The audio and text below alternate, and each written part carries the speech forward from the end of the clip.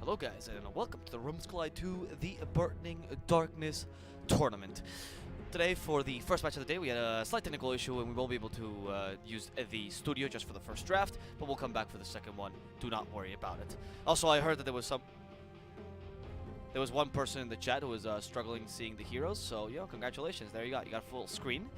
We've also changed some of the settings, by the way, for those of you that were having trouble yesterday.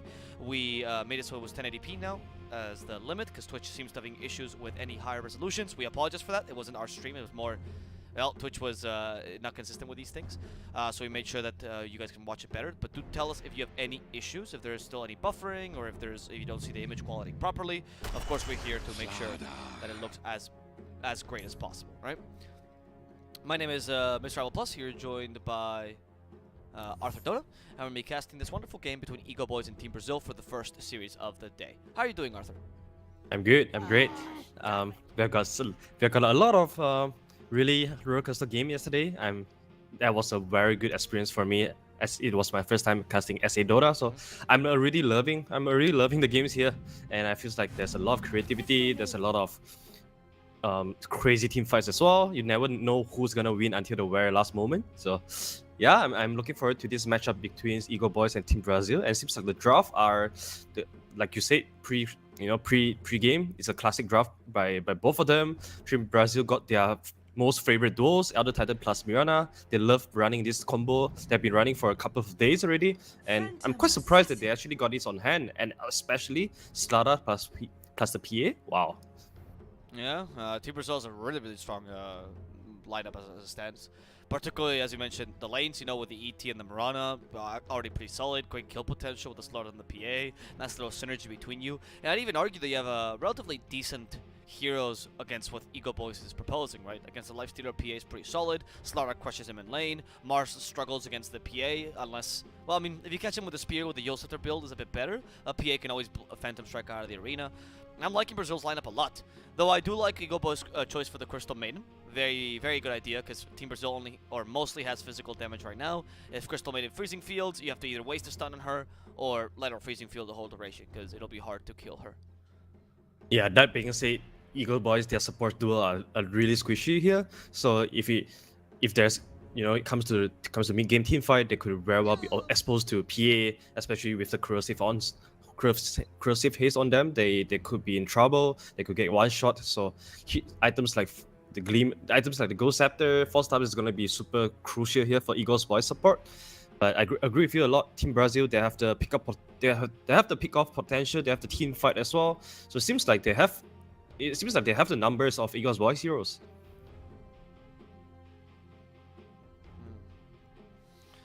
All right. Well, we'll see. We'll see what the final two picks are. What are you looking for here for Egoboys in Brazil? Like they are definitely needing a hero that can kill PA right here. They don't Lifestealer is not exactly the best hero to deal with Phantom Assassin. I feel like you always want to have a hero that comes in with a bunch of magical bursts. Heroes like the Zeus, heroes like Lina, West Spirit should be the one that Egoboys are looking forward to right now. Or maybe even the classic counter Viper could be pretty solid here as well for Egoboys. Just to come in as a counter to PA and also another front line for the team. Yeah. What are the kind of heroes though specifically? Is what I'm looking for. I'm looking for guesses, Mr. Arthur. Magical bursts. You need magical bursts. You need heroes that can roam around the map because Lifestealer is not exactly the hero that can create space for you. So heroes like Pogna could very well be viable as well against PA, or maybe the Kunkka as well that can put a lot of pressure early on. I like the Pugna pick here. Not bad for Egoboys. I mean, there's not much synergy with the Lifestealer, unfortunately, as a Pugna, which sucks. But considering you're kind of on the defensive here with a Slaughter and PA, yeah, I like it. It would play really well with the game that you have as of now. Would also work as a setup for the Spear of Mars. So yeah, maybe the Pugna would not be a bad choice for them. They have a bit of magical damage to combine with it, and of course, like I mentioned, the Mars really powerful at the Cripify. Could be an option if they're comfortable. The issue, they do have last pick as well, so Pugna would be a very safe pick if Team Brazil does not have a good mid laner against them. The Brazil is banning off lanes, by the way. I don't know if they think that the Mars is going to go mid, or because it's weird that they want to force the Mars to go mid. Like, they have last pick. Egoboys will decide where the Mars goes, regardless of what you ban, so it's interesting they're banning the Timbersaw in the Veno. I guess they're trying to just secure the PA pick here. Yeah, it seems like it. But PA, well, I think they want the PA versus Mars is okay for them, for Brazil. They are gonna, with this pick, they're gonna pick something that's gonna go 50-50 here against any of the mid heroes that Egoboys would eventually pick at the last pick. So Brazil, I feel like the 4 picks are solid enough though. Like they just have to pick something that is alright. They grab the Kunkawe. They need something that is less greedy, that can not take too much resources away from PA. And Kunkka seems like the best pick here. Gonna be really active early on and tons of magical damage as well. Stops Pugna as well to some degree, right? I think the Pugna versus Kunkka lane, a lot of people, especially if you're in the lower levels, they think it's easy for Pugna, but once Kunkka reaches 6, Pugna has a really tough time dealing with a Go Ship plus Torrent combo, and you really can't do much against it, and your lifetime is pretty much useless as well. So, I think Egoboys is not gonna be able to style that pick just yet. They wanna, if you wanna pick that can deal with a Kunkka. Viper? Yeah, Viper's not bad. Actually, Viper's a pretty decent pick here. I was thinking, I mean, Viper, the one thing is that he's really weak against all the physical damage that Team Brazil will be showing. He's not a great agility. He doesn't have a great agility gain, so his armor is usually kind of low. On top of that, his magic resistance is not going to be really useful against Team Brazil. But he does counter the PA decently, and even the Slaughter to some degree, as you won't be able to get bash charges. I'm not opposed to it, but I feel like Egoboys is a bit too far gone in the draft right now, and you already have the huge advantage here for Team Brazil. Yeah, I will agree as well. But most importantly, I think Viper also fits the last pick mentality, which you want to have a good matchup, right? And Viper versus Kunkka, definitely Viper favorable here. And yeah, I just don't know if Viper can solve everything that Egoboys needs, because you need to kill the PA, you need someone that can move around the map. It's all gonna fall down to Viper, and Viper is gonna go for the role of Atos, Guarded Griff's build most likely, so that you have some sort of way to create space early on and also be survivable against a corrosive haze. But I agree with you, Team Brazil, they have a much solid lineup. They have, it seems like a very balanced draft as well if you look at it. They have Roshan, they have Tower Pusher, they have Teamfight, Counter Initiation, Burst, Pick Off. Egoboys, they are all dumping everything on the Viper. Not very confident on that. Yeah, I agree. I am slightly sliding with Brazil because of this draft. I think they have a really strong draft in general, and even the lanes seem quite powerful for them. But Egoboys has some chances, though. I think that you have a lot of comfort picks here, particularly, for example, the Mars or on Frank, or even the Viper for Faker, stealing one from Mr. Jeans. The lanes can snowball for them a bit. You know, the Viper lane could really lead to a lot of space creation, and they do have a relatively explosive mid game, which they can take advantage of. But I don't know. I'm not too comfortable with Egoboys. I think their execution is a bit too hard this game, but we'll see. We'll see. I mean, maybe their mechanics are so superior that they're gonna win this game regardless. Yeah, speaking about execution, Team Brazil, they have this Elder Titan plus Mirana arrow combo, and there's absolutely no saves coming up from either of their supports. Yeah. So anyone that get caught by the combo, you follow up by Torrent, Ghost Ship, and everything just set into stone, and there's no save. So anyone that get combo down will just die without BKB on, without False Staff on. Yeah. Exactly. Yeah. You might need also to consider this game for if you're Egoboys. You might want to consider. Sorry, we swap to the in-game now. There you go. You might want to consider for Egoboys maybe items like. I don't know who could buy these, right? Solar Crest, Soul Crest. I'm thinking Lifestealer definitely should go for Soul Crest this game, but I don't think anyone can really buy Medallion or Solar Crest, right? Maybe the Crystal Maiden if she wants to go for something like that. You need some sort of armor here, because I don't know how else you're gonna deal with the lineup from Brazil. They have way too much physical damage here. Yeah, it's gonna be the Mars. Lotus Orbs is gonna be really important as well. Oh, true. Yeah, that's a good idea. Lotus Orb is a nice idea. Because you don't even have a mech carrier in this game, which is now the new Vlad's, right? Because mech gives you the aura in an area. Yeah, this is why I'm not a fan of dual squishy support, because Rubik plus CM, these are the heroes that want to play from behind, and the itemization is sometimes rather greedy. Like for example, Rubik, he wants item that can play for himself, the Ether Lance, the Blink Dagger, not so much of the supportive item. So these are my concern for them. Everything seems like it will be laid down on the shoulder of Viper and also Mars. They have to do the initiation. They have to do the saving as well. So a lot of responsibility lays on their shoulder.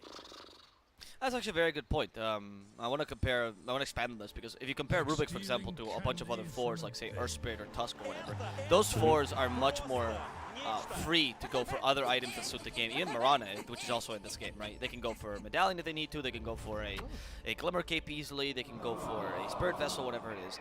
However, Rubik, very similar to the Lion, he has a staple build that you have to buy as a 4. You don't really get to itemize away from it. Even CM is relatively greedy, as you mentioned, and has to go for her own items.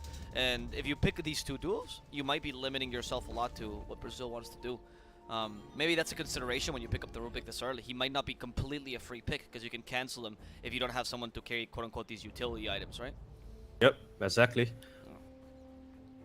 Itemization is gonna be the biggest challenge here for Egoboys, but I agree. another thing is, yeah, please go ahead. I was gonna ask you think Viper can go for some utility? You think Viper can go for the old Viper of auras with like Guardian Greaves and stuff like that to make sure his team can tank up a bit?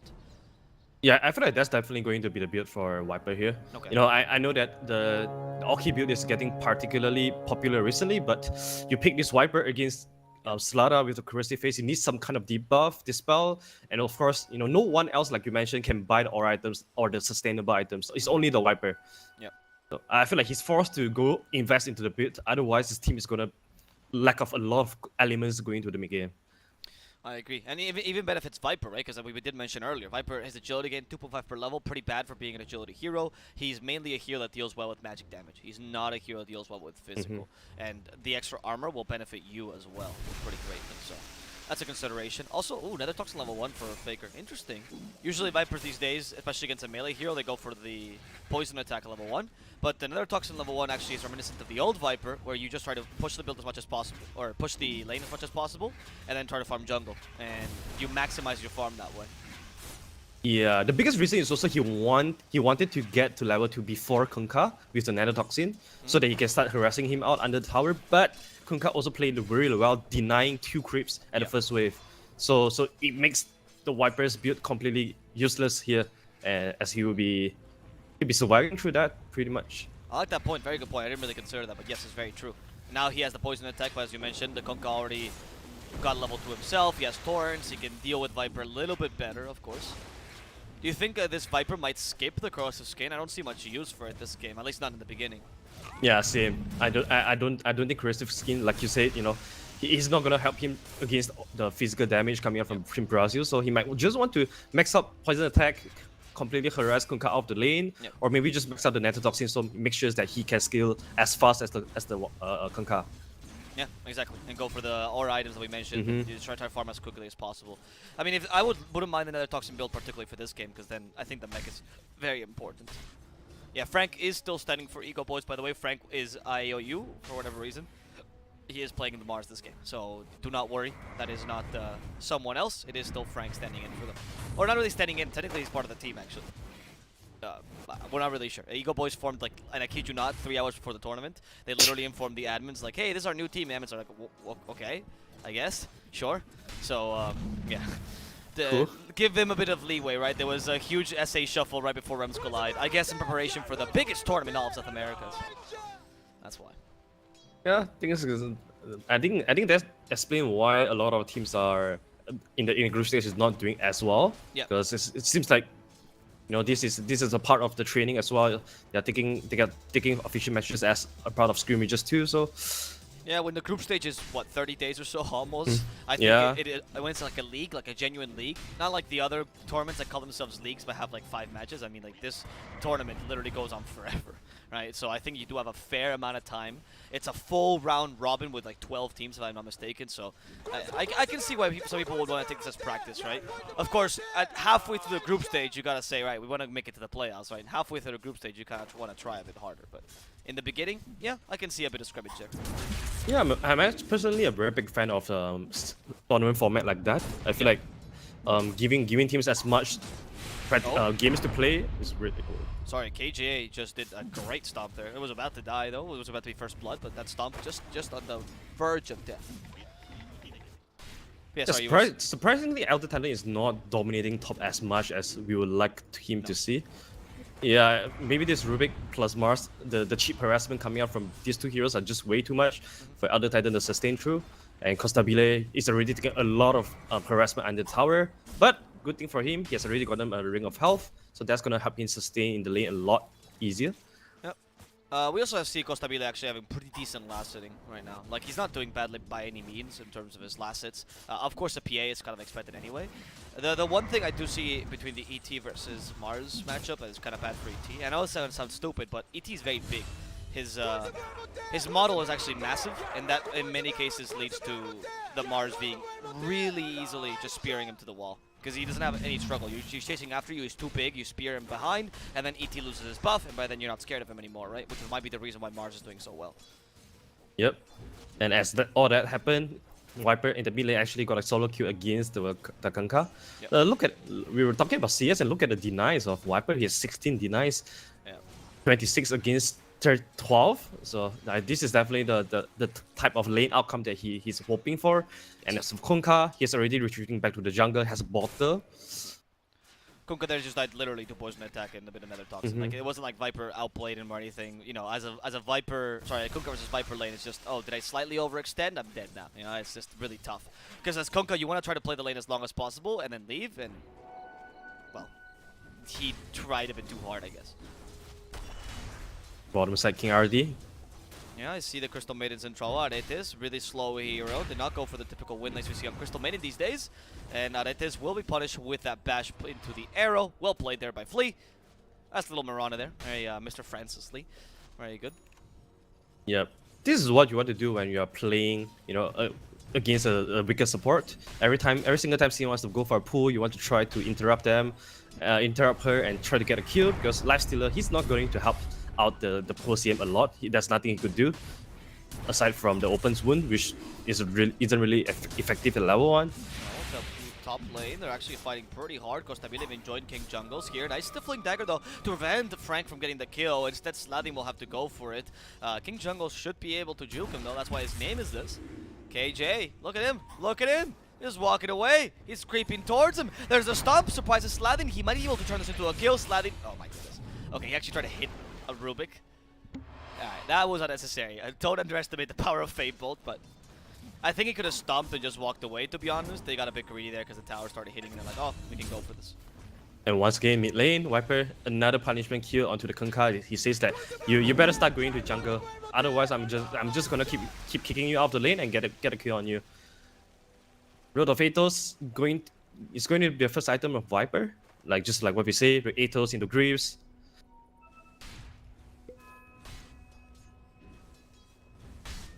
You think it's going to be Greaves regardless on Viper, even with the Athos build? I mean, it seems to be the most cost-effective one. Yeah. I mean, I see the power of Greaves this game. Don't get me wrong. I'm not questioning your idea. It's just that I don't know because I haven't seen that build on Viper in a really long time. So he would be going very much off meta. Flea will tie to the poison. King RT gets away in time. Nice. Nice. 4 points on poison attack is actually insane.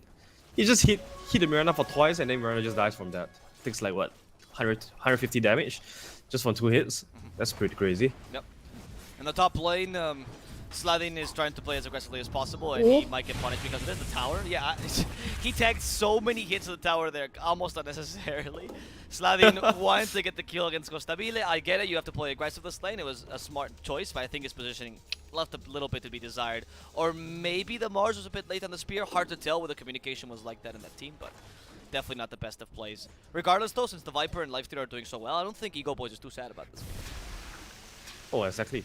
But speaking about Costabile, look at his itemization. He has the Ring of Health, he has the Infused Raindrop as well. So all these items are just going to help him survive in the lane. He doesn't want to go into jungle just yet because he knows that Kunkka is already, you know, retreating into the jungle. He doesn't want to be another liability to his team. That's why he's investing so much items on the sustainable, just to make sure that he can stand on the lane and sustain through all the harassment. Yeah.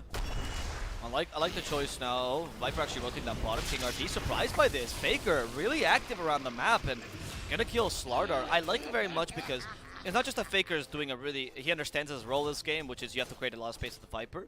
But I also like that this build reflects this, right? He's going for the Rod of Atos. He wants to kill people. It's completely coherent. I love that. That's exactly what I expect from pro players. Oh, top lane.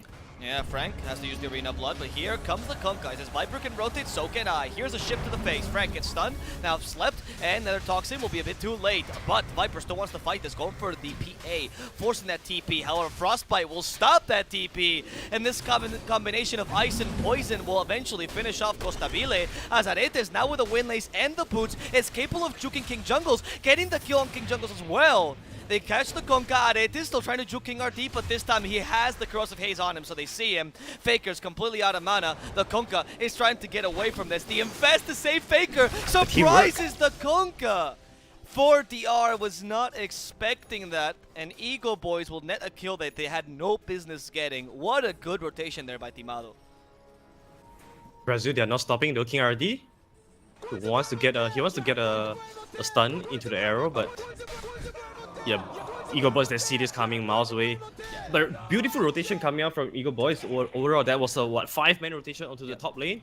Lifestealer even make a move to save the body on the Viper as well. Like, normally you will see Viper get active after he completed the row of Atos, but not for Faker. Like, he has been making his presence known at the side lanes, and he's not shy to make rotations at all. They know that Egoboys know that they are in a slight disadvantage in drafting. That's why they need insane rotation to salvage it a little bit. Frank? Yeah, Frank. Oh, what? Sorry. Lee is going to die. Yeah, Frank, I think they were trying to go for him here because Slardar was profiling himself for a kill. But the thing is, everyone in Egoboys is here. I think they understand how powerful their early game has to be right now. Only Vipers down bottom farming the dead lane, but everyone else is just up top protecting Timado, making sure he gets that. Oh. You can barely hear me? Oh, sorry guys. Apologies for that. I will raise.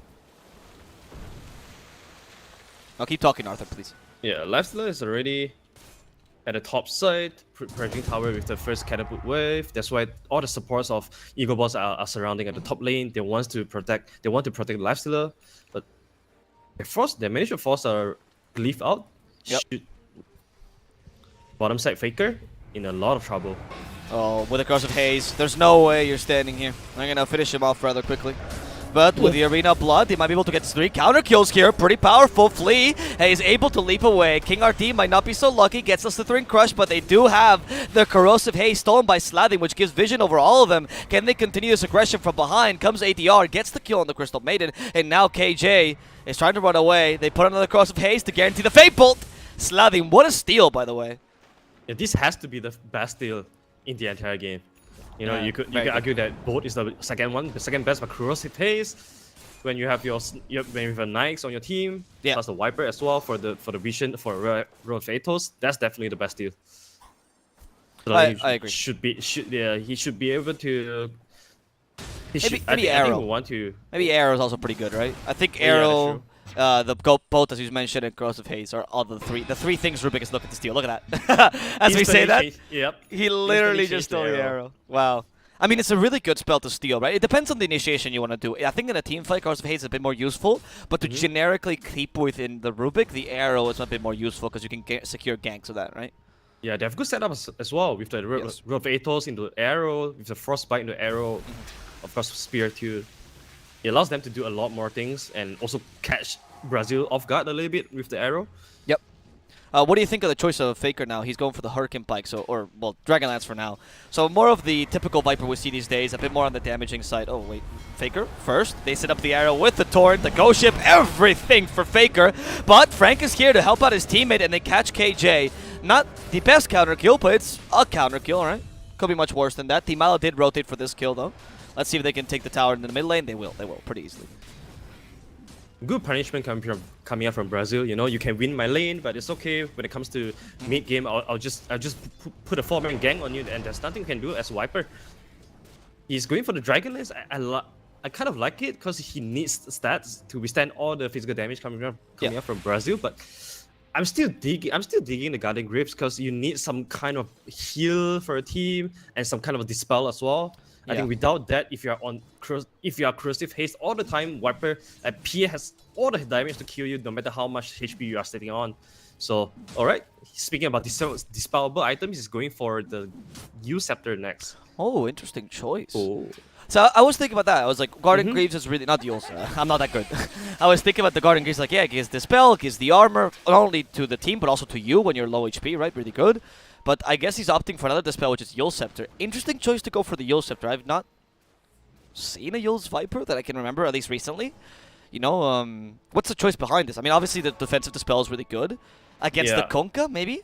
Yeah, definitely against the Kunkka. Yeah. That's the biggest reason there, because normally the heroes that fare relatively well against Kunkka is heroes that can buy you Scepter, like a Lina, like a Lashrak. These are pretty good heroes against Kunkka. So Viper going for the U Scepter is just another value item for him, not only to dispel but also dodge the X-Mark ganks too. But Viper on U Scepter definitely not the most common one that we've seen. It's definitely more of a self-defensive item, other than a offensive item. I'm not sure if I like that, but I feel like it's much needed there.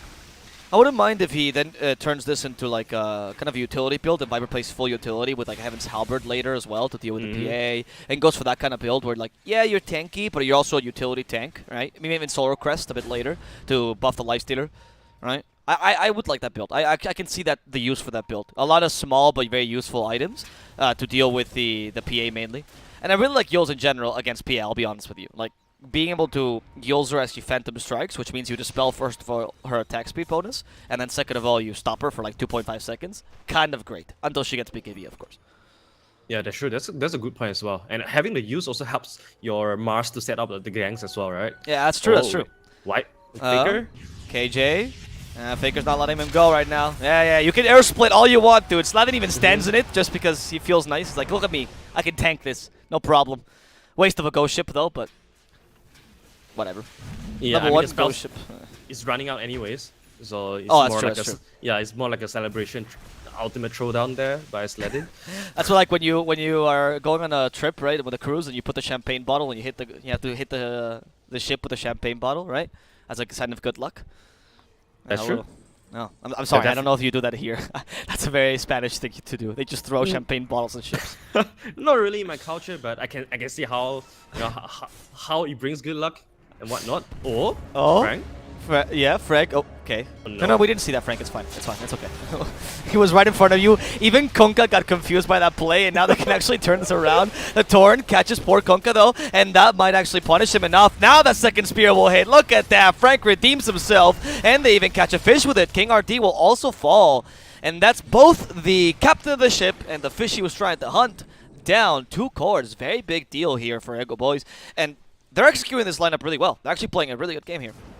Yeah, they're understanding the timings really well. They know that they won't be able to go they don't want to go 50-50 in the early game against Brazil because the PA plus starter factor is gonna kick in very quickly, and that's when that kicks in, you know, we have all seen what can that do. That's why they're pushing the tempo so hard. They're always grouped up as a 4-man unit or 5-man unit. Even the lifestealer is actively engaging in the team fights as well.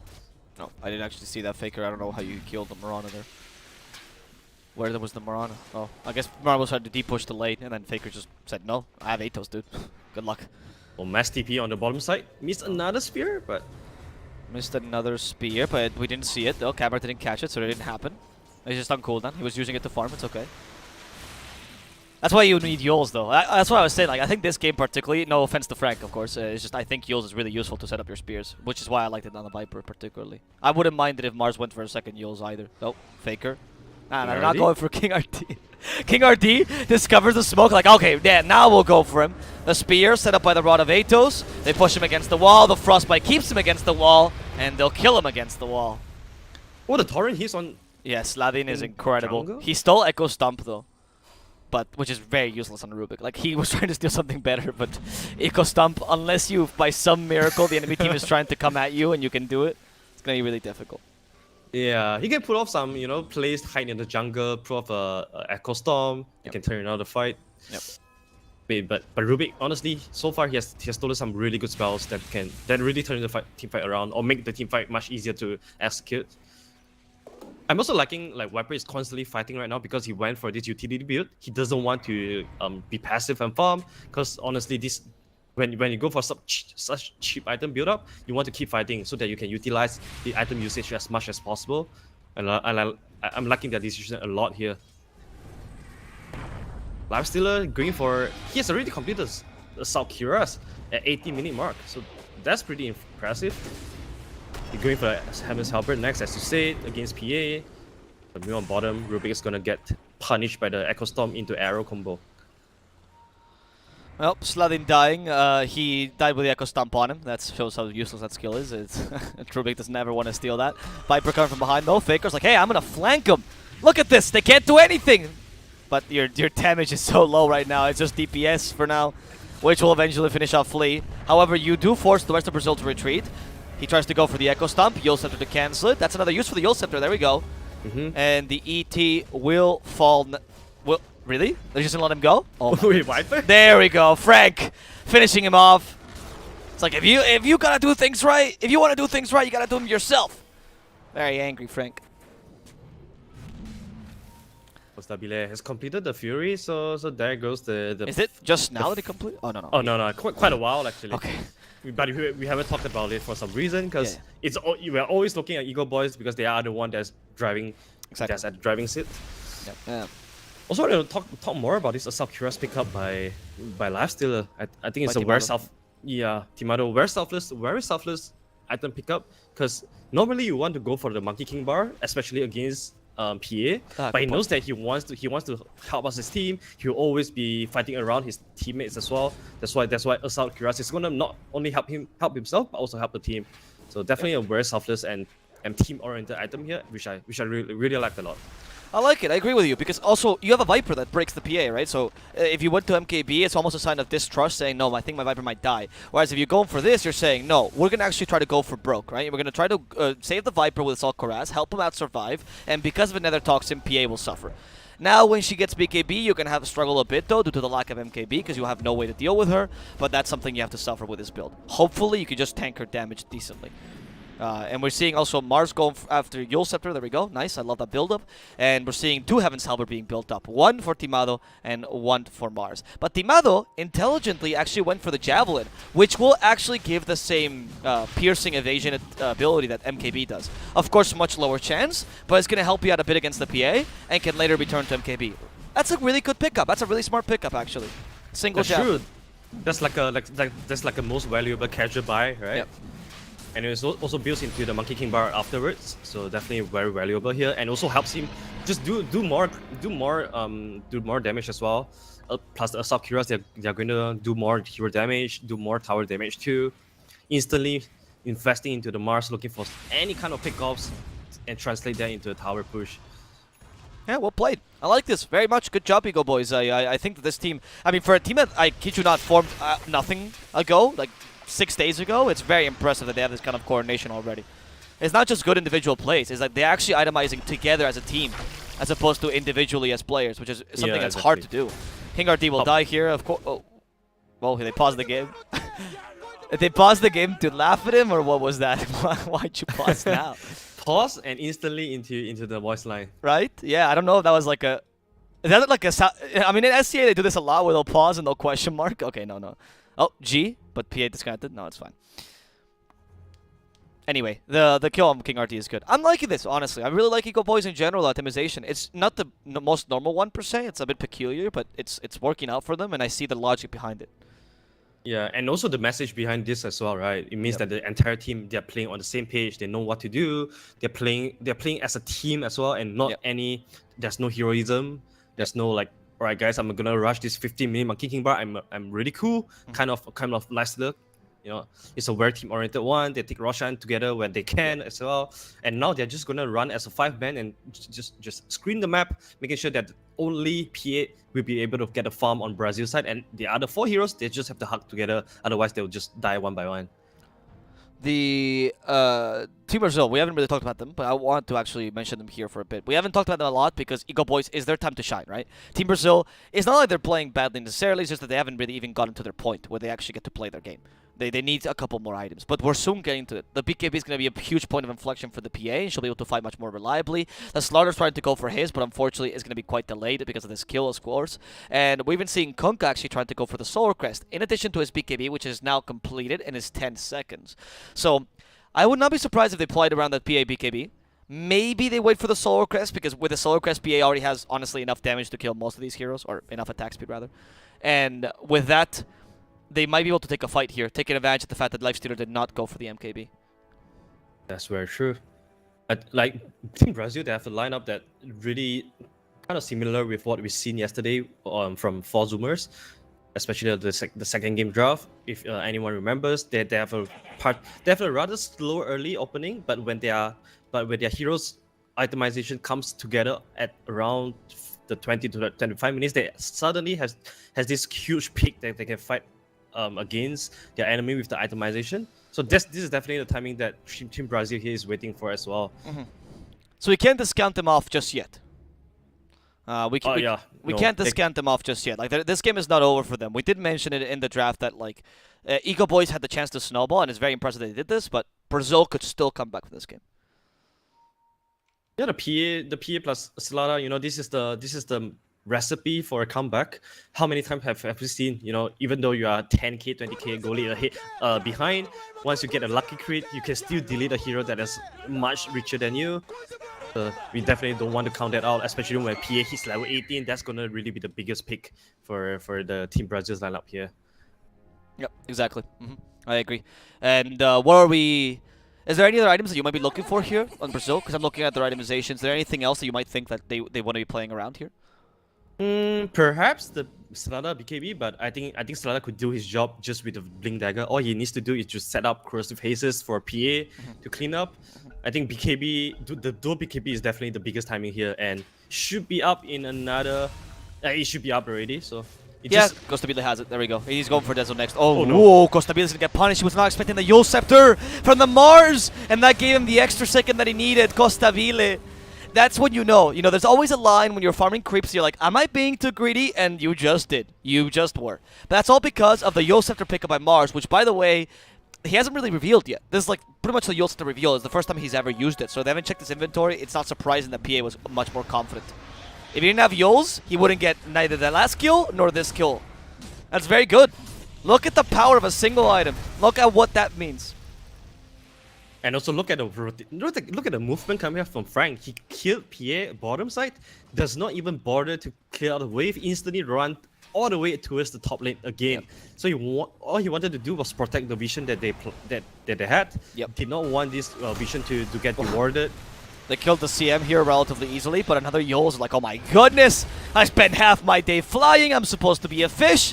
What is this? He dies easily. And that's another kill because, again, of that. I just love this pickup so much, man.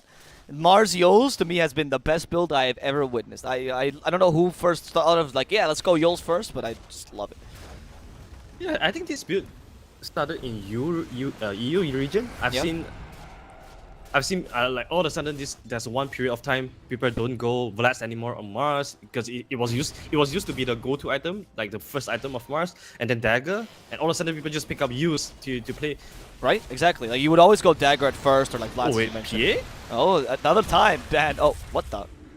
Oh wow, there was actually no trees. There were actually, even Timado was confused. There was one tree that the PA cut to come in, and that's precisely where the Spear of Mars went. Of course, they didn't have vision over that, but that's just unfortunate. Could have been a kill if it was the closer trees, but if it's that far away, it was a bit risky to go for it. Was that the 200 IQ tree cut? Oh, I don't think so. I think it was just chance, to be honest with you. Kunkka, the Torrent, of course, from the Rubik punishing him. He has to use the BKB, but that's a really bad usage of the first BKB. He's going to even die with it. Costamini turns to do the same. Okay, he turns us around. Timado, still somehow alive here. Plus playing around with the armament, but he has Aegis anyway. Another Toxin. PA has no more BKB and should get punished for it. The Infest saving Timado from potential Slithering Crush, and they get the kill on Costabile. King Jungles as well, and of course, 4DR. That was the 10-second BKB timings that Brazil that have been waiting for the entire game, and they just thought all the heroes just died like that. And this is Egoboys taking at least the tier 3 towers here. And mind you, this is the Monkey King bar is not even completed on Lifestealer. Another U step up by Mars. Oh, taking the Mirana here, and I think Flea, kind of difficult actually, because she still has the 2 leaps. Faker, by the way, is just solo killing the Elder Titan. Yeah, he's done. Slaughter finally comes in, trying to interrupt him. Faker creating a lot of space for his team right now. The Yule Scepter is still 10 seconds off. A bit difficult to survive this. The Torrent keeps him stunned. He has not even a chance to use that Yules. So he's gonna fall. It's okay though, good space for his teammates to finish off the racks. I think that death was painful for himself, but his team would gladly accept that. Yeah. It wasn't, yeah, I agree. It wasn't like the best of plays. Like maybe you could have created space regardless, but considering Timado was so low on HP, yeah, honestly, taking Rex for that, not too bad. We have MKB and Timado now. This is really difficult for Costabile to fight. They're going to go for the Crystal Maiden as from behind. They find King RD and punish him. The next target is to go for Kunkka. No, he fights the PA. PA realizing he has MKB, which means she has to get away, forcing her to use that BKB. Thanks to the Bulwark, Frank is the tank. Frank the tank, unbeatable. And now they come back with the Lifestealer outside. The MKB crushes the PA completely, and they'll be able to guarantee the kill on the enemy carry. With Frank looking for the Kunkka. Another Yules to set up. We have the open wounds, but can't use them due to that BKB. Kunkka will be able to TP back home and survive. Ooh. Flea, missed arrow. Torrent also misses, but Timado knows no chill. Proceeds to just murder murder Flea in cold blood. This use pickup has placed so much dividend for Egoboys. Normally, Mars, he has a huge downtime in what he wants to do because Arena of Blood is a rather long cooldown ability, and you need that for your combos to hit through. But not without when Use Scepter is being picked up, everything changes. All of a sudden, Mars is able to just run entire map and create kills everywhere.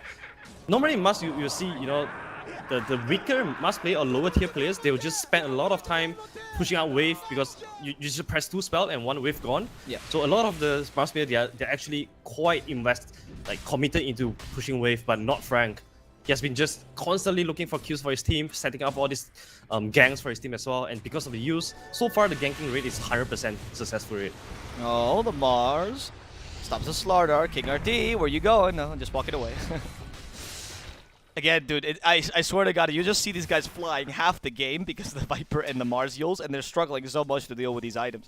They don't know what to do against them. It's constantly setting up for them. They're forced to use BKB in really bad positions. That's what sucks, right? When you get Yulesed up and you have a BKB, you're like, oh, I want to use it, right? Because otherwise I die. But if you use it, you might still die if they surround you properly, right? So it's not the safest bet. Not at all. Lifestealer, he's going to go for the Basher, of course, and I don't see how PA can manify Lifestealer anymore, even with the Corrosive Haze on Lifestealer, because they are already holding 18k goalie in 30 minutes. They can choose to play this game slowly, or just wait for the second Russian, or just end the game right here and take team fights coming out from Brazil.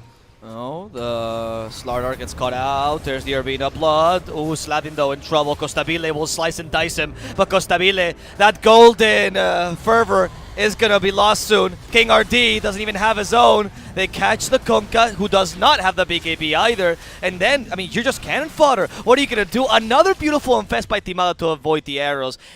Timado, by the way, we haven't really spoken about him because he's just been really consistent, but he has been playing out of his mind this whole tournament. It's incredible how good this player is sometimes, dude. When he pops off, he really pops off.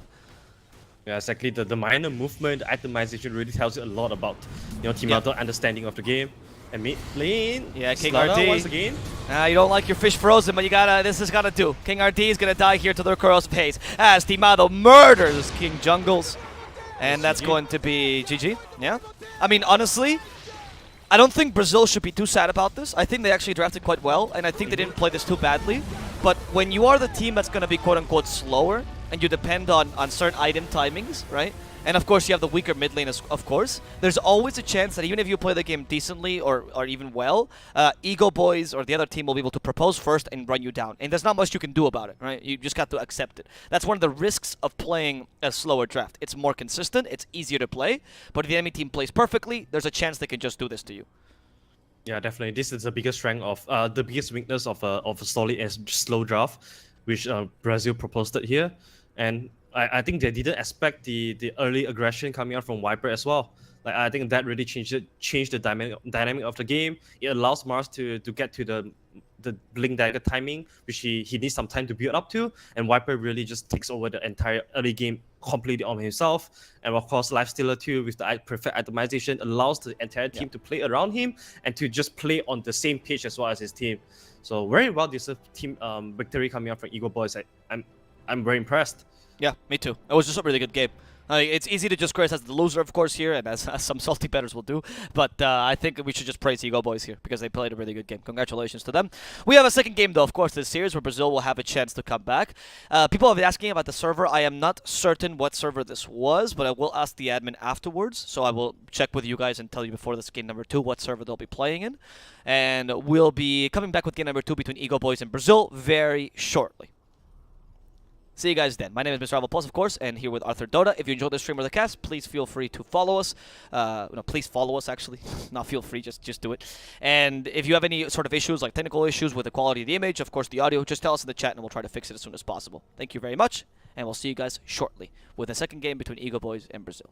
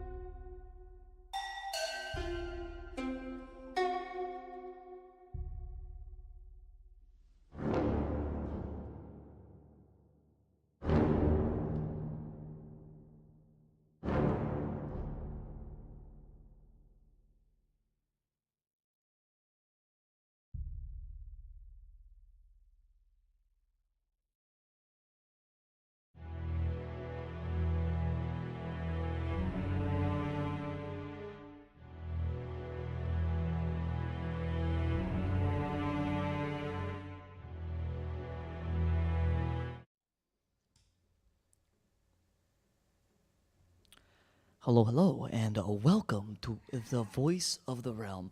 We are back. We had some slight technical issues for game number one, but we're back for game number two, and hopefully with the proper audio soundboard. Please treat me well today. Anyway, we are here to cast Realms Collide 2, of course, Burning Darkness, and we're going to start out with the draft of game number two between Egoboys and Brazil. But of course, for this draft, I will not be alone. It will be the one and only, the best analyst you can find in SCA. It is Mr. Arthur Dota joining me for this game. Hola, amigos. Good to be back. Good to be here. Nice. I Second like it.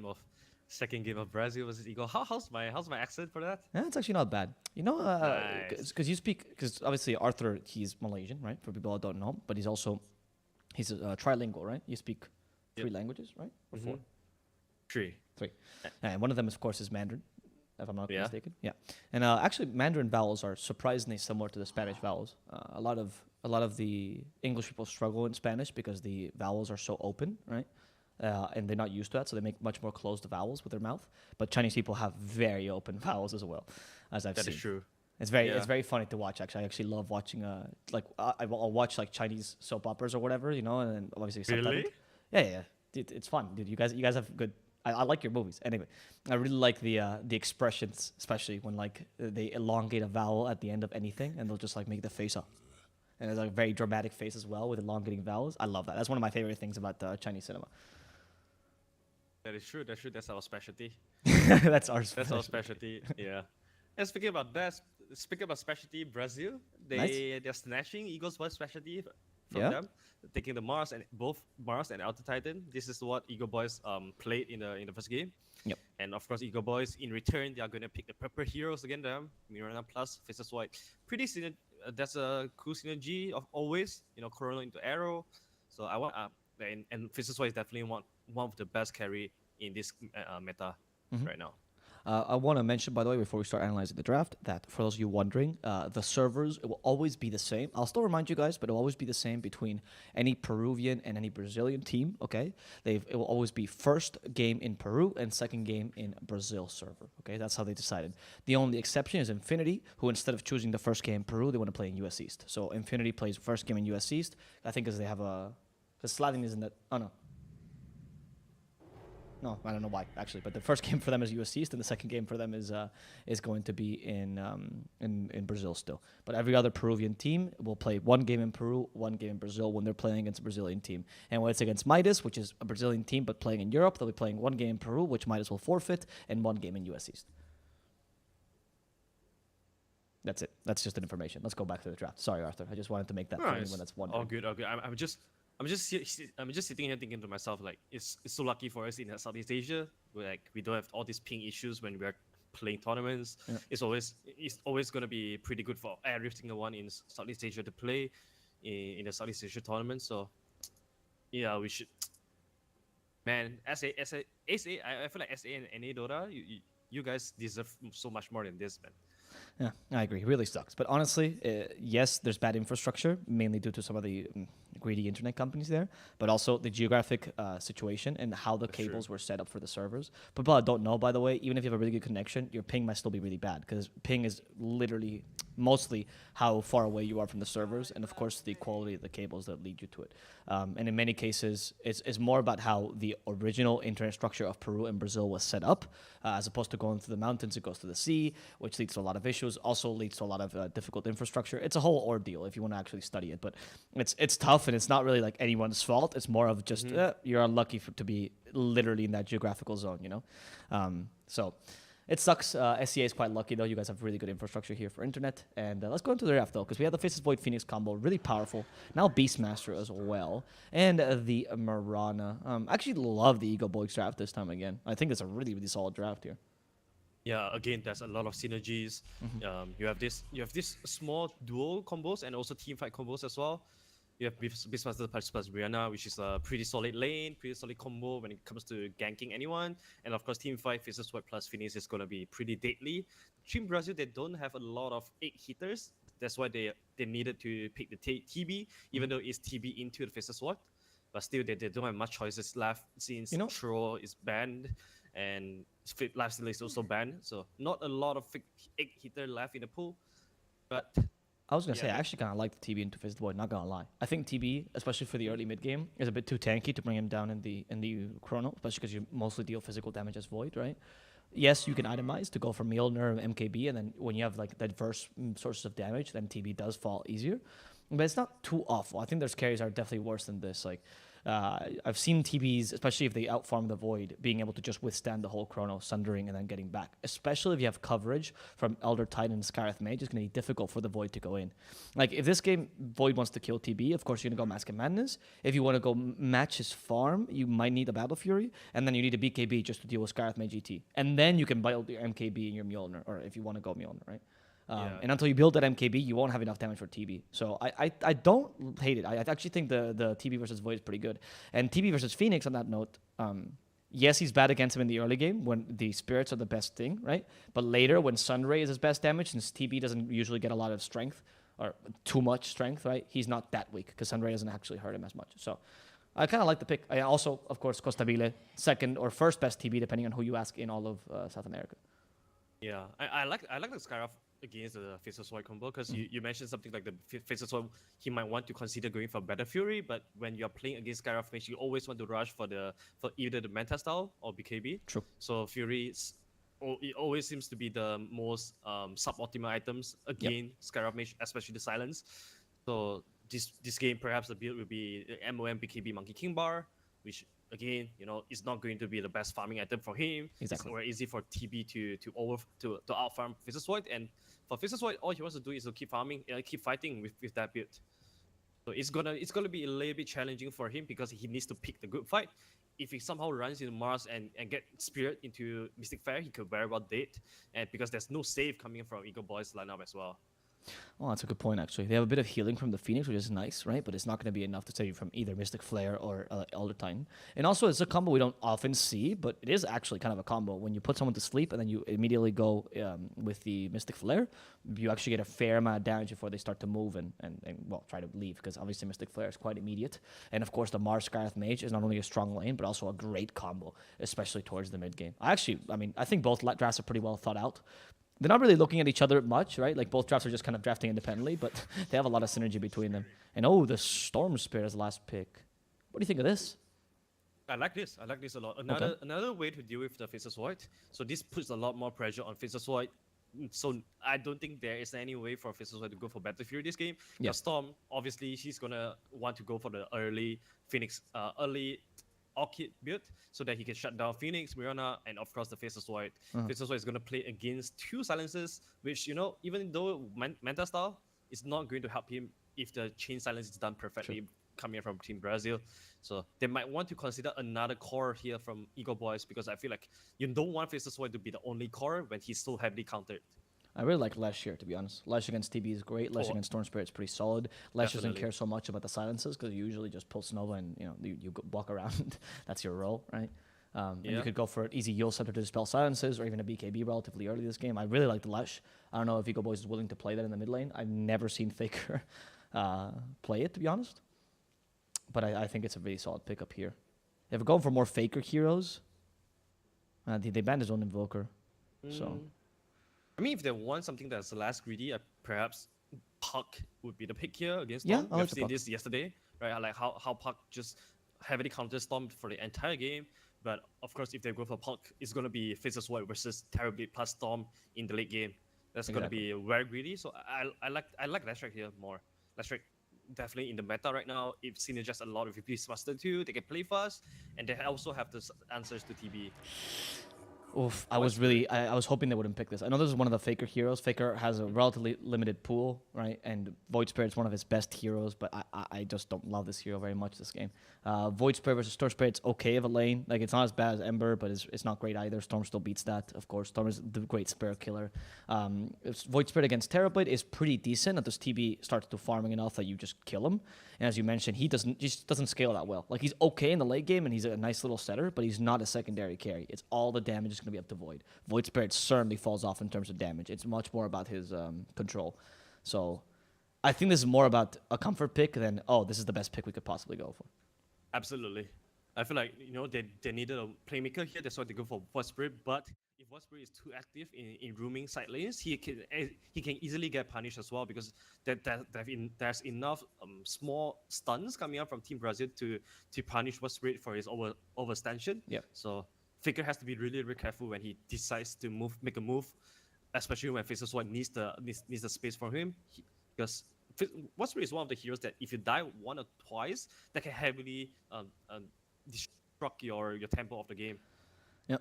We're gonna talk about this more as we get into the game, though. Before we do so, we have a quick ePulse advert before we go into game number 2 between Team Brazil and Egoboys. Remember, this is gonna be played in the Brazil server, so it's gonna be a slight advantage already for Team Brazil. And it looks like the draft is also looking a bit more clean. So just give it a second, and we'll be right back before the game even begins, because we have the pause at the beginning, as always.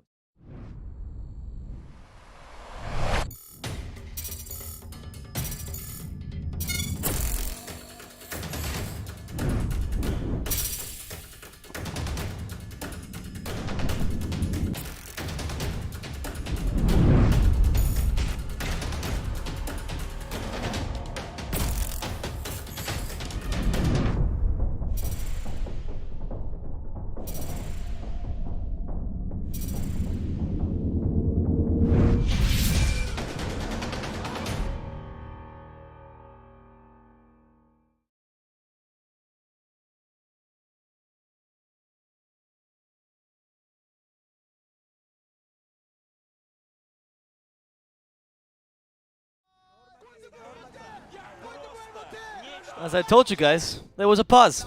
You didn't miss a single thing. I would never lie to you. It wouldn't be a SA tournament if there's no pauses. But well, a little bit of time for us to discuss about the lanes, the laning setup, the itemization, the draft as well. I'm liking Skyra's decision here in itemization. Just full force going for the no talisman. There's no regen item at all. So all he wants to do is dump all the spells that he has and then just suicide or go back home and just keep doing the same thing over and over again. That's gonna put out a lot of pressure onto Faceless Void, and of course Timado sees that coming as well. That's why he has this really early on Magic Stick and also Ring of Regen to help him sustain through the lane, and I like this a lot. Yeah, we're gonna see. I'm not a big fan of this Void Spirit pick. I'm not going to lie.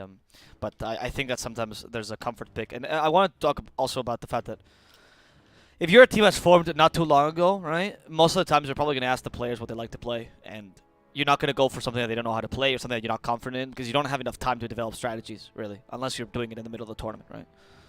So we'll see. I don't know. I'm the Faker Void Spirit is the only thing I'm not sold on. I think everything else from Egoboys is pretty great.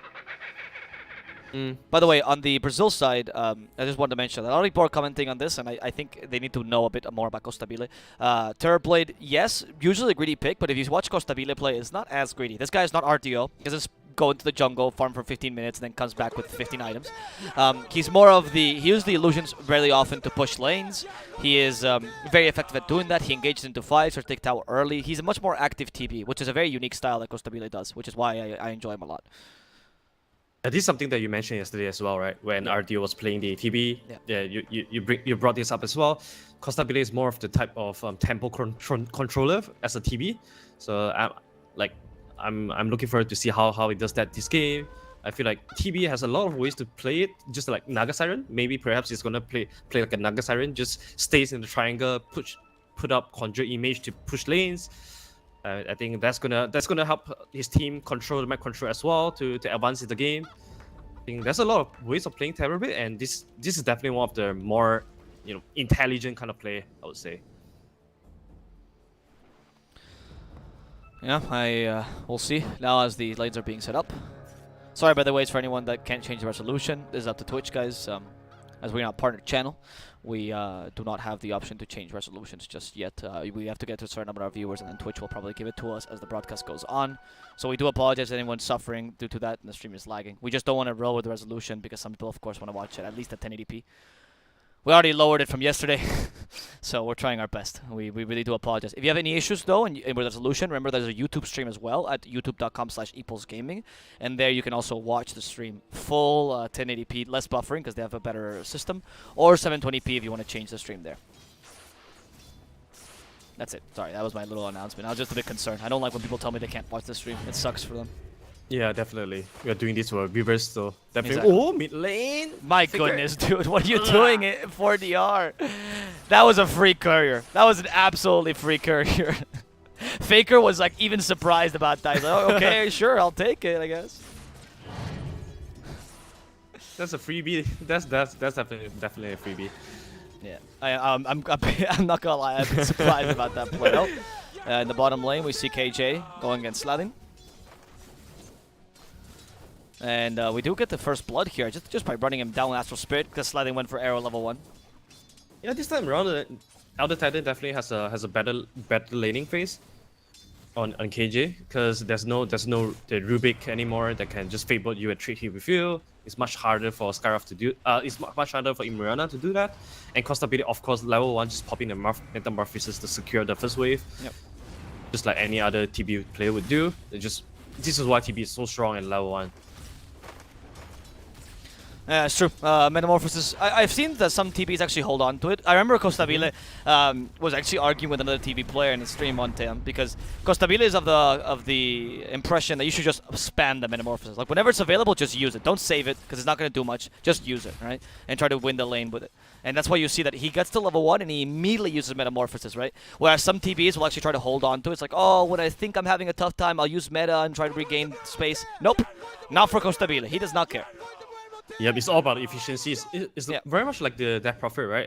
Every time you have Exorcism, you want to instantly just pop it off, so that you don't have any downtime that is inefficient.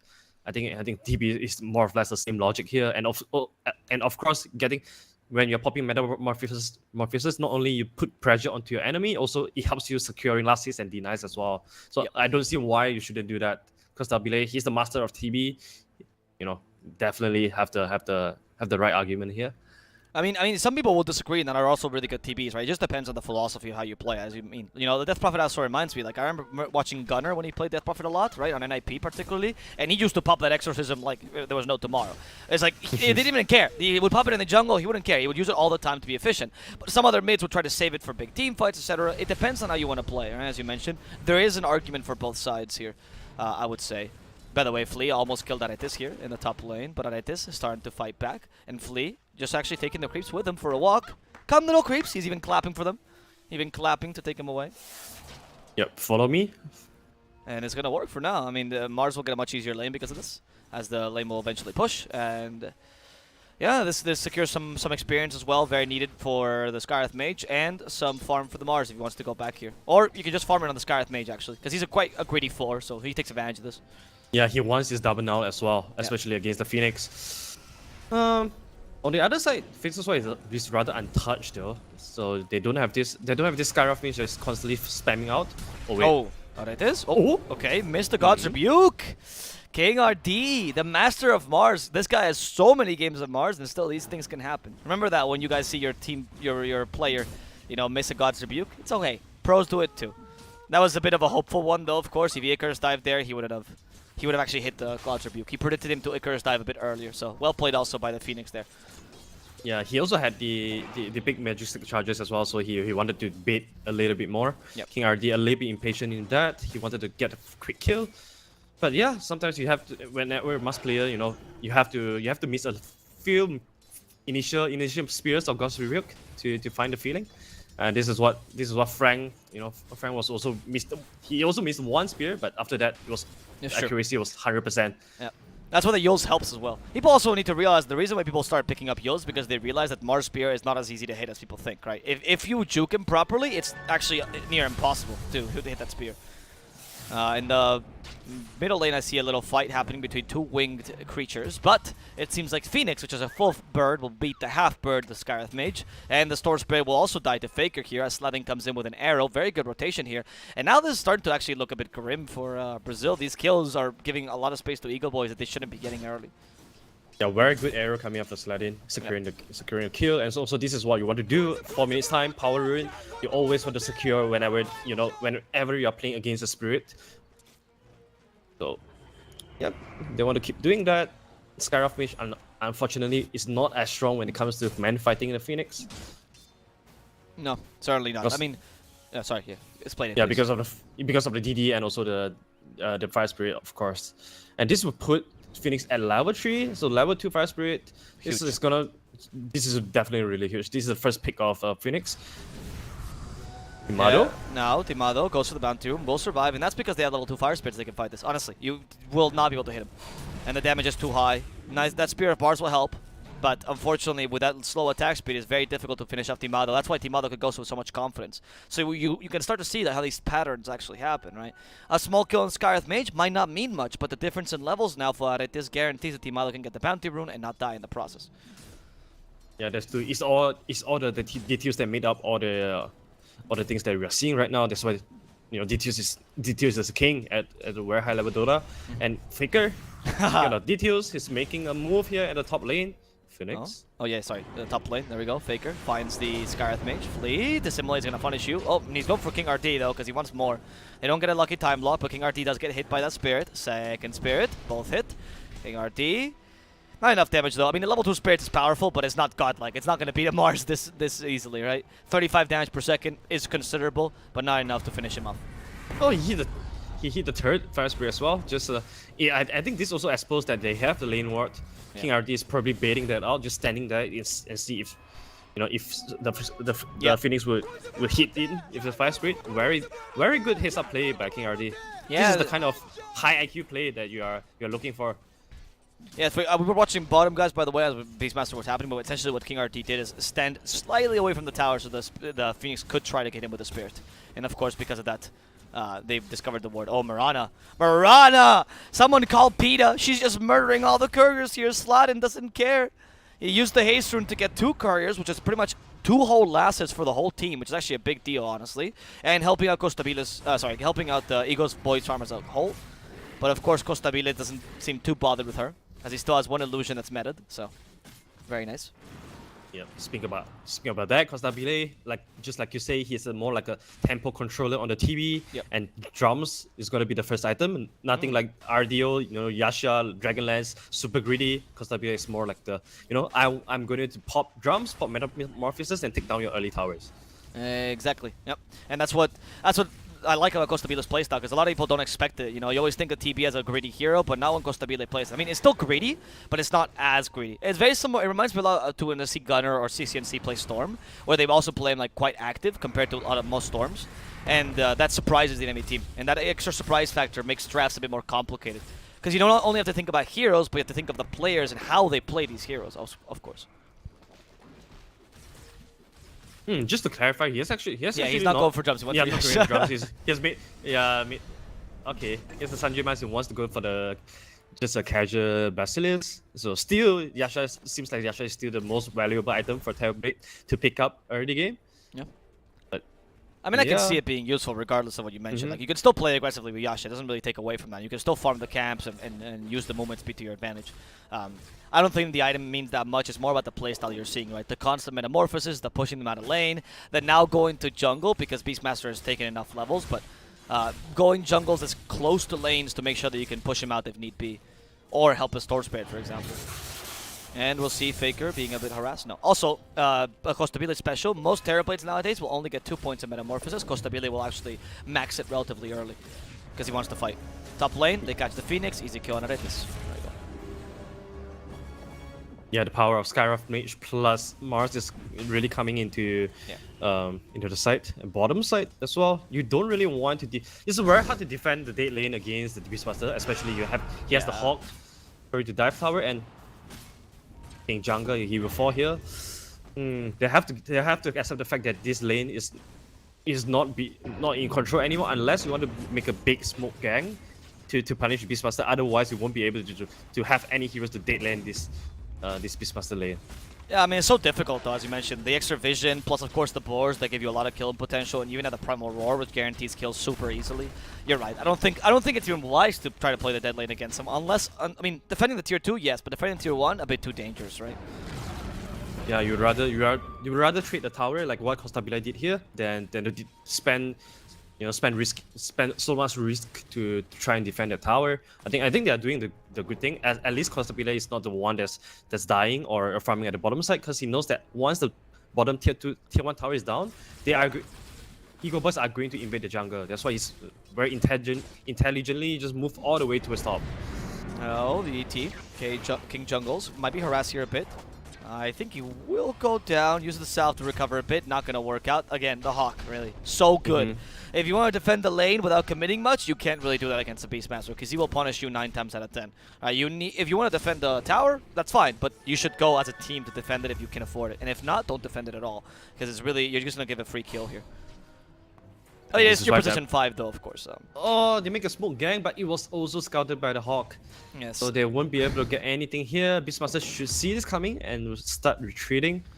This is the thing about, ganking Beastmaster. You need to make a smoke gang on him, but you also need to pick your path well as well. Yeah.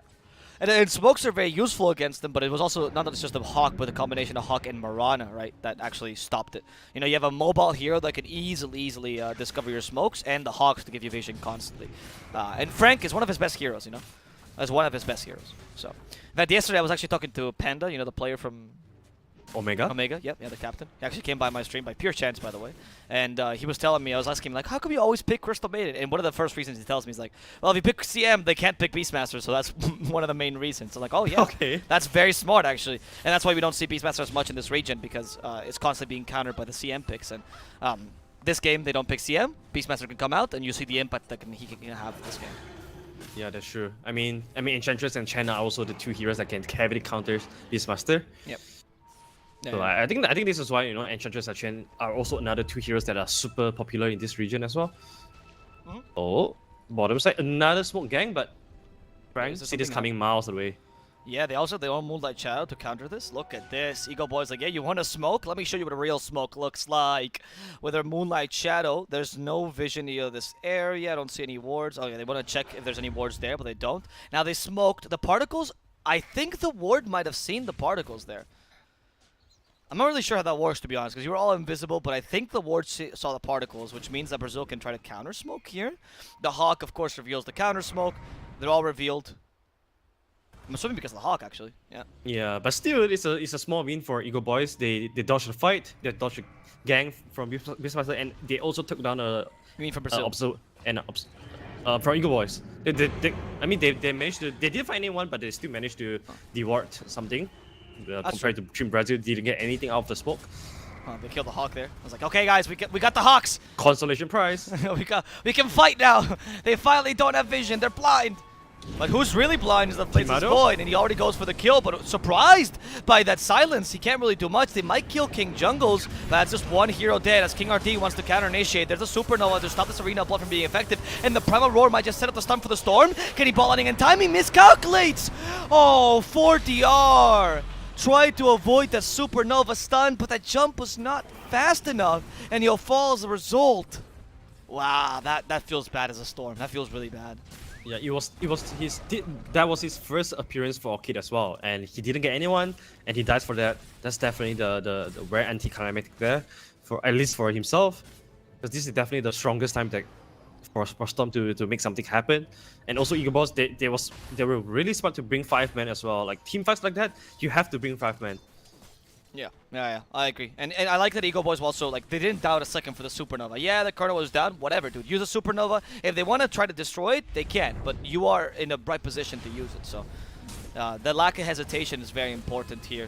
And now they punish the tower for it. I mean, at least Costabile, this is what I was talking about, right? Costabile immediately pushing towers now that he sees an opportunity. This is a value of Costabile Terrorblade, and it's going to be going for SNY, which is a mid-game-ish item, right? It's a relatively early fighting item, with Dragonlance as well. This is now the build is starting to seem more like a Costabile Terrorblade. Yeah, you have the Yasha and Dragonlance. Both items give you farming ability and also power pushing ability. This is a rather greedy build-up, because these are two small items. Yeah. But when you are playing against lineup that has a huge window after their ultimates are used, you are afford to go for this kind of builds. Exactly. Mid lane. Yeah, they're trying to get the kill on Faker. Nice to simulate here. It's like, hey, that's how it's done. That's how you avoid things. They try to go for the Earth Splitter, though, which will finish off Aretes, but Storm swallows an arrow, and he's going to be stunned for quite a while. As the Moonlight Shadow has been committed, it's difficult to know where exactly they are. It's a big rotation, though. Like, it's like a 4-man rotation just for a Phoenix kill. And meanwhile, Timado is all the way at the bottom side, pushing out lanes. He's going for the S and Y build. Oh, instead the arrow. of the Manta. Oh, We're going to kill King Jungle. JJ. Bye-bye. King Artido. He gets actually really good Arena Blood, but oh, it's a Void Spirit. He did that Arena Blood blind, of course. He didn't know that Void Spirit was going to be caught. I think he was probably hoping for Beastmaster there. So, yeah, it seems like a really obvious mistake, but King Arti didn't have vision. Remember that we see everything, players barely see anything right now. In fact, talk about not seeing things. Look at how much vision Egoboys has over this area. They want to fight all the time around this area. Yeah, this is the Beastmaster factor. Especially when the and the Necro... two wards, dude. I mean, like, literally, look at this. Yeah. Two wards right next to each other. It's impossible to not fight here. Vision control is going to be harder for Team Brazil once the Necro tree is out from Beastmaster. And all of a sudden, they are just going... The supports on their side have to spend all the sentries. They are, they have to be really careful when it comes to dewarding their jungle as well. And if you look at Egoboys, oh, the arrow. Oh, nice arrow. Nice, King Jungles, tanking it for the Skyreth Mage. He knows he's much less valuable than Skyreth. Yeah. If that hit Flea, Flea was dead as well, and he's much more valuable here than your Elder Titan. He's just a 5. He's there to create the space. that is a level 4 Sacred Arrow as well, so 330 damage, tons of burst damage. And I like that, you mentioned this, Mirana can always go for the Glimmer Kit build, and this is his first item.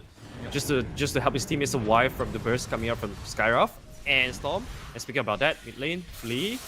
It will fall, but in exchange they get Aretes, so support for support. Luckily, the Storm gets a second kill, so I think I would say slight advantage for Brazil, but not too much, right? Not too much. Not that big a deal. You just still don't want the Skyreth to die in general. Skyreth is a hero that can fall off relatively easily, and then you don't see him as a very useful hero anymore.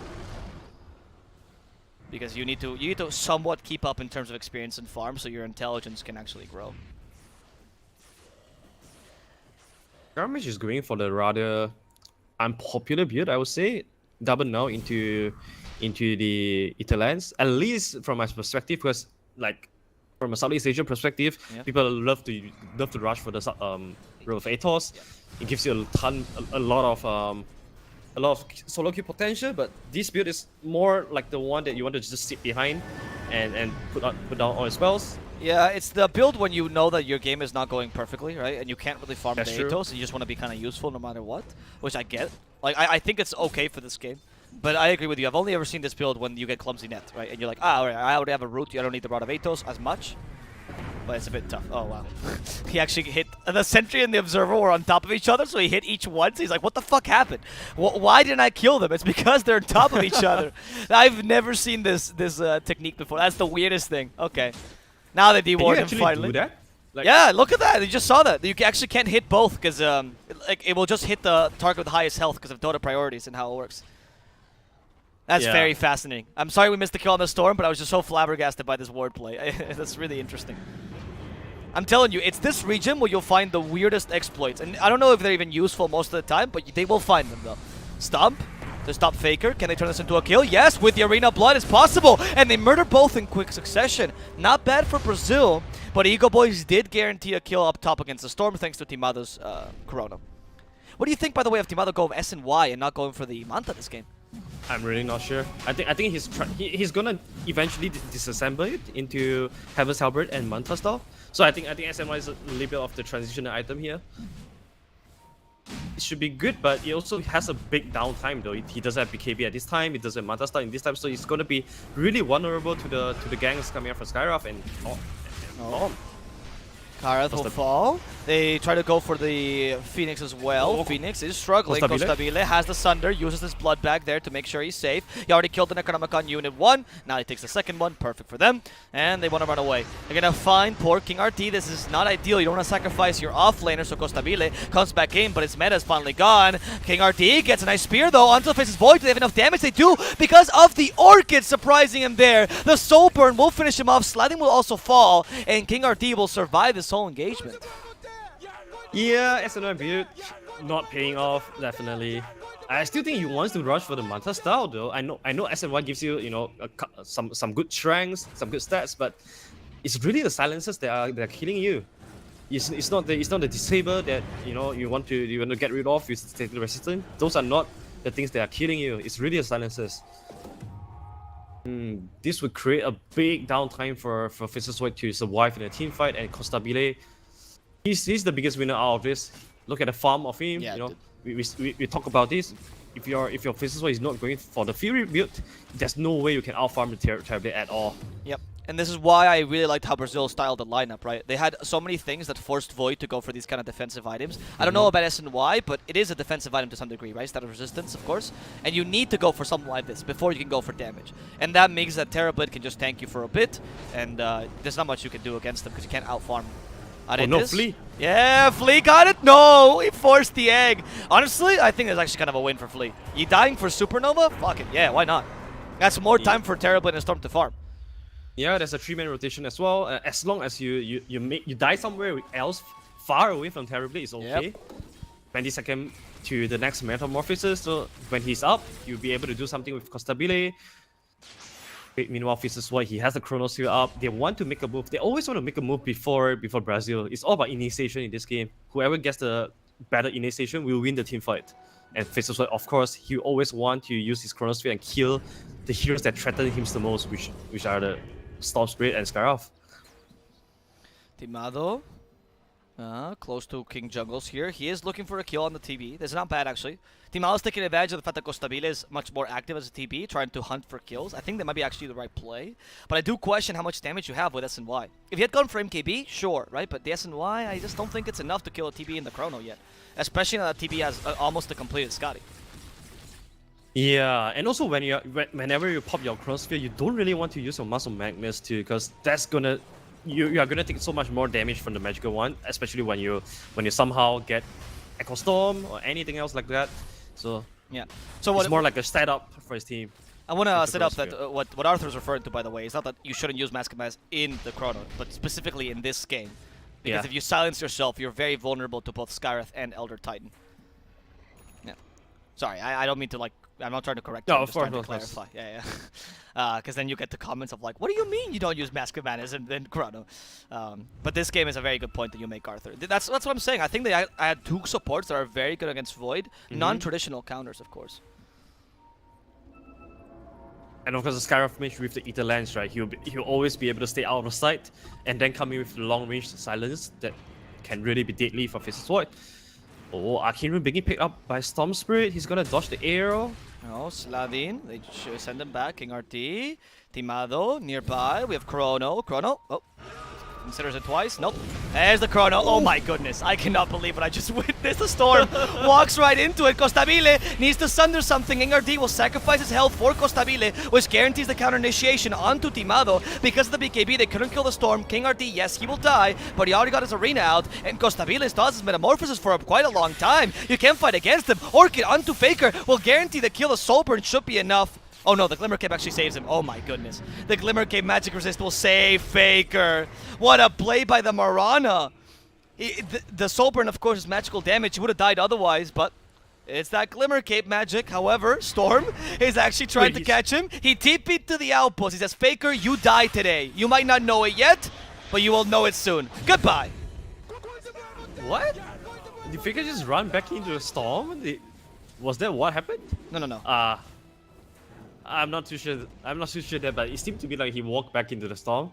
But anyways, that Chronosphere was pretty good from Timado. He also very luckily caught the Storm that's zipping into the Chronosphere area. But this is something that we didn't mention: the lack of damage in the Chronosphere. Sladin getting Spirit into the trees, should die here. How about sliding? Yeah, there's no like instant damage to inject into the chrono. That's the biggest thing that Ego Boys they are lacking right now. This is damage. You know that Phoenix. You know Phoenix of course is the best partner to play with Void, but Sunray, Supernova, these are not burst damage at all. So they was very close to take down Terrorblade, but Terrorblade with the fast Sunder was able to survive through that. And this could very well be the biggest challenge for Eco Boys. You know, even though you can get a beautiful chrono, there's not enough damage to bring down anyone. Egoboys, they can't really contest this. Roshan and Costabile will take it relatively for free, honestly. I mean, he's not the fastest taker. Well, actually, maybe I spoke too soon. No, you don't have Chrono. You have Supernova. Do you really want to fight just with Supernova? I don't know. This Roshan is taking a long time, but this is a bit of a risky play. They realize now, okay, they saw the smoke particles here. The Economicon units, of course, will reveal King Jungles. Nice, good stomp there. You don't want to make sure that they know how much health the Roshan has, but Roshan follows you outside. They're like, what? Roshan wants to show himself. He goes back into the pit. And now Ego Boys know they can fight this because it's really low. They can just set up the Supernova. We'll see. We'll see what happens. Trying to tank. The arrow, nice, tanking the arrow with the illusion. Oh no, the bash! Oh, okay, that bash could have almost set up for Faker going in, but he wasted his astral step. And instead, they'll actually find a counter kill after this. Aegis. It's Frank. Frank the tank is gonna die, unfortunately. Yep. I'm liking the decision making from Brazil. They calmly walks out other than storm all the minions coming out from Beastmaster, and they clean that up first and then walk back into the Roshan. It takes away the strongest point of Beastmaster right after. Like if you roll someone and don't have any minions that really don't do any burst damage, so taking down the minions is really important for Team Brazil to do that. And with this Aegis pickup, Storm Spirit on 4DR, he will be able to just dive all the way to the back line without fear. Get rid of the Phoenix first, or get rid of the Mirana first. So the Gleamer Cape save is not going to happen anymore. Just making sure that he gets the backline most of the time, and Costabile will be able to tank everything. Okay, that Chrono, let's see how much damage you can have in that Chrono. Let's see. Oh, not enough apparently, because they just leave the Terrorblade completely alone, and that King RD almost kills the Phoenix in time. The Supernova is able to come out. Faker, though, will die to King Jungles, and it's okay if KJ dies. In fact, he doesn't even get hit by the Supernova. Here's the counter initiation with the Storm going in. The Void is decimated in a matter of seconds, and the Primal Roar tries to divide them. Now silencing the Screaming Bird. Can they finish him off, though? The arrow stops poor King RD. And Ego Boys will be able to survive with 3 members. However, you lost your 2 most important cores. And to me, the MVP of that fight, well, King RD always being stellar, of course, but it was KJ, dude. That guy guaranteed the kill on the Void Spirit and ensured that Void Spirit could not keep you inside that Supernova, or within the Supernova range. Which means that they could just walk off really easily. Very well played there. Brazil. And also, once again, there's just the lack of damage, right? They wanted to kill Costabile. They wanted to just solo chrono him, get him off, so that there's no tower pushing coming up from him. But then again, lack of damage, really. Sometimes you just... Oh, wait.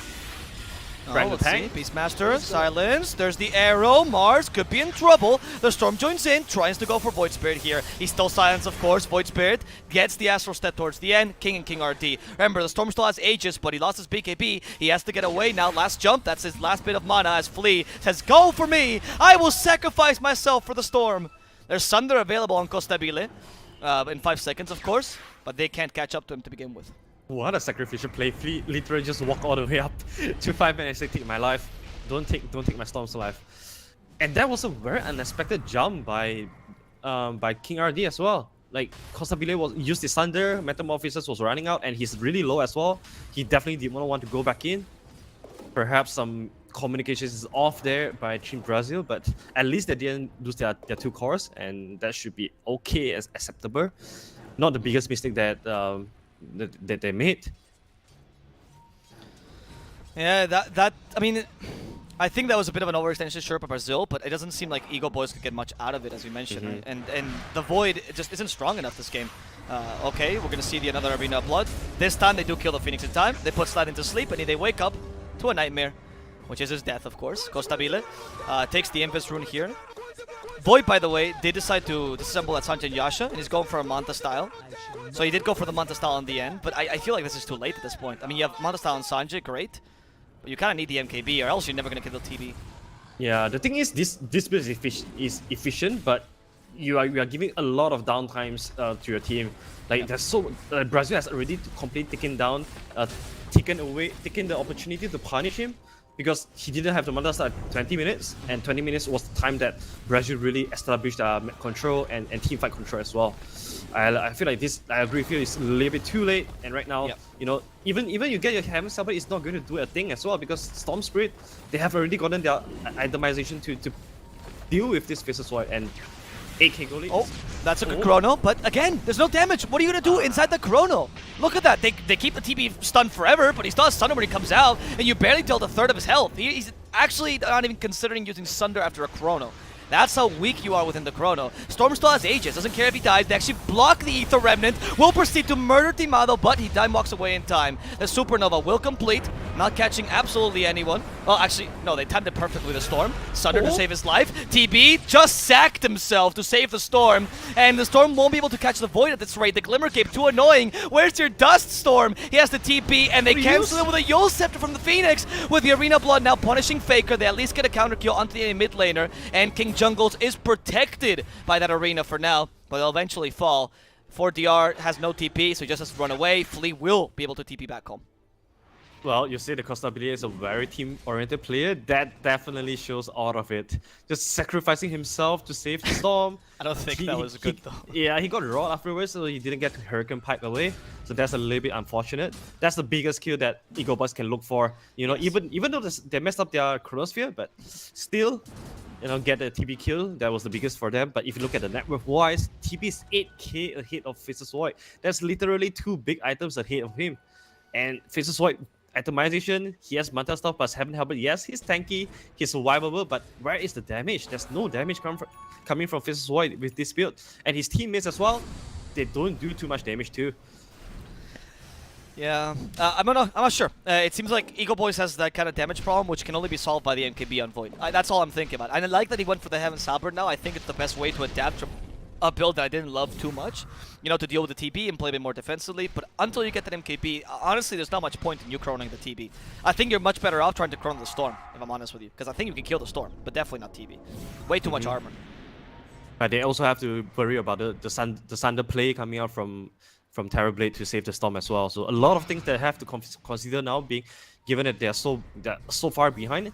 It's only 6k, but if you think about it, it's more like a 6k because they have no damage.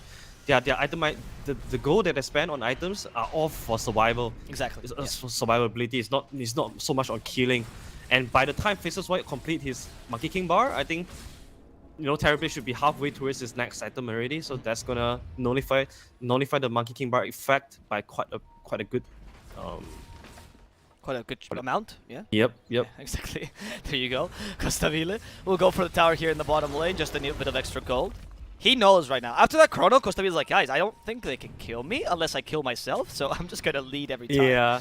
The only way Costabile dies is really he himself made the same mistake again. That's the only way he can die this game. Alright, Costabile, you have to understand, you have to be super selfish this game. I know you're a good guy, but you have to be an evil dude in this game, alright? I mean, you're a carry player, you know, you can't be too kind as a carry player sometimes. Kindness is bad for you right now. I love how he's trying to kill the Necros with the illusions, so they get the gold but don't lose. Oh wow, the deny! Oh, the deny! The deny! Look at Frank! What a god! Okay, I'm gonna try to take the tier 2 now.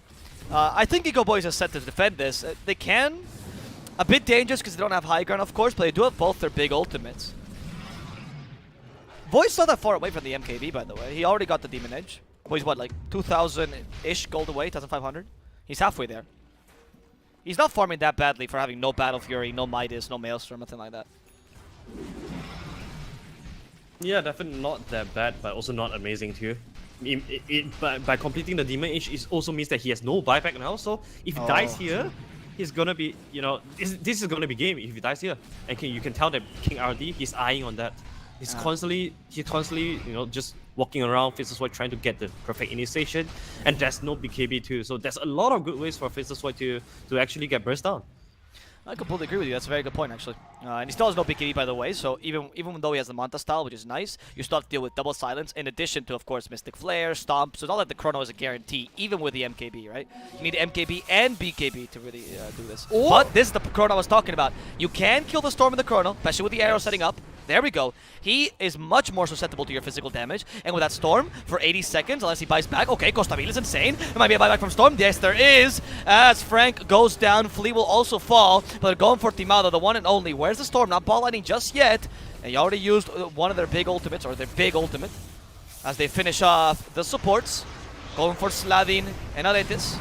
He is forced to use a Supernova, and the counter initiation. No Chrono though, the Supernova will fall immediately as they kill the Storm a second time. They force a dieback, but will this be the kill on the Void they were looking for the whole time? He has a time walk, he runs away for now. They give him the Moonlight Shadow. Does anyone have vision? We do have Dust here, but they didn't use it in time. He time walks, there's a gem as well onto the Mars. A blink is still 10 seconds away. I think Timado might just get away here. TB is a bit too slow. Look at it. Look how slow this guy is. He's just trying to walk towards the Void. Not gonna work. Yeah, and Roshan is up too. Without the Chronosphere, without Supernova, I'm not sure if they have anything to defend this Roshan, but that was definitely the best fight so far for Egoboys. They took down the Storm twice in a row. Yes. And that's the biggest thing for them. Yeah, they played it well. Timado didn't get punished as well for not going for BKB. He survived through that. And let's see if they can continue to do good stuff here. Yeah, I like that they're thinking outside the box, right? They're not going for the main carry like you would. They're like, okay, we understand the TP is unkillable. Let's go for Storm. That seems like an easier target. They're not giving up at all, which I enjoy watching. A lot of teams, they will keep playing, but actually have given up and try the same thing over and over again, and that will not work. Do you think they can take the Roshan here, Arthur? And speaking about thinking out of the box, they are snatching Roshan, you know, just in front of Brazil's side. I think it might actually work out. Oh, look at the Void Spirit Faker, you madman. He has the axe though, so the double silence helps. Yeah. And I don't know, this Roshan is not going as fast as they expected. They're gonna kill Frank at this rate. Mystic Flare to finish him off. Aretes goes in the middle, but he got silenced immediately. Yosefter might not help him enough. They kill him before the Supernova can come out. Oh, he didn't even have it actually. That was an insane play by him. Timado is forced to time walk away. They can still catch him with the Spear of Mars. They have vision thanks to the gem, of course, but Timado ready nice for the time walk. Good save there by the Void Spirit. Sladin might get caught out. Storm, what are you doing? Okay, for DR. Yeah, this time he's alive. Trying to run away from a Storm this time. He still has Orchid, but he's guessing completely wrong, though.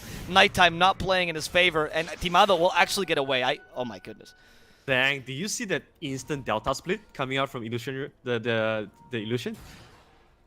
The instant Delta split after he used his Manta style to one to go to the right and another 2 to go to the left. So 4DR kind of get a little bit confused there and missed the best opportunity to take down the Timado. So that was definitely, you can tell that Timado is definitely a Naga player. He's definitely a Naga player. Yeah. Okay, interesting. I actually noticed that. Another good Chrono, and it's onto the Storm. And remember, he still has no buyback. Okay. That's pretty big. The Storm Chrono, of course, ensures they can get Roshan here, but it's not that bad. Okay, Egoboys. They're giving a fight, huh? They're actually putting up a fight here, and I mean, the game is definitely still in favor of Brazil, but Egoboys slowly crawling back up. Yeah, they're definitely making the best of the worst right now. Yep. And I don't know, man. I feel like 4DR is kind of cosplaying Mandy today on the Storm Spirit. Just, you know, they have the same duels, Storm Spirit plus Terrorblade, and Storm Spirit, like right now he's getting a little bit crazy here, just jumping here and there, dying to the Chronosphere 3 times in a row, I would say. And it starts to slow down his item timing a little bit, and Costabile, he's the one that's getting all the benefits from, and he's the one that's going to carry them forward. But Storm, I'm a little bit worried about this though, because chain dying as a Storm is definitely the most painful thing for this hero. Yeah, it's true. He didn't go for the Bloodstone, thank God, as you mentioned, right? Yet, right? He was trying to build it, but he hasn't gone for it yet, so he's not like a 2 charges Bloodstone, thank God. But at the same time, yeah, you don't want to die this much in the Storm. And you do need the Storm to somewhat protect the Terrorblade. We've seen that not only is the Chrono useful, but the follow-up after the Chrono is very good. You know, the arrow into the Aether Remnant, you even have the Primal Roar. You can stun Terrorblade if you want to for like a really long time this game. Yeah, but still, they're still lacking of the damage that can finish the Terrorblade off. Especially right now, Terrorblade has the Aegis completed already. Yep. He's going for the Bastion next, which I really like a lot. Like just what I suggested yesterday. I feel like Bastion is one of the most underrated items that Terrorblade can pick up because of the usage of, you know, BKB piercing, and also helps you gain a lot of proactive ability as well, where you can finally decide who can you go on, because of that little blink stun ability from Abyssal Blade. I think this is something that Terrorblade lacks the most, disable. And that will definitely help him a lot. Oh, we'll see. I agree. We'll see what happens in the next fight here for Brazil, as I don't think they can really fight until Storm is up. Can Egoboys make something happen while the Storm is dead? Probably not, right? Yeah, there's 2 minutes without the Chronosphere. So I think if they're able to just, hold on to this triangle, it'll be the best one for them. I'll find the Mars. Nice. Good usage of the BKB there. That is your 8-second BKB, so a bit of the threshold usually between 8-7 seconds when BKB goes from OP to okay. So actually gonna be usage. Yeah, that was a really good move. They saw the Terrorblade briefly at bottom side, and then immediately know that okay, TB is not here, so let's make a move. And then they force a BKB coming out from Mars to get the quick kill on Silent on the Skyroth. So this is how Egoboys is trying to crawl all the way back to this game, just trying to do baby steps, small steps, and these are the things that you want to do when you are on when you are playing from behind. You can tell that Egoboys, they're still trying to win because they are not playing to lose. They are not playing just not to lose. Exactly. That's what I like. I like that point. They're not playing just to keep in the game. They're playing because they want to eventually take this game. And that sounds stupid, but a bunch of people actually do this. A bunch of teams will actually just play not to lose and hope that a miracle happens. And that's not going to happen because you're not Nigma. So, silence on the Void Spirit up top. No big deal. Okay. Yeah. What else do you think they need to do then to play to win this game? I think splitting up the map would be a good choice. Like what happened a minute ago, they want to try to force someone to show at the side lanes and then immediately make a quick move onto another side and have a number advantage. I think number advantage is always the thing that you want to look for when you're playing from behind. So still, I think that's the best approach. Another thing is high ground defense, right? You want to set up a good high ground defense when the TB eventually comes knocking on your door with the Aegis too. So perhaps they want to make a preemptive flip smoke to do a wrap around before Constabile establishes dominance on the high ground. Yeah. I think these are some things that Egoboys have to think about, and these are the things that you need to communicate before all this thing happens. So you need to be a small step ahead of Brazil here to find all the edge to make something happen. Yeah, it's tough because you're right. You have to predict a bit of what Brazil is doing, try to avoid them, but also flank them and try to get these kills. You do have a good team to do so though. Like Beastmaster's probably one of the better heroes to play from behind because you promo roar and you can get any hero in the game pretty much as long as you're probably well positioned, right? So there's a lot of punishment you can make. And if now Brazil decides to always go a 5-man, they will of course reduce their farming speed by a lot, which is not great either. So there's 2 ways to recover with Beastmaster. Yeah, surprisingly, even though TB is leading so much, it's only still an 8k goal lead for Brazil. They have not been able to advance the lead for quite a long time. Phoenix. Yeah, they have. Oh no, they silence him. Yeah, Aretis is dead at this point. No buyback. No supernova. Yeah, no buyback. I don't think Brazil is aware of this. No, because out of gold. Yeah, so Brazil is not aware that he has no buyback, which is why maybe they're playing a bit more defensively. Because Phoenix is one of the easiest heroes to buy back, go in supernova, right? Yeah, that's why Timado is immediately going to grab the bounty rune for the buyback goal, but it's too late. No, wait, Phoenix has buyback now. Yeah, there we go, as you mentioned, the bounty rune. They took up 1 tower, but that's it. Let's see. Constabile. The Chrono. Timado thought about it, but it's like, oh, they're too far apart. Actually, really good calculation by Timado. He might get punished. Ooh, Manta still doesn't dodge, and he has no BKBs to get away. They silenced him.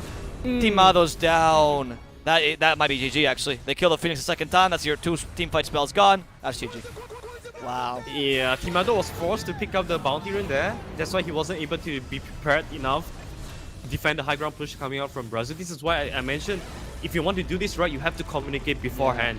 Yeah. And everything has to be set up before TB establishes the dominance on your high ground. Once you pop the big metamorphosis plus the conjure image, there's really nothing much you can do about that. Yep. So you have to hit them before they reach. And unfortunately, Phoenix didn't have buyback there, and he falls. And yeah, but honestly, the game was much harder to recover from before that point. So it was a good effort though, overall. It was a good effort. Oh wow, look, he gets so serious. He was calling my real name. Look at that. Egoboys. Egoboys, I think they played a good game, as I can say. I think you shouldn't be too angry with this team if you were supporting them because they genuinely played pretty decently from behind. Their draft, as we expected, was better in the early mid, but we said it from the beginning. Brazil has a better draft. They also have ping advantage, which does matter, by the way, guys. And they played it quite well, honestly, this game. A couple blunders by the Terrorblade, but overall pretty decently. And Egoboys, that last fight, all I'm going to say about that, if you're ever watching that, is if you're going to time walk in, commit to the chrono. I don't care if your chrono is good or bad. Like, it really does not matter. You got to commit to the chrono, because otherwise they'll punish you. There's no way, without a BKB, they won't punish you with that, right? So, that choice by Timado that he thought he could just, Manta-style dodge the spear, that's so difficult to do. You cannot rely on those kind of things. You just got to commit to the chrono, and if it's a bad chrono, whatever. You still get the TB, right? You can always guarantee the TB in the chrono, and you try to kill him. And at least that gives you more of a fighting chance. If you time walk like that, and you play such weak kind of plays in the late game, you're going to get punished for sure. So, Brazil, congratulations. This matchup ends in 1-1. But Egoboys, they're looking pretty good. For being a team that formed literally 2 hours before the tournament, pretty decent. We have definitely. Exactly. We have another match for today. By the way, guys, if you are enjoying the cast, if you're enjoying the production, we put a lot of love into this, so we would really appreciate if you guys give us a follow, of course. This is a completely in-house production by Epols. Thank you, Arthur, of course, for joining us. Do give Arthur Dota, if you enjoyed this cast as well, a follow here on Twitter. And for me, I don't really care if you check me out. I care just if you follow us on Epols, because we spend a couple days building up the studio, making sure this looks nice for you, so you guys can enjoy NASA Dota as much as we do. Talking about NASA Dota, the next matchup today is going to be between Infamous and Beast Ghost. That's a banger. That's going to be really, really exciting to watch. Some of the top teams in SA, particularly Infamous and Beast Ghost, they've not been playing at their top level just yet, but regardless, they're always enjoyable to watch, particularly Beast Coast drafts, right? So, if you want to enjoy those with us, please stay tuned, as we'll start in like 6 minutes. This admin is super, super efficient, and then we'll finish the day with Quincy Crew Thunder Predator. 2 amazing matches that we have left for today. It's been a pleasure, guys. My name is Mr. Owl Plus, here with Arthur Dota, and we'll come back in like 6 minutes with the next match of the day. See you then.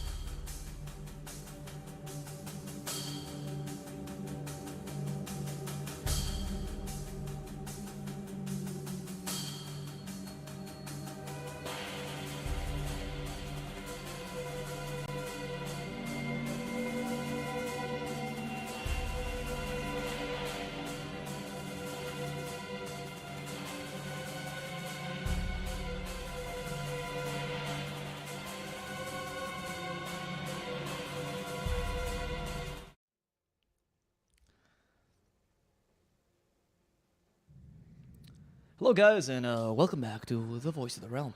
We're here, your nightly shitty podcast to cast Realms Collide 2, The Burning Darkness.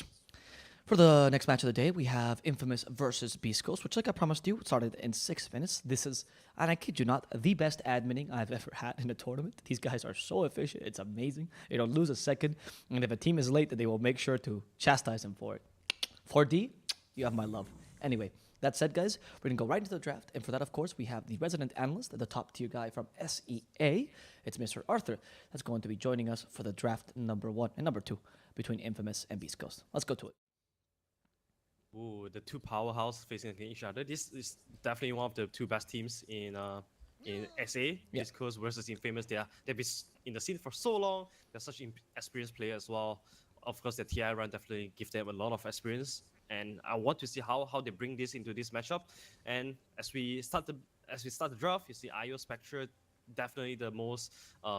Spectre is definitely the most contested hero in the first phase of the draft. You're seeing a lot of teams starting with this, just 8 picking Spectre and then ban out three bans of it, 3 counters of it, nothing new.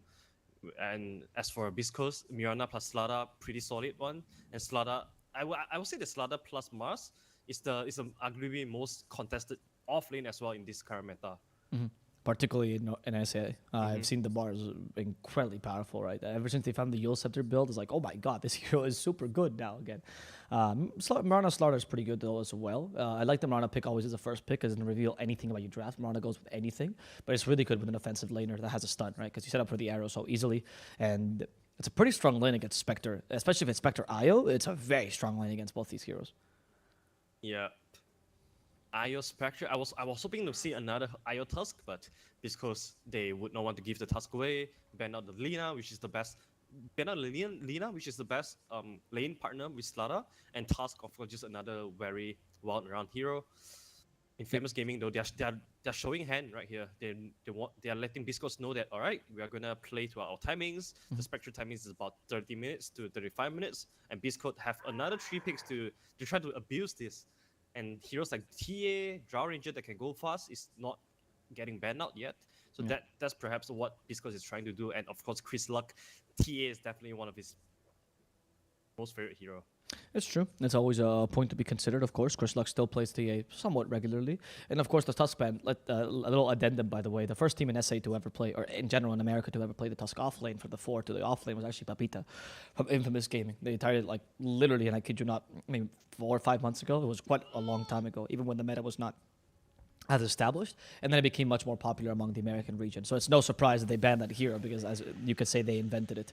That's another comfort pick, by the way, for Infamous Gaming. Recently, they changed Faker to Mr. Jeans, and even though we did see Faker on the Viper, that's not one of his signature heroes, but it is, and I kid you not, the signature hero, Mr. Jeans. For the first year I watched this guy when he was playing in before the G Pride, I think it was Egoboys or Incubus, I forget. He only played Viper. He only, literally every single game played Viper. To the point that everyone just started hating him because you're like, dude, learn another hero that's at least fun to play against. What is this disgusting pick? But Viper's quite strong here because not only is Mr. Jean's a signature hero, but it's also a block pick here. So you don't have to ban it and you protect the Spectre regardless. Yeah, definitely. And also, it synergizes a lot better with Spectre as well, right? Because as a Spectre, all you want to do is when you're playing a Spectre lineup, you want to defend tower, and Viper is definitely one of the best heroes to do that. Just sit on the lane, whenever Biscos want to push the tower, go to that lane, put down Lantern Toxin, and there goes the tower defense. So definitely a lot of synergy here from Viper and Spectre, but they are lacking a little bit on Disable though, and none of these heroes provide stuns. So I want to see Infamous just fitting in heroes that can do that. Probably heroes like the Underlord, the Sand Kings, things like that can actually come in to provide the instant stun or some AoE lockdowns. Yeah, but then what position is the Mirana going to be playing in this game? Or is it starter 5? Who's going to be the 5? Is it Mirana 5 here this game for Beast Coast? We'll see. I think we'll see. I think there's also a chance for Spirit to be a 5 as well. Of course, it's not optimal. I think none of these heroes are optimal on the position 5. Yeah, exactly, right? So that's why I'm questioning. Maybe it's an Spirit mid, right? Which we have seen a couple times. I'm not really sure. Infamous. Okay, that might be an offlane Elder Titan. That's another one that Papita loves playing. Particularly the offlane Elder Titan with the IO. quite a strong combination. They might be considering this because this would fix two things. First of all, the IO doesn't go with a Spectre, so you actually have a support that can help the Spectre win the lane against a Slardar. And second of all, the ET lane is unwinnable because Beast Coast has, like, whatever Beast Coast has picked out, one of these heroes has to be a 5, or most likely, right? So the Enchantress is not really an option to counter this ET. Yep, Oracle is probably not the one that they want to pick here to counter ET as well, because they always the ones to go fast. Exactly. And I like this the other Titan pick. I think if I'm picking on off lane, Lifestealer is gonna be having quite a hard time dealing without the Titan. And I also like the pickup because this provides them another source of way to defend tower as well. So it's gonna be quite hard for Beast Coast to go through the other Titan. You have to make sure that you chain stun him and put in the silence as well to stop the Echo Storm. Otherwise, it's quite tough for Beast Coast to advance themselves in this game. Interesting. Beast Coast is thinking that it's going to be Elder Titan 5 with an IO 4, or, well, it doesn't really matter, you know, these two the supports, and then they're going to pick up another offlaner. This is not uncommon either. It could really be, it's supposed to be a flex pick, right? So it depends on what lane. They have last pick after all.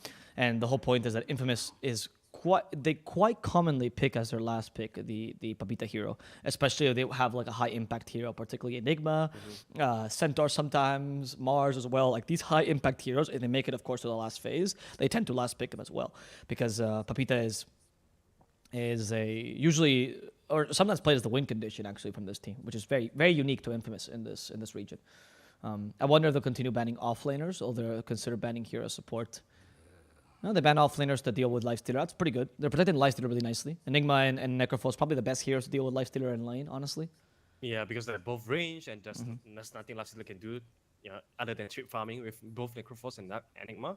That's definitely smart. Maybe Infamous will want to pick something that can kind of pressure Lifestealer and making sure the Lifestealer don't have the good, the Deso and Amulet timing, because these are the timings that Beast Coast are looking for on K1, so that they can start pushing towers, taking objectives. Okay, they banned 2 offlaners here for Infamous, because Whisper tends to play the Phoenix on this team, so they think that it's probably going to be Slaughter 5, Marana 4, Earthspirit 2, Lifestealer 1, and so they're missing an offlaner. I mean, they might be right. Honestly, Beast Coast drafts are impossible to read, dude. You start the reading a Beast Coast draft is like reading a book, and you go, oh, it's in Chinese, and then you halfway realize that halfway through the book, right? And you thought you were reading something completely different, and then that's what Beast Coast does. They really play with your brain. I mean, what Infamous is saying seems logical to me, but they can also play Chris Luck Marana here mid. I just don't know what their 5 is. I guess Slaughter is really the only 5 that they can run here that I'm okay with. There's still a slight chance that Esprit will end up at mid lane. They go for the Doom. I like this a lot. Yeah. And this is the counter for Viper and Spectre. They delete one of the hero. But you're also playing against IO though, so IO can always just come in with a tethering and heal up the Doom target. So that's always gonna be the slight worry for me. Infamous, meanwhile, pick up a hero that can go through BKB. So this is one of the best heroes that can deal with the Lifestealer, BKB piercing hero, and round up with the draft pretty well as well. We have already seen the power of Beastmaster, just providing all the vision for the team and makes everything so much easier to dictate, since you always have the vision advantage. Nice. So Infamous actually did guess this correctly. It was going to be a Chris Luck Marana, which they have played in the past. It's not like the craziest thing in the world, but of course Beast Coast can always flex it. And Infamous, they were going to be running a Beastmaster as their last pick. So they're going to be using the ET kind of to protect Pakaz. Really smart. Still, what I wanted to see was no IO Spectre, because that lane would be impossible to play. Beast Coast, Slaughter, Earthspirit, not as... Oh, sorry.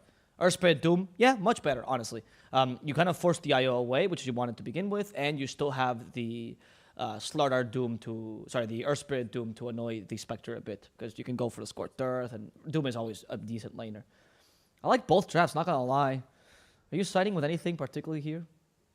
I'm slightly leaning towards Beast Coast because I like their choice of going for 3 cores versus 1 core of Infamous. Yep. And Doom, you can always just delete one guy. If you delete Spectre, that's gonna be 3 core versus 0. So I like Beast Coast here. I think they have a pretty synergized draft as well. Slaughter with the Lifestealer. If they are able to take down some quick kills, Roshan is going to be a piece of cake for them. Tower defense, tower pushing as well. They have Lifestealer with Deso to do that too. I feel like they have a lot of ways to play this. Either the mid game or the late game would be quite favorable for Beast Coast. Well, we're going to have to see, guys, as we go with game number 1 between Infamous and Beast Coast. Stay tuned. I'm going to give you a quick ad as the game is about to begin.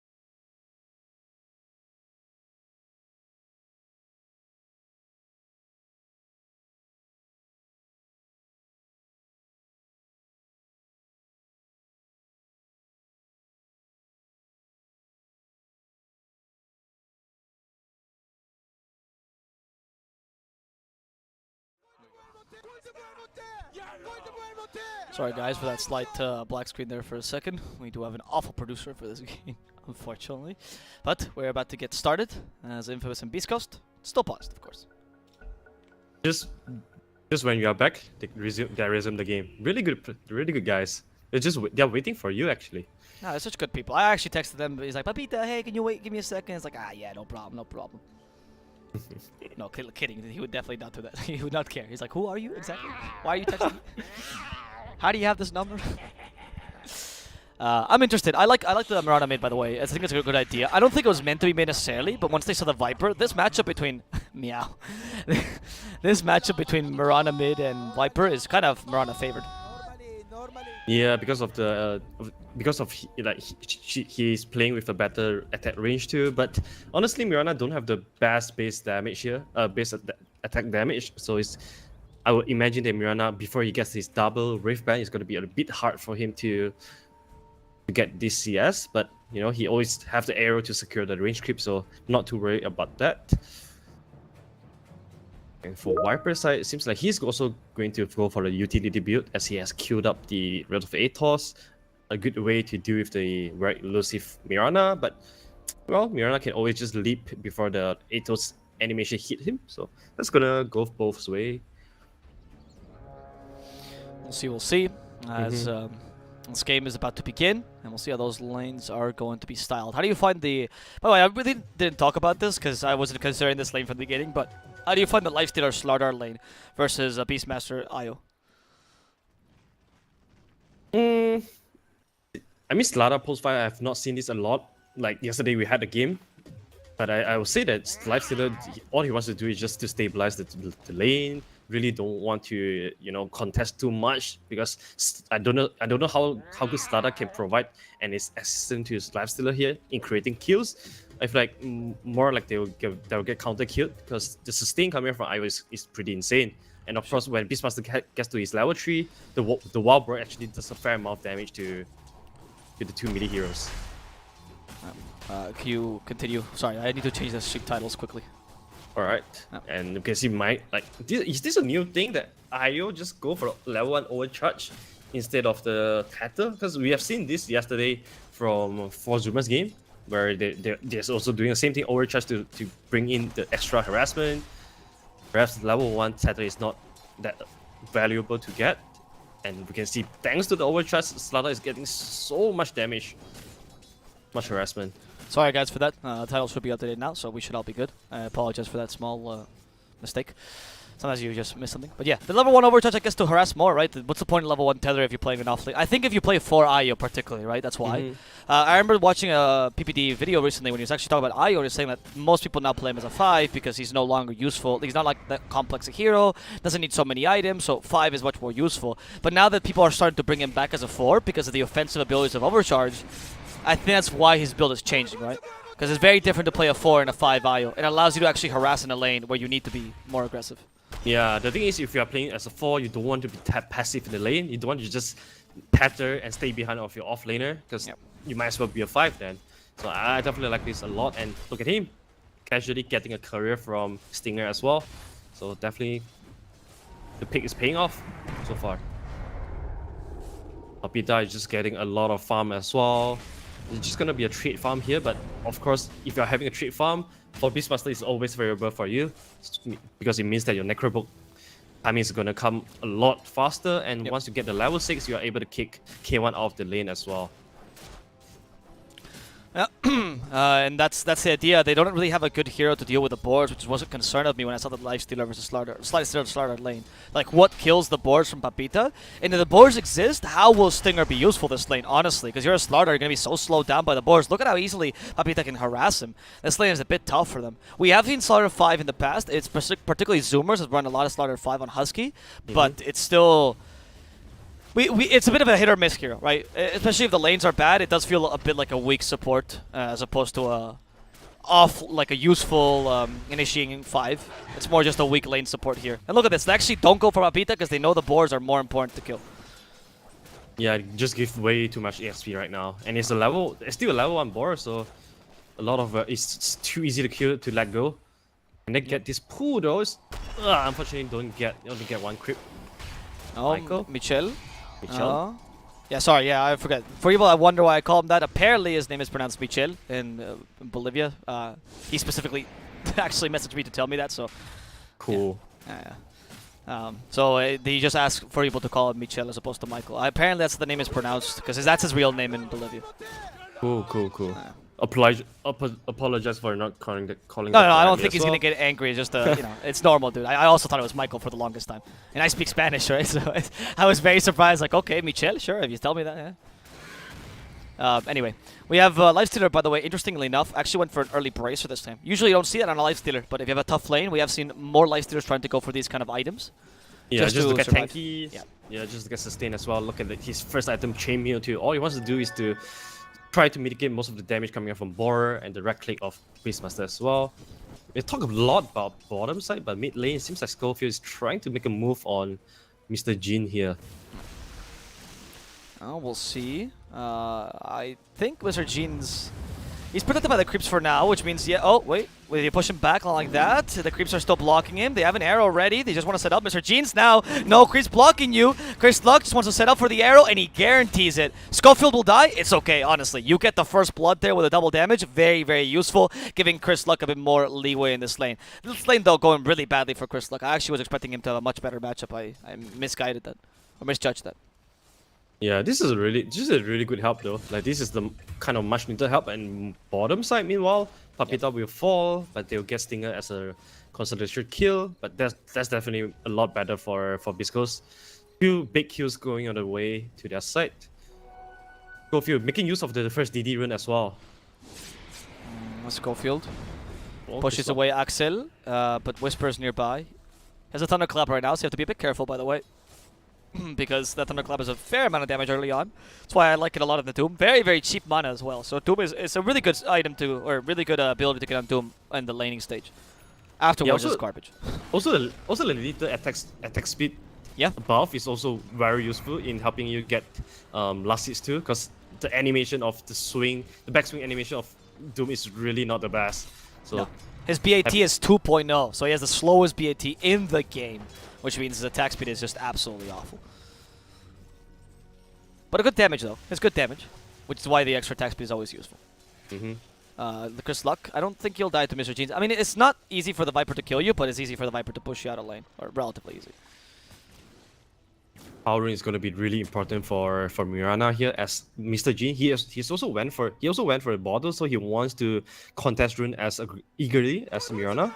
And if you are able to take away the runes from Mirana, he's like the spirit heroes as well. This hero relies a lot on power runes to make move on the side lanes. So that's going to be really important. As I feel like Biscos should be actively contesting the power rune, because the supports of Infamous are not really the best in doing that. Io and ET. Yeah, you're right. They can contest their own lane, but they're not great at rotating, right? So you can take Yeah. advantage of that, especially because you have Mirana as well. I mean, Mirana will be able to rotate much earlier. It's very similar in the mid lane, Viper versus Mirana. By the way, little story here that I really love telling. You ever notice how Stinger will always when he says pause or whatever, he'll always go sec or like 1 second, go when ready, whatever. He'll speak in English, even though everyone in this match is Spanish speaker, right? And Stinger doesn't actually speak English, right? He speaks like a very limited amount, and so a lot of the players make fun of him because he's like, "Why don't you just do it in Spanish, dude? What do you think you are? You think you're an American?" And they make fun of him a lot because apparently he does it in pubs as well. And I've heard it in a lot of player streams. They'll just make fun of him. It's like, "Oh, this guy thinks he's American." Ha ha ha ha. It's very funny. I don't know why they make so much fun of him, but it's one of those character traits that just sticks with you, Yeah, I mean the storyline that SA have is pretty amazing and good to learn. They're very enjoyable people. They're They're very quite enjoyable. nice. It's a region where Dota is still a game, I think, to a large degree. Yeah, I feel like SA players, they play the game like they're literally enjoying the game. You can tell Yes. by their movements, by their creativity. They're always the one that brings up the new heroes, the crazy ideas as well. Whereas because I'm from C, right? Because the pop environment in C is so stressful. Like for example, if you go for a less meta pick, people just flame you. I'm done. All right, why are you not playing Faces Void and not going for MO and MKB this game? Yeah. Like, it's so stressful. Whereas SA it feels to me like it's a region that really cultivates good ideas. I mean, the pubs are exactly like that, by the way. I want to tell you. The pubs are exactly. I think the pubs are awful everywhere, if I'm honest with you. I don't think pubs are ever great. But the players themselves, like, I will still remember the interview they did after Beast Coast, lost at TI. They're like, hey, how are you feeling? And they're like, super happy, dude. We're at TI. Who cares, It was the best response ever. They didn't care that they lost it. It was such a genuine happiness that these guys have just to be able to play competitive. To them, the idea of playing a game for a living is insane, right? A lot of them had to also have issues with their families, etc., to just be able to have this dream of them fulfilled. It's really easy to follow their storylines. Papita in the bottom lane could be in trouble. The bash, Slithering Crush is ready as well. Papita, and waiting for the Slithering Crush towards the end there to set up for the second bash. The second bash is here, but Hector has to leave. And Stinger is like, well, this had to happen. Buys boots before he dies, though. They underestimated the bottle regen coming out from Io. Yep. Up top, by the way. No, it was fine. Pakas has the Spectral Dagger. Oh, they glyph, like Bisco glyph the creeps as well, so making sure that, Scofield also tanks a couple of tower hits to make sure that the siege creeps remains alive. Oh, they nice, want nice. to put down as much tower damage as they can as the first wave comes. This is something you definitely have to do when you want to advance the game or just push the game tempo a bit faster. Let's see, Schofield, Boulder Smash, stopping Axel. There's Doom a bit annoyed. Schofield might just die. No, they actually didn't target him with Spectral Dagger. He uses a smoke to evade the tower hits. Really smart. Bacaz could be in trouble now. But again, the Ayo coming in with a healing, and Michel will not let them have their carry, dude. Oh, I thought that there was 1 second that Whisper could use the Thunderclap to finish off Me too. Yeah, I saw Bell, but yeah, kind of missed that opportunity. Maybe it's too focused on the Spectra. And meanwhile, Mr. Jin is just taking over the jungle side of Bisco, trying to maximize his farming efficiency. Yep. I like this. This is probably the best thing you can do once you kick up a hero from the lane as Viper, right? Because if you can't really rotate, as we mentioned earlier, so you might as well farm. Oh, sorry. We missed the kill on Papita down bottom. Or I missed it, sorry. Also, guys, for asking about servers, whenever it's a Peruvian versus Peruvian team, including Beast Coast, it's always going to be Peru. Both games. Always. Even Beast Coast, because they want to practice. The only exception is Infinity, because they want to play in US East.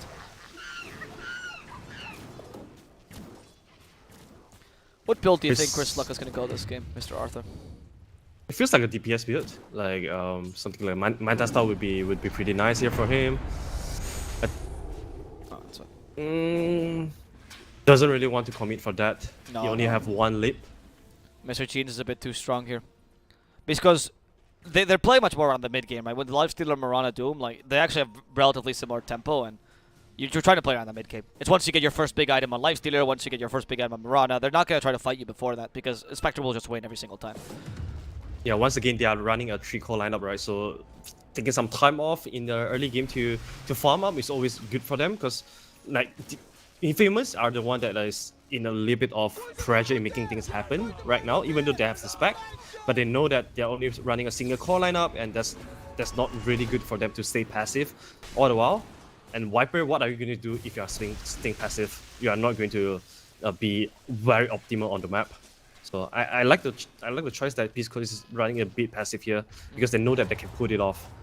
Yeah, exactly. Especially because Viper went for the poison attack build, right? Yeah, you can farm another toxin decently, but since you haven't maxed it, your farming speed is considerably lower just because you try to kick out the Mirana from lane. And Mirana can easily recover as well. So can Doom, so can Lifestealer. In fact, we're seeing now that Beast is actually leading in terms of farm.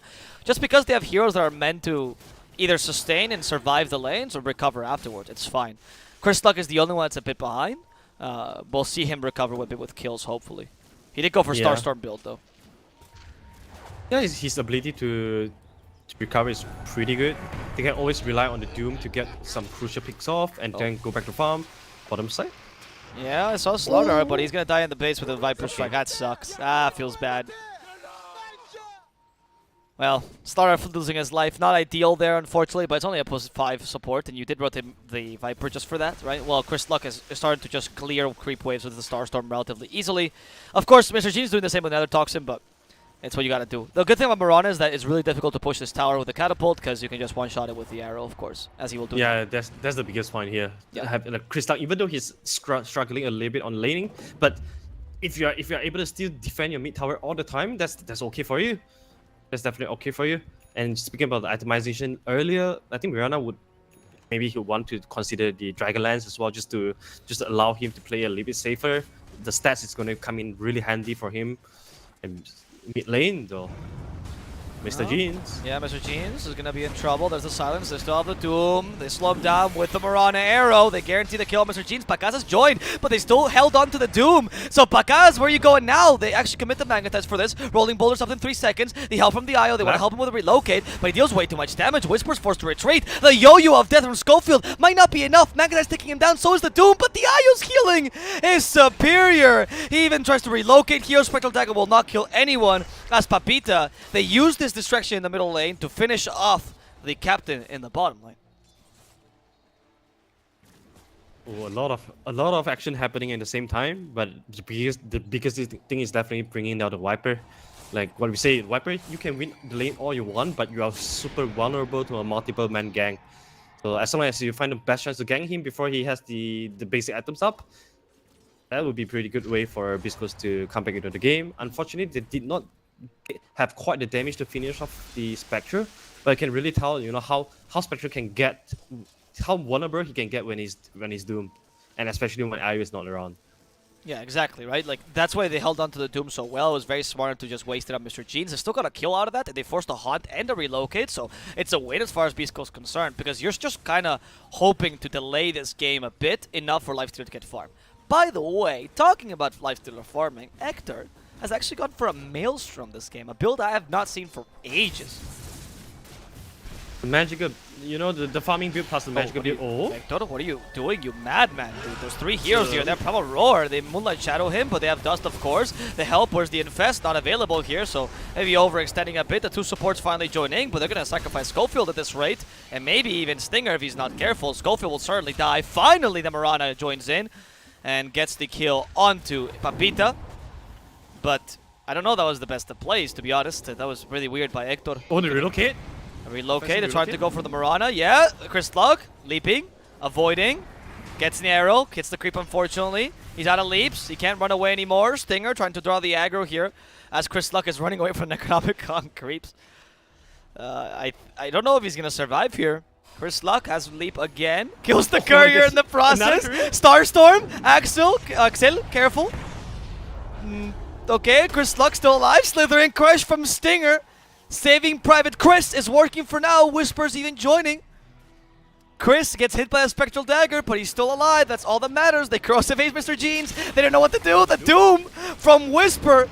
They don't want to let them play aggressive. The arrow will come out. It's actually perfect for Mr. Jeans, and Hector joins back again. This team fight was so long. Hector's back alive, and they kill Mr. Jeans with the yo-yo of death, now impacting poor Ayo. Michelo's forced to retreat, but they hit him with the urn as he gets away.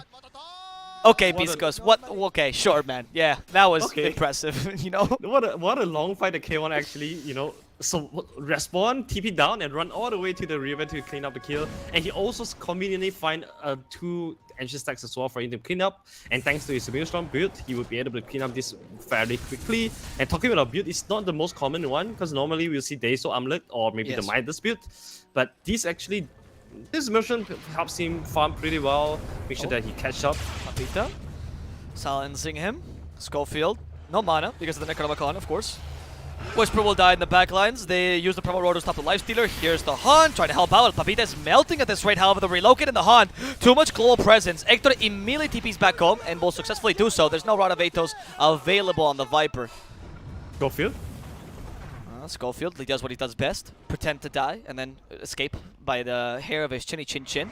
Axel has the stomp. Oh no. There's no split though. Is anyone coming here? No, there's no split, you're right. He's fine. Yeah, overall, right, with all the actions that are happening, once again, speaking of the 3 cores that Biscos is running, even though there's not much happening really, they're still sitting at a pretty healthy 4k goal lead. Thanks to the Doom's Devour and of course the Maelstrom pickup coming up from Hector. Just, you know, making sure that he's always able to be a couple of thousand ahead of the Spectre, and also he deals pretty well against all the minions of Beastmaster as well. So not completely out of the mind kind of build. It does have the logic behind of it. Yeah, I see the idea, especially against the Beastmaster, as you mentioned. That was what came to mind at first. Also, of course, it helps you farm with Hector loves, right? Hector is a farm machine. That's half his job. So it also makes kind of sense that he would go for the Maelstrom. It does go well with the way that he likes playing this hero. And he's still being quite active, you know, it's not bad. I like it more than the Battle Fury build we've seen these days on Lifestealer. Oh my god, I've tried that once in my pops and pretty good. I just get 4 reports after that. But it's pretty good though. What are you it's talking actually about? pretty good. Yeah, it's pretty good. It's just that the build after it is a little bit awkward. Yeah, it's true. BKB, Whisper, Stomp. Whisper kind of surprised, like, hey, I am vulnerable. Walks back in, Primal Roar. Okay, Whisper. And he gains some time for Schofield. The relocate is going to send the IO back. The arrow is going to hit Papita perfectly. Long range arrow. Papita stunned forever and ever. Magnus will take him down. They go for Stinger first. They doom the Viper though, but right after he used that Viper strike. However, Viper has nothing to do against this Lifestealer. Earth Splitter won't even bother him as he chunks down Viper. Axel tries to use that stump, but it's not going to work out. And Hector is chasing after Axel. Open wounds in the ready. Gets it off. Guarantees the kill. Whisper. Come on, dude. Come on.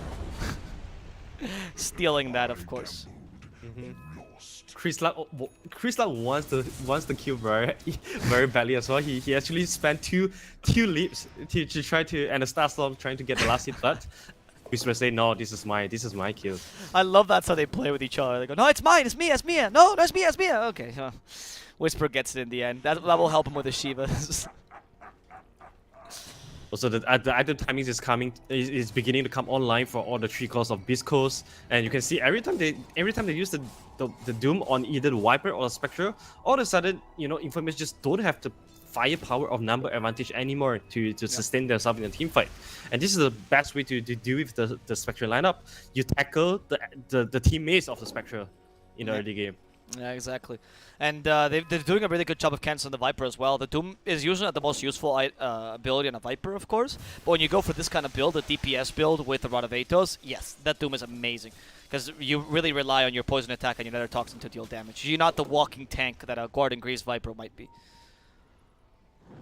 Arcane Rune being picked up by Chris Luck. He's working his way, like we suggested, he went for the Manta style. He's working towards Monkey King Bar as well. I mean, Monkey King Bar is definitely one of the best items that Mirana can get, given that he has amazing attack speed and also attack animation. Just that not going for the BKB. It's also fine, because of the lack of disable coming up for Infamous. The really top reliable disable is from Echo Storm.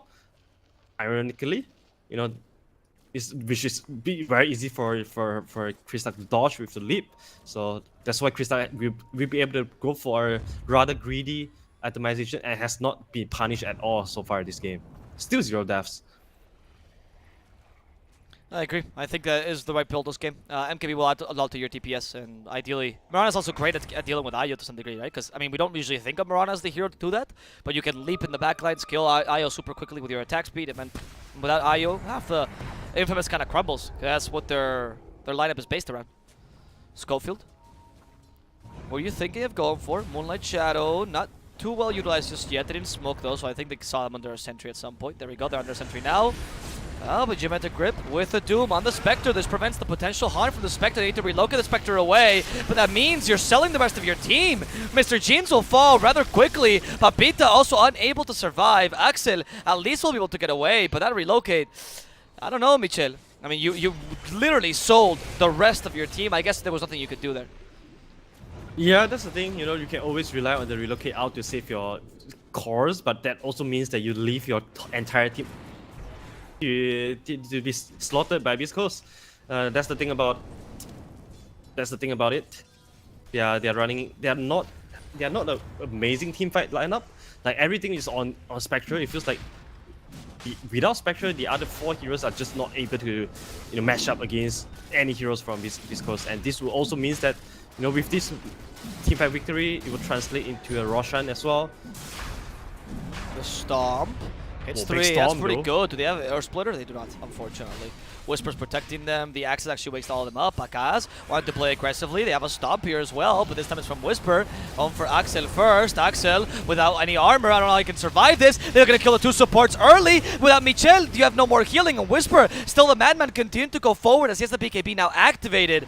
But he realizes they have to stay behind. The Elder Titan's back. He could have TP'd to the outpost. He's choosing not to for now, but he could. Oh no, he can't actually. But they didn't know that, of course. So they will continue to try to steal the Roshan. You don't want to overextend. Yeah, the enemy high ground. Ooh. Oh, They're all nice. being watched by the Hawk. Hector goes for Pakas here. Pummel Roar stopping. But he starts the Infest to get away, and he's probably going to use it now. Gets inside Whisper. Goodbye. They destroy the Slaughter, but it's okay as long as the core survives. Schofield might also sacrifice himself as they go for Mr. Jeans. He's been left behind, and they're just going to pummel him to death. No. Infamous forgot about their mid laner who doesn't have much mobility. Now, they could go for Pakas as well. Open wounds available in 2 seconds, but a stop stops them. Instead, going for the easier target that is Papita. But Hector, look how he chunks Papita thanks to that Corrosive Haze, killing off the Necronomicon creep and even finishing off Axel in the backlines thanks to Chris Luck's damage. Pakas, you might survive, but your team has died, some of them twice. This is not looking good. Not at all. The decision of Beast Coast was really nice. They did not force to finish the Roshan. Instead, they took a fight out of it. And of course, Slada playing at the river is something that fits Slada the most. As long as he puts down the Corrosive Phase, he doesn't mind dying. He doesn't mind soaking damage for his team. As long as you know, Lifestealer gets all the kill to his name, he's okay. He's done his job. And I like the fact that they're taking fights, you know, just right before Roshan is down, so that they forced Infamous to come into this very bad situation as well. Because Infamous, they have very good vision in scouting the Roshan. That's why it kind of baited themselves into contesting it as well.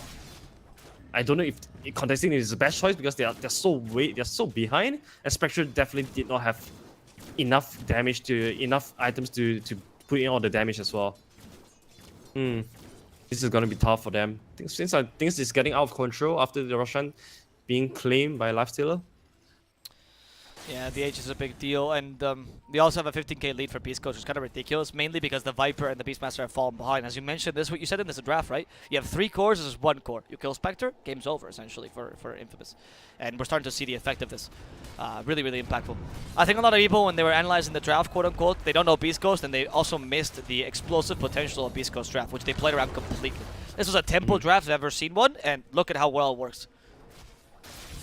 Yeah, every single time they're taking good fights with Doom. There's not a single Doom that go wasted, that went wasted. So that was really good usage of it. Every single time they use the Doom, they'll make sure it converts into some sort of objective, be it map control or Roshan or tower taking. It's like like everyone is on the same page for them. I'm just gonna answer the Spanish casters. Here you go. They all have Town Porter scrolls. There you go. Breaking the Lifestealer, losing his feast attack speed, of course, if you do that. So important that you get out of the Nether Toxin. Destroy that immediately. They kill Axel in a matter of seconds. Pakas still thinking of initiating. We do. Oh, Mr. Sheen's careful. This time he has a force staff to get away, but they have Shivas, and that means they can catch up to him super easily. Again, it's the magical yo-yo that finishes him off. Chris Luck also dealing so much damage, even without the MKB, by the way. That's just Blitz Knuckles. And they're gonna go for the melee racks as this follows. I mean, we have a Haunt, but do you really want to Haunt with a Viper? There's no point here. Pakas, you can't even Haunt. You're too afraid to do that. They have Promo Roar as well, but they just can't kill the Lifestealer that easily. Yeah, the thing is, even if he haunts, he won't be Michel? able to... Oh, No, they find the Ayo, and Schofield even catches Papita. Perfect. Now going for Axel. That's another kill for them, and it seems like Infamous. They're losing. Oh, they lost actually. They lost the game.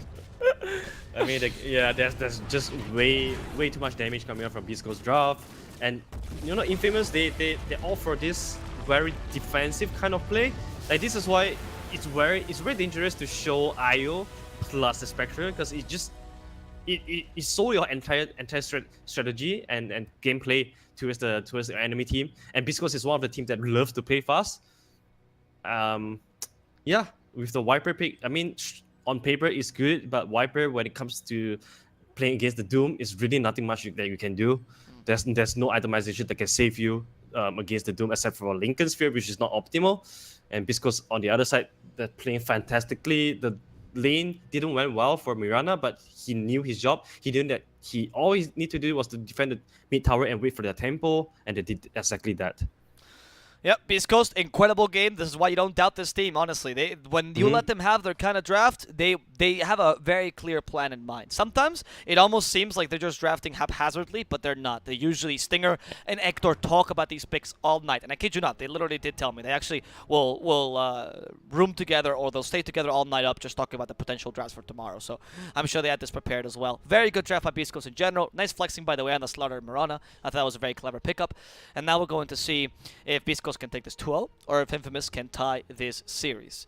My name is Mr. Rama Plus, here joined by Arthur Doda. We're here on the Epos Gaming channel, covering, of course, all of Rams Collide 2. So if you enjoyed the cast or the production or anything, we really appreciate if you guys can follow us, of course, on Twitch or YouTube or Facebook or Trovo, wherever you're watching us.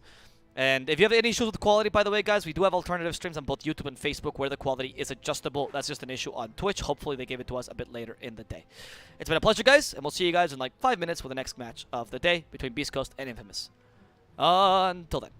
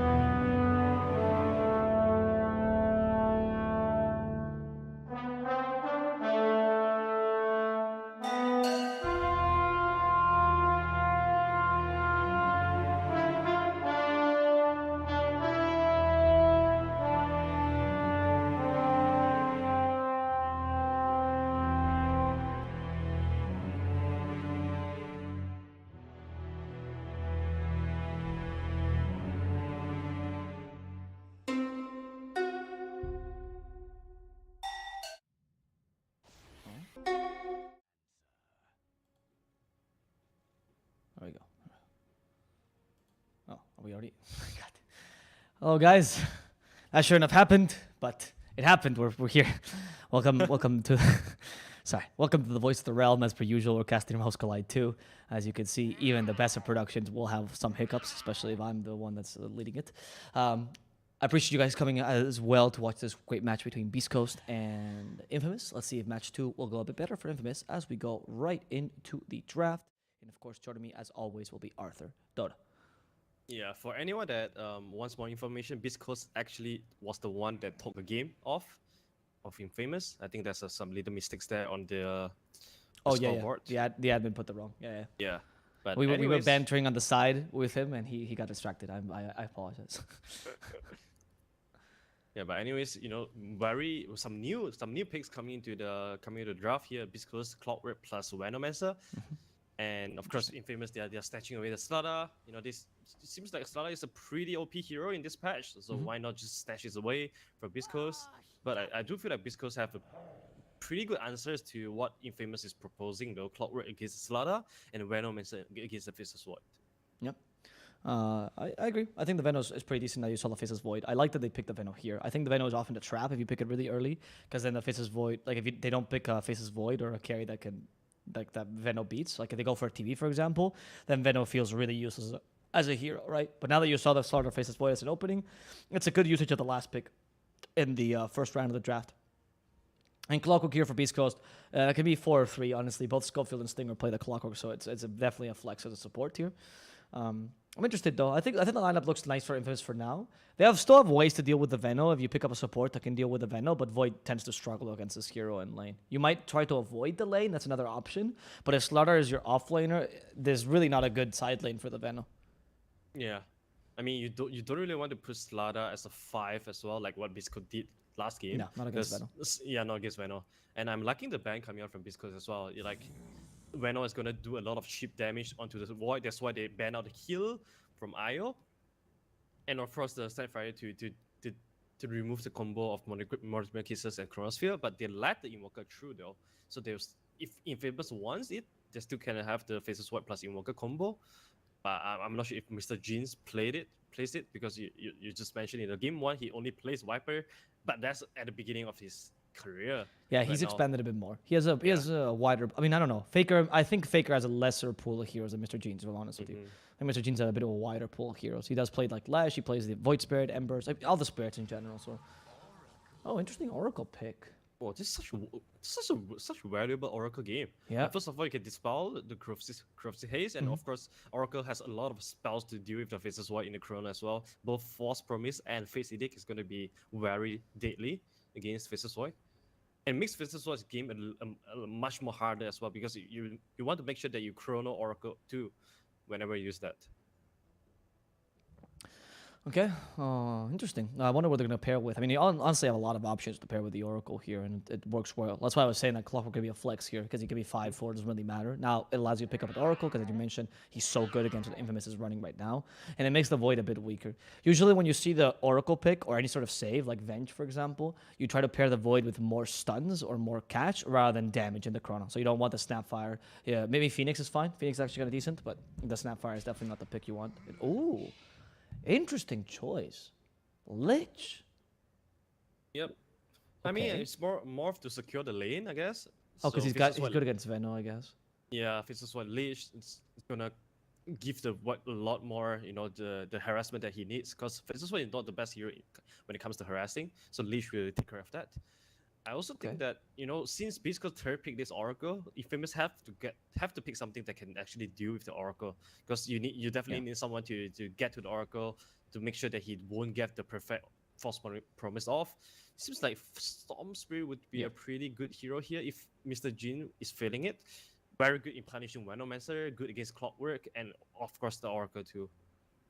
I agree. I'm good with. I like the Storm. I'm also wouldn't mind the Void Spirit. Also equally as good against the Oracle, right? I think the Ember's a bit weaker because you can dispel the Searing Chains, but against like Void Spirit or Storm, anything that can kill, as you mentioned, is pretty decent here. I just don't understand the Lich pick against the Oracle though, because he does dispel your shield, and you mainly have magical damage here. Yeah, and now Beast Coast has a freedom to go for Terrorblade. Terrorblade particularly good because obviously you have the save of the Oracle, which almost always will guarantee that Sunder after the Chrono, and we've already seen that Void struggles against TB. You need damage. This sucks, right? Because now Infamous, you go, all right, I need damage inside the Chrono to kill a TB, but I also need more stuns because Oracle exists, but also I can't really do that because Oracle will dispel them, and there's a Storm pick you were talking about. Obviously, with the TV pick, you need to pick a Storm.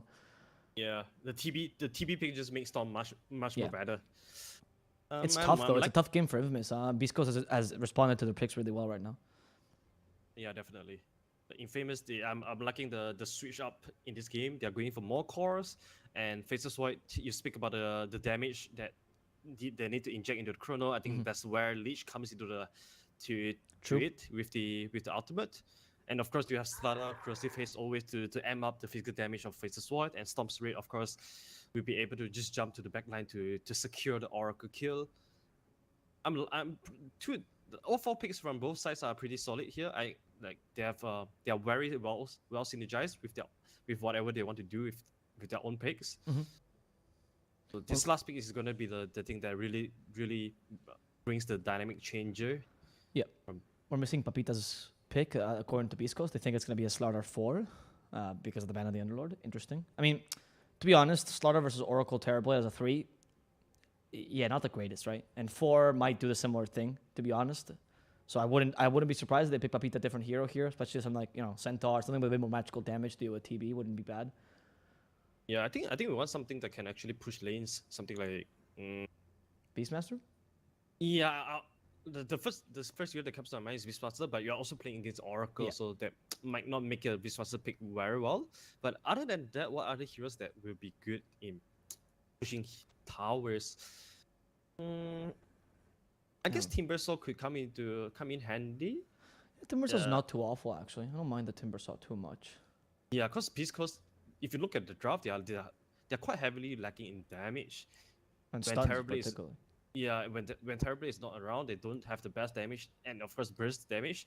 Clockwork and Venomancer, they both do very slow damage. They need time to build up the Battery damage and also Poison Nova damage. So something tanky would definitely do good for Infamous. Doom maybe could be a choice since they are taking a page out of Beast Coast's book, and I think Doom is one of the better heroes in deleting the Terrorblade.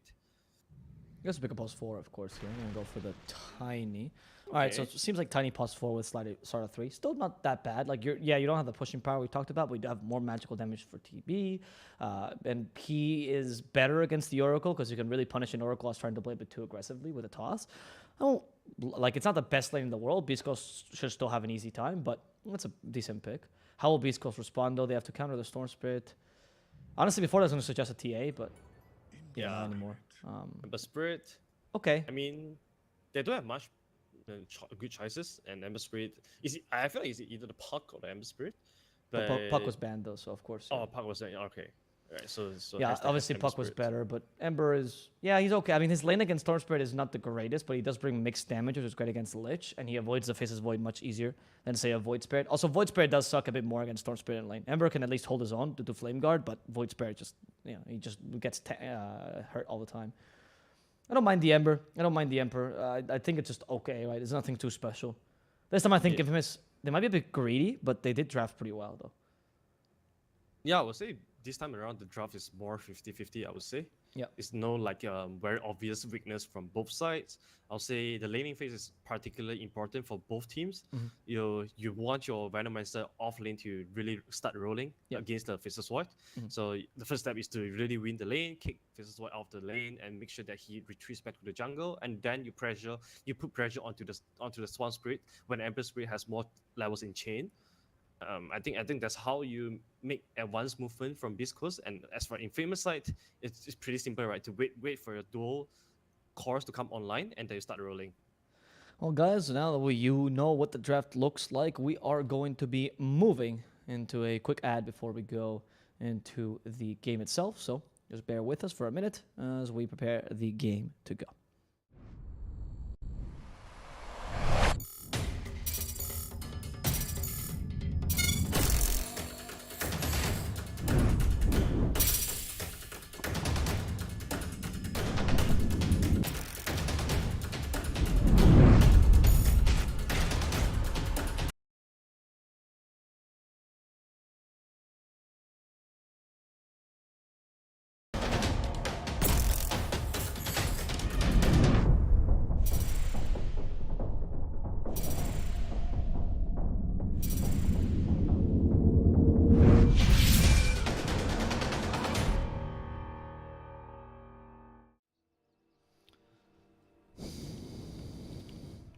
There we go. We're back in the game.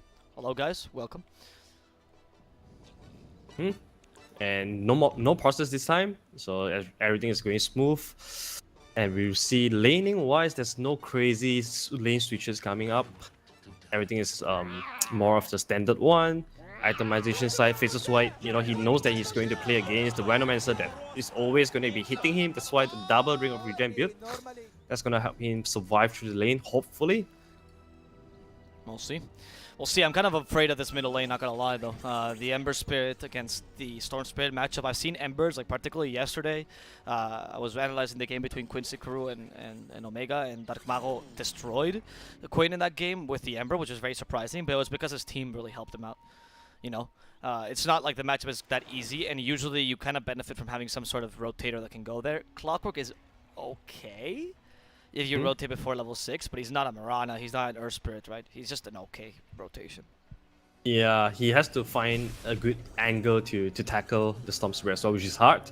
And there's not a lot of time for you to... There's not a lot of window for you to do that. You have to move before Storm hit 6 and top lane Whisper. You get a lot of damage here. Yeah, a fair amount actually from the Poison Sting. He might die actually. Sorry, from the... Oh, he's gonna kill Axel though. Yeah, Axel dies. Well, Axel likes to die though, that's part of his role. And Whisper dies as a result. Giving Pakaz some farm, but of course Whisper getting the first blood matters a lot. Pakaz will run towards the bounty. What is this core doing? Oh, he's actually picking up the bounties. Most selfless carry. Yeah, but nevertheless, Venomancer getting the first blood is definitely worth it there. Pakaz just man-fighting Smoky a little bit here.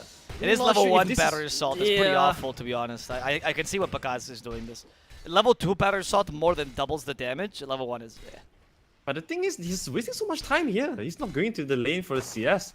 Schofield is more he's more happier than Pakaz to be trading hits here.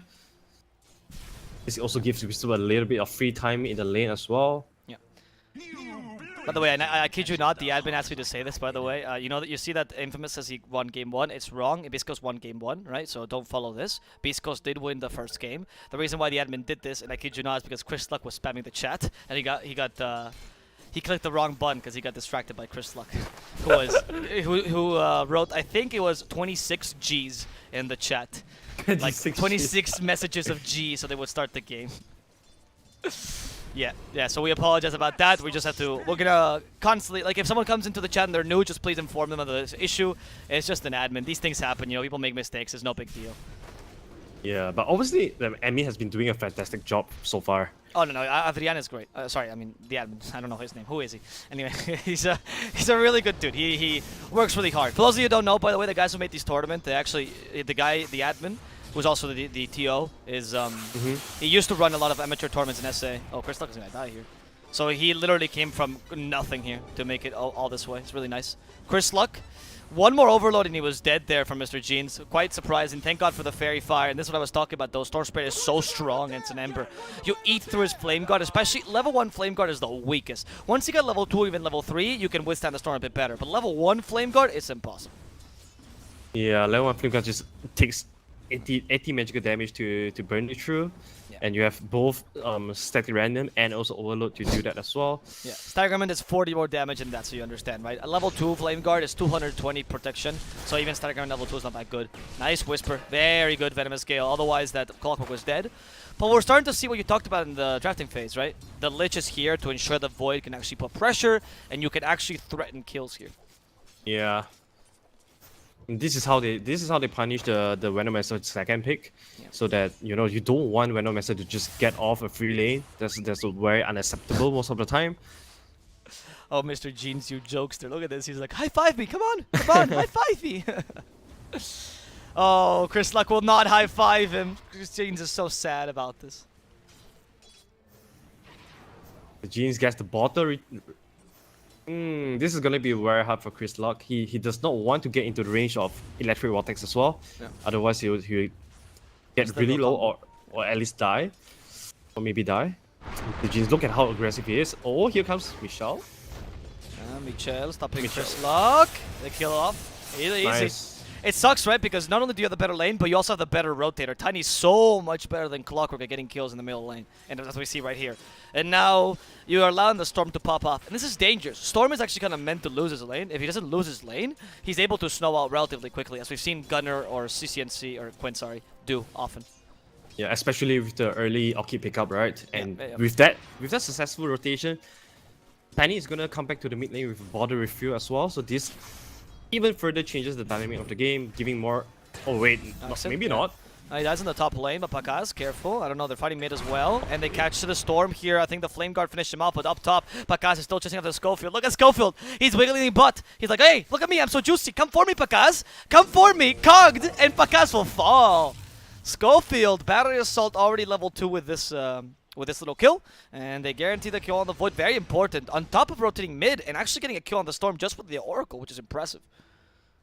Yeah, very big 3 kills going under the weight of Beast Coast. These kills really help Chris Luck a lot in balancing out the lane disadvantages a little bit. But Mr. Jeans needed to stay. He's still level 5, a quarter of level ahead of Chris Luck. Okay, how aggressive he's playing. Yeah, Michel is staying in this lane perpetually. He's like, well, I can't really do much bottom, and he's right. He's a Tiny. You're not really harassing much bottom. You're only stepping experience from Slardar. You're much more efficient if you do this. Yep, Avalanche, toss. Can he get it in time? With Electric Vortex, they guarantee the kill on Chris Luck, and the rotation by Stinger maybe a bit too late this time. He wants to counter kill Mr. Jeans, though. He has the Purifying Flames combo, and he'll get it. Stinger says, I'm your mid laner now. Yeah, Stinger's already level 4 in 5 minutes time. This is going to be really big because once you hit the level 3 in Purifying Flames, you actually do so much magical damage. And it's gonna be really good when it comes to counter killing, when it comes to ganking. Oracle with high levels in early minutes is very scary. He'll be able to... Yeah, he's gonna grab the bounty rate away from Storm as well. So really good rotation coming up for Stinger so far. Now, Pakaz will try to get away. He still has a lot of magical damage from Whisper, but Whisper only went for 1 point this lane in Venomous Gale. We have seen some Venomancers recently actually max the, well, not max Gale, but get equal points in Gale and Poison Stick and skip the Plague Wards, but he's going for a much more traditional build on the Venomancer. Yeah, the guild just to help out Schofield a little bit in the early game as well and putting on more harassing. I don't know though, I've seen a lot of Venomancer maxing out the Plague Ward, but I guess he wants more Poison Sting to right click Pakaz and harass him more. This is the correct build against the Void, I think. Because yeah, definitely. Especially with the Lich, right? Because the Lich will mitigate a lot of the Plague Ward damage with his shield, whereas the Poison Sting is still useful. So you just get with a 1 point in Plague Ward, so you get the little extra bit of Poison Sting on top of that, and your damage is just so high. From behind, Mr. Jeans is already rotating. Whisper's like, okay, I guess I'll just walk out, but it's a bit difficult. Clockwork does manage to kill Axel in the backlines. No!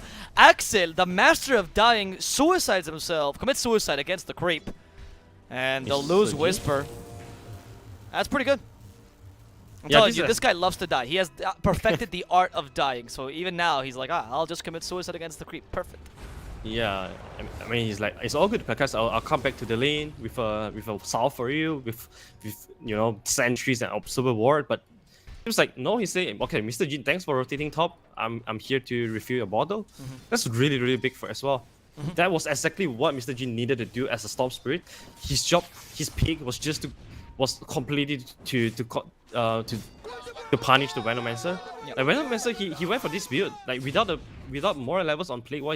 He doesn't want to retreat back in the jungle. He wants to constantly stay in the lane, and that's when the Storm Spirit rotation is gonna punish him a lot. Yep, and Veno plays like a really slow Broodmother in the lane, or like a slow Beastmaster, right? Where you just slowly put up your Plague Wards, and it's very difficult for them to go near the Venomancer. So you can't really set that up now, and that's why Mr. Jeans is rotating as much as possible. If you constantly kill the Veno, and he doesn't have Plague Wards set up, you can punish him before he can do so, and he can never quite control the lane entirely. But Assault actually went for the point and Poison Nova, level 6. Mr. Jeans, surprised by this, passes TP. Is the damage sufficient? The DPS is good, but not good enough! Mr. Jeans, this man calculates things precisely. To the 10 HP goes, but he will survive and might set up for the kill on Pakaz, who still has the Chrono, but Whisper surprised him there with a Menace Gale. Pakaz decides to retreat, and Whisper's like, hey, I might be stronger. I might just be able to kill Pakaz. There's no TP on the Storm either, and Pakaz will get finished off by Stinger. Oh, he was testing his luck a little bit there, and Acel meanwhile just dying again to his luck. He tried to stay in the mid lane since Mr. Jin is not, he's still actively roaming around. Chris Luck. Yeah, they had him with Electric Vortex. Michel. It's like, I have a toss, guys. He has a Clarity, so he can stay behind. Nice. Stinger, my god. This guy's everywhere. He has the false promise to stop him. Now going for Mr. Jeans, but they have a Chrono ready for Pakaz. There's no way you're getting away from this, but they have healed Chris Luck fairly. Stinger, he's okay with dying. He's done his job. My carry is safe. Kill me now, for I've already won. I mean, Infamous is like, what on earth? How is Oracle level 6 in 8.5 minutes? And they also forced a big Chrono coming out from Pakaz as well. Can they convert this into the tower push though? They don't have amazing tower pushers. So yeah. That's why Whisper is here. He says that, alright, you guys are not going to get a free tower. No, I'm a Venomancer. Yeah, I'm a Venomancer. I'm gonna defend every single tower for my team. Yep. Yeah. That's his role. That's what Veno does, man. That's what he does best. And since he couldn't set up those Plague Wards up top, he's just going mid and tried to be more useful. What I'm very surprised by is how active Stinger is playing at the start of the game. I've not seen an Oracle rotate this much in a long time. It's the liberty that Hector has given him by absolutely destroying the lane. Yeah, definitely. The Terrorblade against Slaughter, there's not much Slaughter can do. So the Terrorblade is naturally tanky, has high armor, high regen as well. Yep. And you can tell that Hector he's going for the most item if cost-effective build. Yasha skipping the second Rift Band as well. Yep. Normally we see Terrorblade going for at least 2 Rift Band, but Hector says, alright, I'm getting off such a good lane, I don't need the Rift Band to help me sustain in lane. Let's go for Yasha next. Yeah, not Hector, dude. This guy is the king of efficiency. I still remember... Oh wait, Schofield? I'll tell the story in a second. As Schofield, he wants to die. He's like, guys, am I Axel now? Am I like you, Axel? Alright. Hector actually, when he used to play Gyrocopter, he was the first guy to realize that getting Wraith Bands on Gyrocopter was useless, and he would instead buy 2 of the Slippers of Agility and not ever complete the Wraith Band. He's like, I don't need the strength, I just need the damage so I can farm faster. So he literally is efficient to that degree, right? That's how much he thinks about it, and he won't complete the Wraith Bands ever. That was his build. He would never complete the Wraith Band, sometimes even going for 3 Slippers of Agility over a single Wraith Band. That's cool. And just to help him last hits better in the laning phase, because Gyrocopter obviously, like, the base damage is just so weak that it's very hard to last hit without Slipper of Agility. But yeah, the king of efficiency, and you can tell when you are so efficient and you play heroes like Terrorblade, that kind of efficiency is going to snowball even more. Bottom side, Papita. He's going for the Midas actually, so he's trying to make use of this space that he has gotten in bottom side, because obviously he won't be able to pressure TB too much, but TB won't be able to bring too much of harassment to him as well. Yep. So early Midas should be able to help them more. It's more of a self-tempo kind of item. Yeah, I can kind of see it, right? Whisper now rotating to the bottom lane, just trying to find a lane to... Actually, this is a pretty good rotation by Veno, no? Because you protect the dead lane, which is perfectly fine for a Veno. That way he's still useful and still farming, as TB can get a triangle. However, Infamous reads this rotation really well and go to hunt the triangle to take out Hector. Very well read by Infamous. See the Veno rotate to the safe lane, so of course you kill him. Yeah, you know that TP is always gonna be at the triangle. And since everyone else on Beast Coast side show themselves at the bottom side, they know they can do. Normally you call this a very risky move, but very good read of the map movement here by Infamous. Seems like they want to defend this tower though, because Faceless is preparing, but they missed the opportunity for that. It's hard for Faceless to join these early fights because of the Oracle. You know, you're not going to do too much damage to withstand that. Or Schofield. Schofield, we saw that, dude. That was a creep. Yeah. Walk away like nothing happened. Pretend like it was all okay. Axel. Oh, I'm sorry. He realized he didn't know. There was no way to go back. He got stuck by the trees. I don't know why he thought there was some way to escape. The rocket flare and the mere realization of Axel, like, oh, I guess I'm dying here. Okay. Well, they take a tower because of this, because they can't put the Frost Shield in the tower, which is one of the reasons they can defend it. The tower falls, this is more space for them, they immediately invade the enemy jungle. Good rotations here by Beast Coast, going for Mr. Jeans. He still has Ball Lightning. Divide by Michel instead. Oh, toss. Oh, wait a second, Schofield. He's gonna go and fall to the storm. But he does push him down to the low ground, does not cancel the TP from Michel. Mr. Jean. Mr. Jeans is out of mana though. Do they have any Searing Chains? They don't! Which means they can't cancel his TP, and they also don't have the damage to finish him off in time. Whisper just trying to run away from Papita as we hear Sinister Gaze from behind. Going for the Oracle. Stinger's forced to use the False Force on himself. The Whisper cannot get the kill on Papita. Papita will murder him. But Stinger, he's still holding his own. He wants to kill Axel in the process, but now that they wasted Chain Frost, it's a bit impossible. Very good rotation coming from Papita. That Veno Q basically secures himself the Midas timing. So Papita would have around 40 minutes Midas timing, which is pretty good. But it also means that their tempo will be much slower, as he needs some time to get to his next setter, which is the Blink Dagger. But it's all good for them because Storm Spirit, he's off to a really good start. 5 kills already and has completed the Orchid in 40 minutes. So this is gonna further shut down the game of Oracle and TB. If they're not careful, they'll get easily solo killed by the Storm. Oh, no, he's fine. The haste rune picked up by Mr. Jeans, and that's what you're talking about, right? The potential solo kill. Oh my goodness, look at that.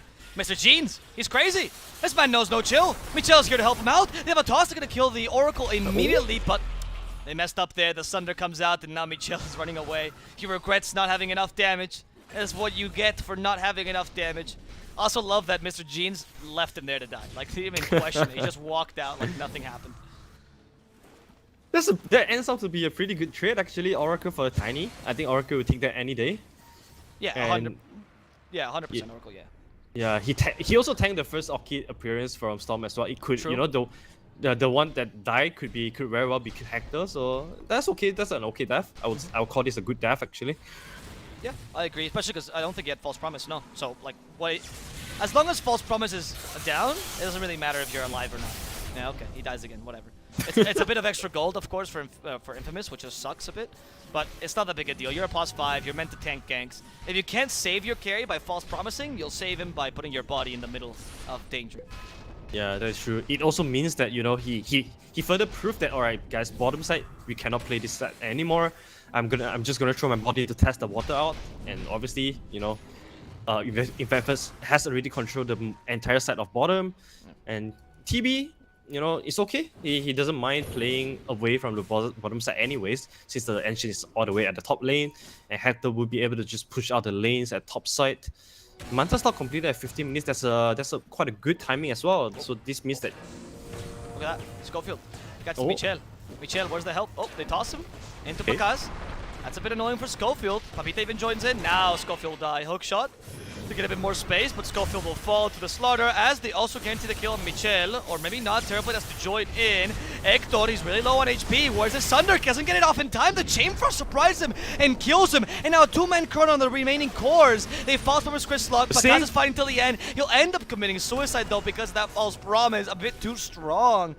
He was expecting to kill the Ember in time, got a bit too overexcited. Stinger does fall though as a result. And Chris Locke still looking for the kill on Axel. But Axel might have forced him to overcommit. Maybe not. It's just Whisper here who's alone. and he won't be able to survive against Papita. As we mentioned, the Hadamitis has allowed him to actually farm quite decently this game. Yeah, but he also lacks the mobility to catch the Ember Spirit as well. Oh, I Chris think Luck? it's a Yule Scepter still, by It's the way. okay, yeah. I think he should be fine. I mean, there's no remnants. Yule's the Papita now. Oh, Searing Chains first, yeah. Oh, Tiny wants to chase though. Oh, what are you doing? Come on, don't walk around the rune, Chris Luck. It's not the time to troll.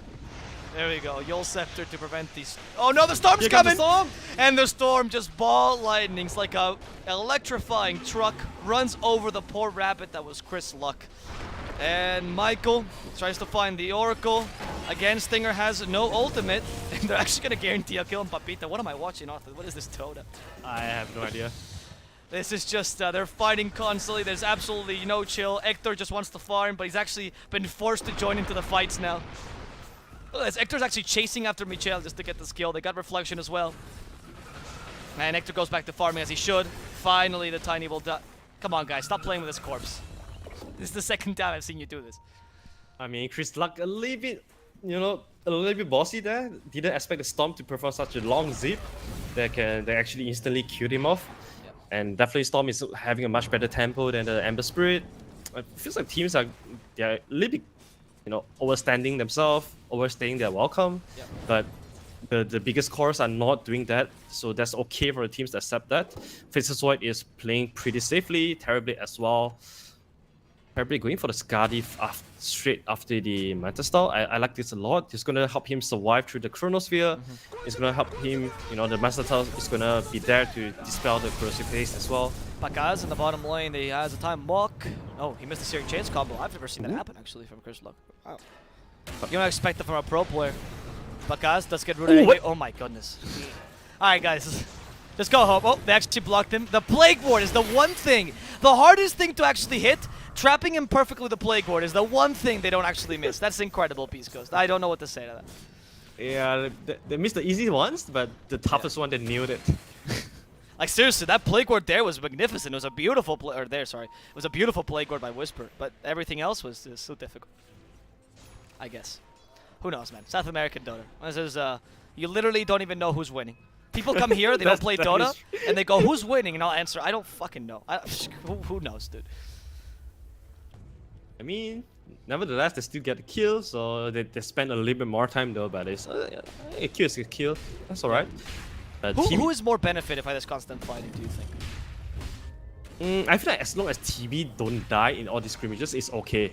Right. It's okay that because it's trading a bit of kills here and there to secure this TB's timing. Oh, that's a nice Searing Chains. Orchid will help Storm ball lining away in time.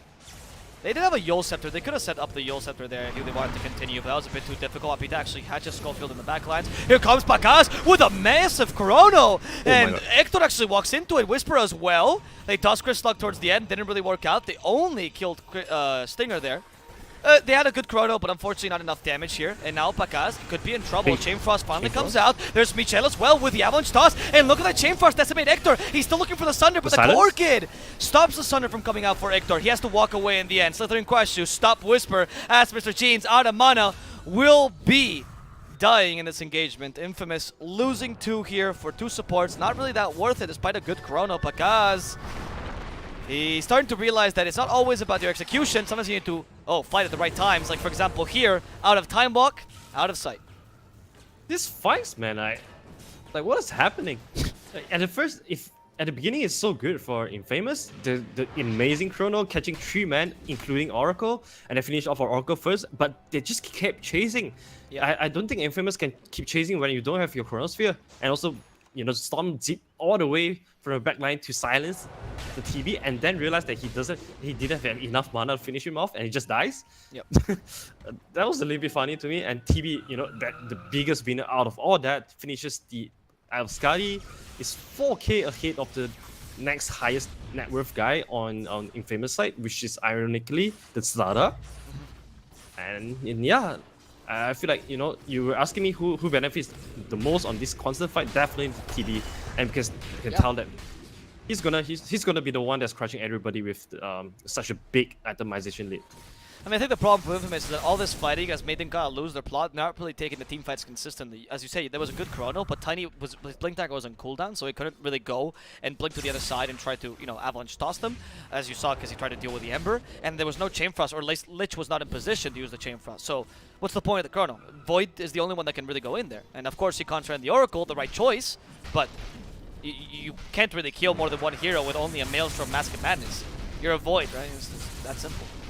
Yeah, also another thing is he's always afraid of using the Mask of Magnus in the Chronosphere, because once again he's very invulnerable to everything that Biscos has before he has BKB, so he's kind of reluctant in using the MOM a lot of times, which loses out a lot of damage. K1, they are slowly taking over the triangle because he knows that this is the timing that Terrorblade wants to fight with the Scuddy. Metamorphosis is up as well. Time for them to establish some sort of map control here. Beast Coast as a 3k lead still just because of the Terrorblade. What is the point? What is the point where the Terrorblade can fight? Where is that item that they're looking for? I think they should. Yeah, they should be able to fight now actually. Yeah, okay. I mean, if they find Michel for sure, this guy is alone. He was trying to think ward offensively, but the Lich also finds the Oracle. This might be much more valuable. Nice Chrono again, and this time they kill the Oracle in a matter of seconds. The Storm is stuck inside of it, and there was no Chain Frost for some reason, so now the Storm is going to die. Axel used the Chain Frost towards the end. Okay, Axel? Why didn't you use the... I was checking if it was off cooldown, and it was. I don't understand exactly why he didn't use it inside the Chrono.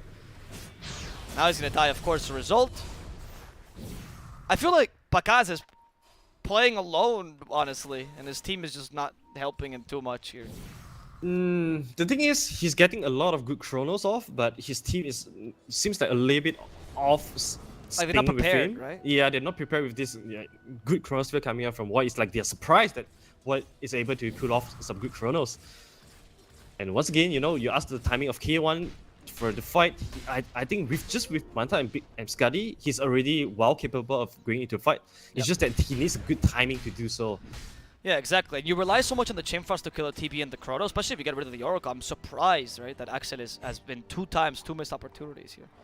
It's not too ideal for them. And you need some more magical damage than the Chrono. It has to either be Tiny or the Lich, but someone has to add that magical damage. I really like that Pakaz went for the Maelstrom, but intelligently, he realizes if I don't get BKB this game, it's over. Like, I need that BKB. Which means he can't really go for the full Glass Cannon Void that you would love to go for. Yeah, that's true. This is like a 50-50 thing for Pakaz. He has a little bit of bad magical damage, but it's kind of not enough as well. Because without the BKB, it really has not the best way to deal with the Terrorblade, since Terrorblade... Oh, okay. Terrorblade actually didn't go for a 16% evasion talent, so skipping the Monkey King Bar is not that bad for Faceless Void. It's true, movement speed. Yeah. Is that for faster farming? Yeah, it's for faster farming and also sending your conjured images faster to the lane as well. And most importantly, you run super fast when you're Metamorphosis. Okay, Axel here, it seems like a feed, but it's actually a good play. He was tanking the gank for Mr. Jeans. If they find Mr. Jeans there, he's dead too, so... Mr. Jeans went for a really aggressive build, Orchid, and oh my goodness, Schofield! Never mind, he might have not tanked the gank entirely because Schofield was still here. Good cogs to reduce some of his mana, but Mr. Jeans, he had those arcane boots, enough to just jump to the high ground. Schofield forget about his clumsy net. Yeah, he went clumsy net him to do the Bellator style, he might die. Even at Yules as well, actually, now that I realize. Yeah. This is the thing about clumsy net. More often, it's an item that is very easy to forget. Yeah. Yeah, but after this, he might be able to remind himself. He might want to remind himself more. But either way, it's okay though for them to miss out the kills. No, his team will remind him. Do not worry. I'm sure they are screaming at him. Schofield, ¿qué hiciste? Tienes clumsy. I'm so sure. I'm so certain. Just talking to some of these teammates, I think they scream at each other a lot in the game. In a nice way, of course, because they're used to that, but not like in a flaming way, of course. Stinger. He will fall. This is lack of a Terrorblade. Papita. Chris Luck gets him with the Searing Chains. Papita PKB's away. He's fine. All good, all good. Oh, that's a very good one in kiting the Metamorphosis. Now Infamous have a pretty good window in taking fights. They can wait out for the Metamorphosis and then find a good chance to spoke with Chrono. This should be the best openings that they have been looking for. So, do you think it's more worth it to waste that Metamorphosis? Or is it more worth it to waste that BKB? I definitely think Metamorphosis is bigger than BKB here. Okay. Alright. So now they can fight without, as you say, without the meta. And it Yeah. seems like Infamous agrees with you here. Oh my goodness. Well, that was a blind hook shot though.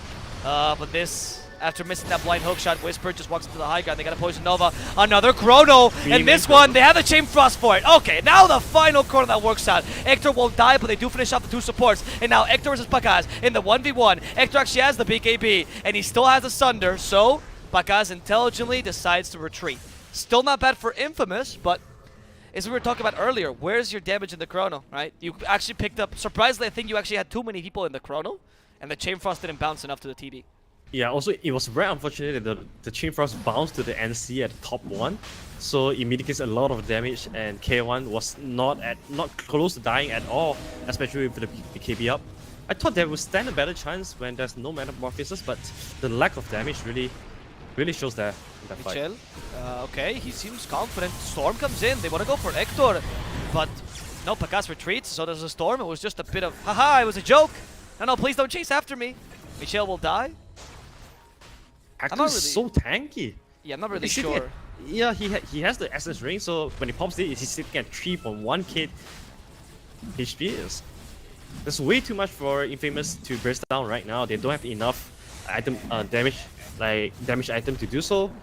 Once again, without a Monkey King bar, Infamous really don't do as much damage as he want to be.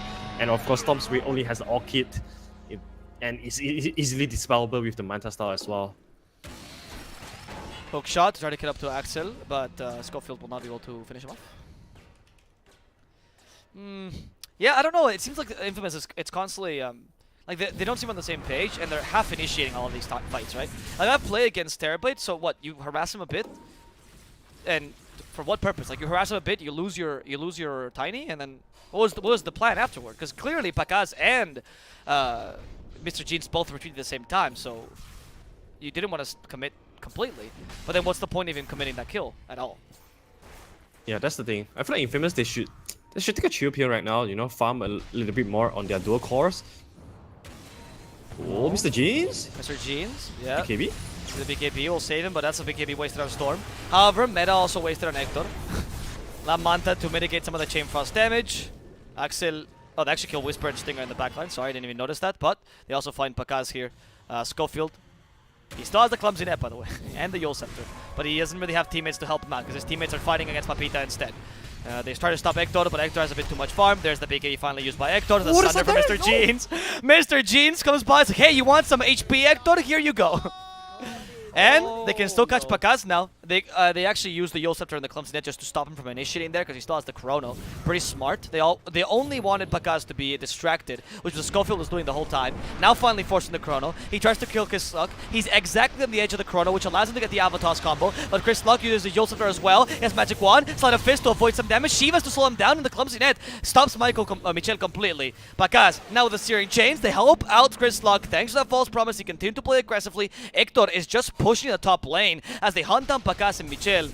And Chris Luck just was hoping to heal a bit thanks to that false promise. Hector alone against Axel. He's not taking this tower too quickly though, to be honest. And Void and Tiny are both going his way. Hector might have to be a bit careful. I don't know, Hector. I don't know how long you want to stay here. I guess he has Aegis, so it's fine. Yeah, he has Aegis and Essence Ring. Yeah, it's okay. Yeah, Also he has Sunder. he has Sunder as well. That's why Infamous heroes they are very afraid of going close to him. He's gonna put the Sunder on. He's gonna use the Sunder on the Ember Spirit, and Ember Spirit will just put a random down. Yeah.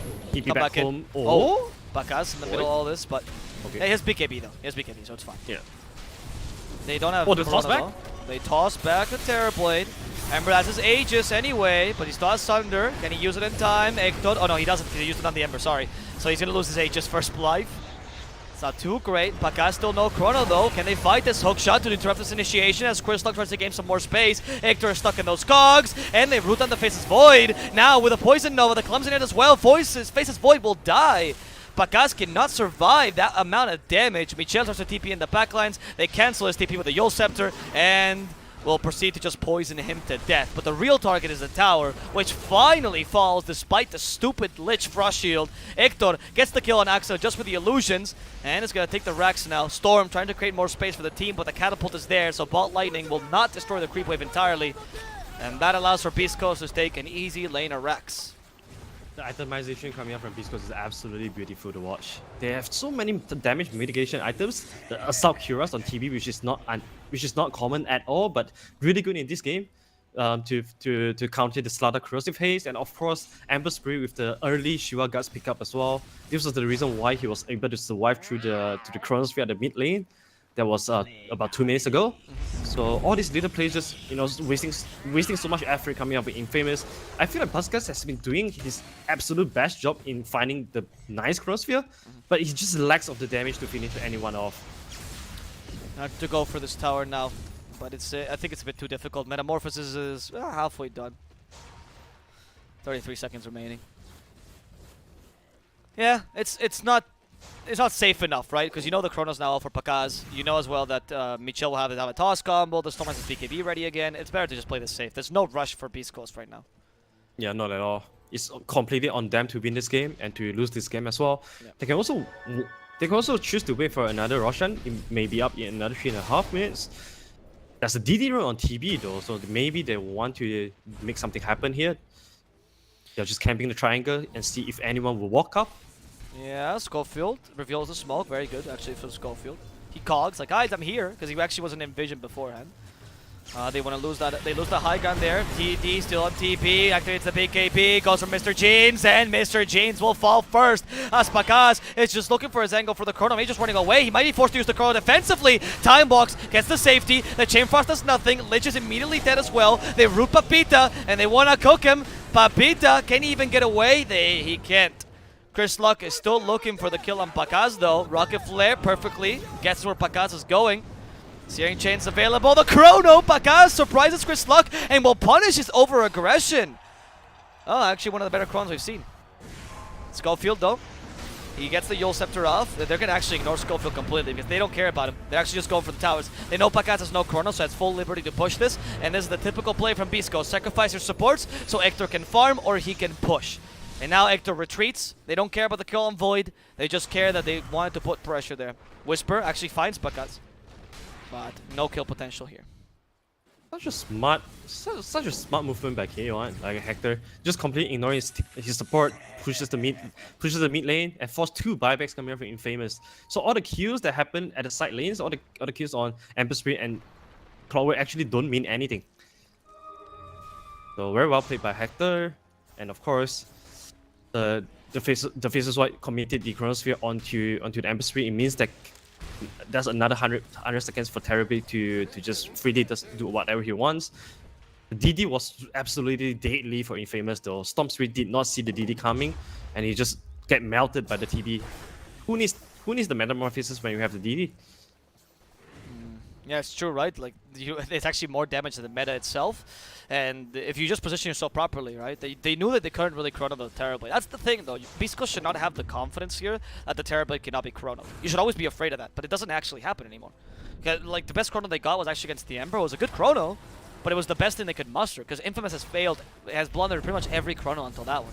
And it's not really Pakaz's fault, it's more along the team not really playing around that Chrono particularly. Yeah. I feel like this is the kind of game that you have to start ignoring TB and try to not die to him and then clean out his teammates. Because I don't think they can even finish off K1 if they drop everything on him. Like, it's going to be a very close call, and if you don't finish him, and once he gets Sunder off, that's pretty much game. Oh, Pakaz, you gotta be really careful here. This goes level 25, the TB doesn't want to take the bottom tower because the repair kit on top of it. That's the best way to deal with a Lich and a repair kit, of course, which, by the way, disgusting, Ice Frog. If you have a Lich, the repair kit should not be able to drop. That's so stupid. That's the dumbest thing in the world. The tower becomes literally invulnerable. Well, they do the smart thing though. They immediately switch to the mid lane, finish off mid lane. So this is 2 lanes of Rax for Beast Coast, and once again, Roshan. Okay. Yeah, he's gonna maybe respawn in a second. We'll see now. As the clock will tick down and show us it's 40 seconds. Pretty short Roshan, or pretty quick Roshan. TB is waiting 40 seconds for his metamorphosis, so this is kind of perfect for TB, to be honest. Schofield, Papita, coming by. There's a cross of haze, silence to Schofield. Okay, a lot of effort onto Schofield. In comes Chris Luck, gets stunned immediately. That's in Chris Luck fashion. Also dodged. Schofield will survive thanks to Chris Luck and his insane plays. Papita has to BKB to get out of this one. Chris Luck has Ags, by the way. Look at Hector. Oh yeah, Hector is actually taking the bottom tower. Oh my god, Hector! He did rat them completely. That's Mega Creeps for them. Papita is looking bad against Chris Luck. He still has the double damage, of course. Papita tanks a decent amount, but he's being chased here in the middle lane. Pakaz trying to do the same thing against Whisper, but there's so much control, so much annoyance. They still have a Rod of Atos. Pakaz is forced to BKB, and Whisper has a Ghost Scepter. They all have Ghost Scepters. Pakaz, he knows he can beat people, but how do you kill a ghost? Eventually, it's the Tiny who finishes off Whisper. You've already lost the Mega Creeps. They even have Aeon Disc on the Oracle. Pakaz is struggling here, but there's no false promise. They'll get these 3 kills. Where's Hector? Nowhere to be seen, and Infamous wants to punish them for this play as they kill off Schofield and will also finish off Chris Luck. That was a good defense coming off Infamous, but the damage is already been done. Mega Creeps coming from Biscos.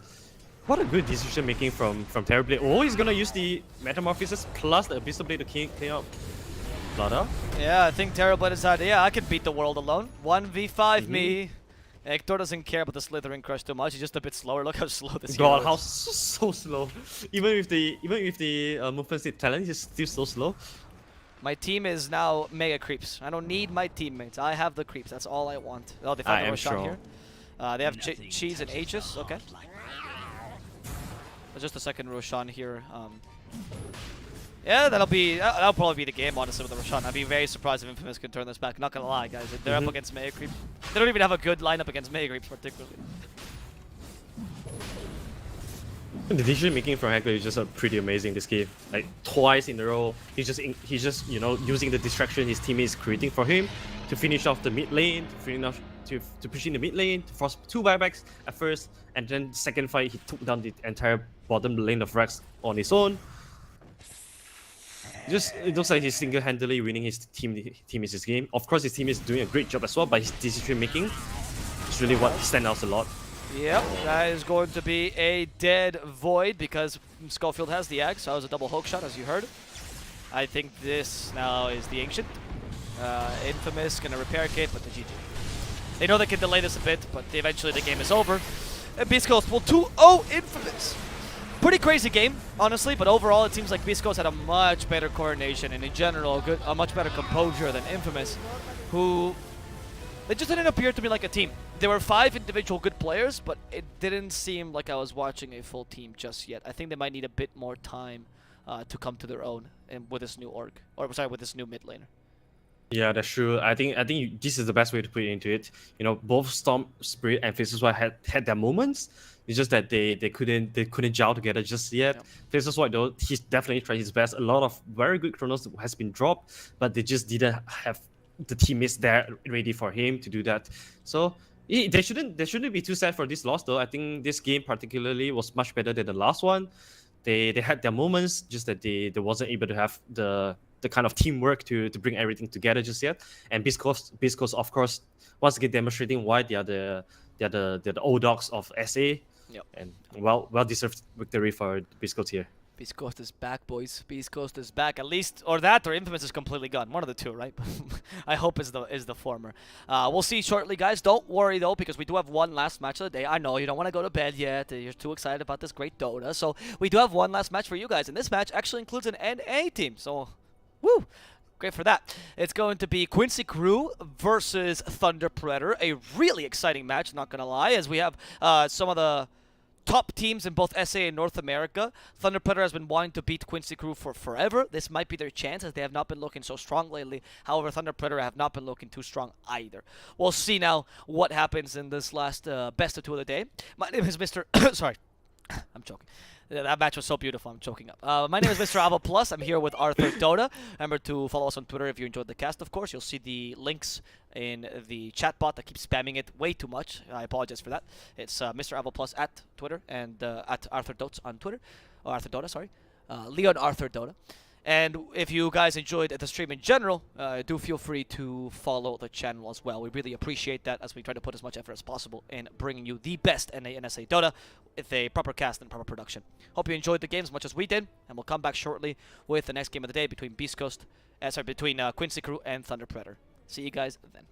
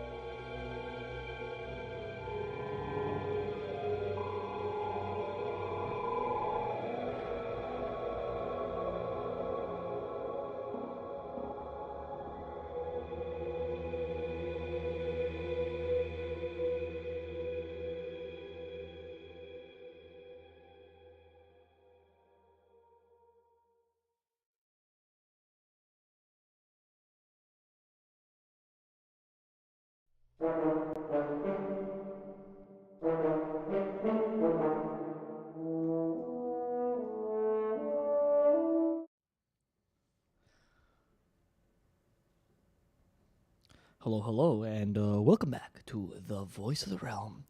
We are here casting the last match for Realms Collide 2, The Burning Darkness.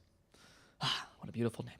So, there's of course a tournament that's going to be running all month with NA and SA teams participating. We even have a team participating from Europe. They're Brazilian, but they're from Europe, so counts as well. International. Woo woo. Look at Dota. My name is Mr. Apple Plus. I'll be your radio host for the day, and joining me is a special invitee.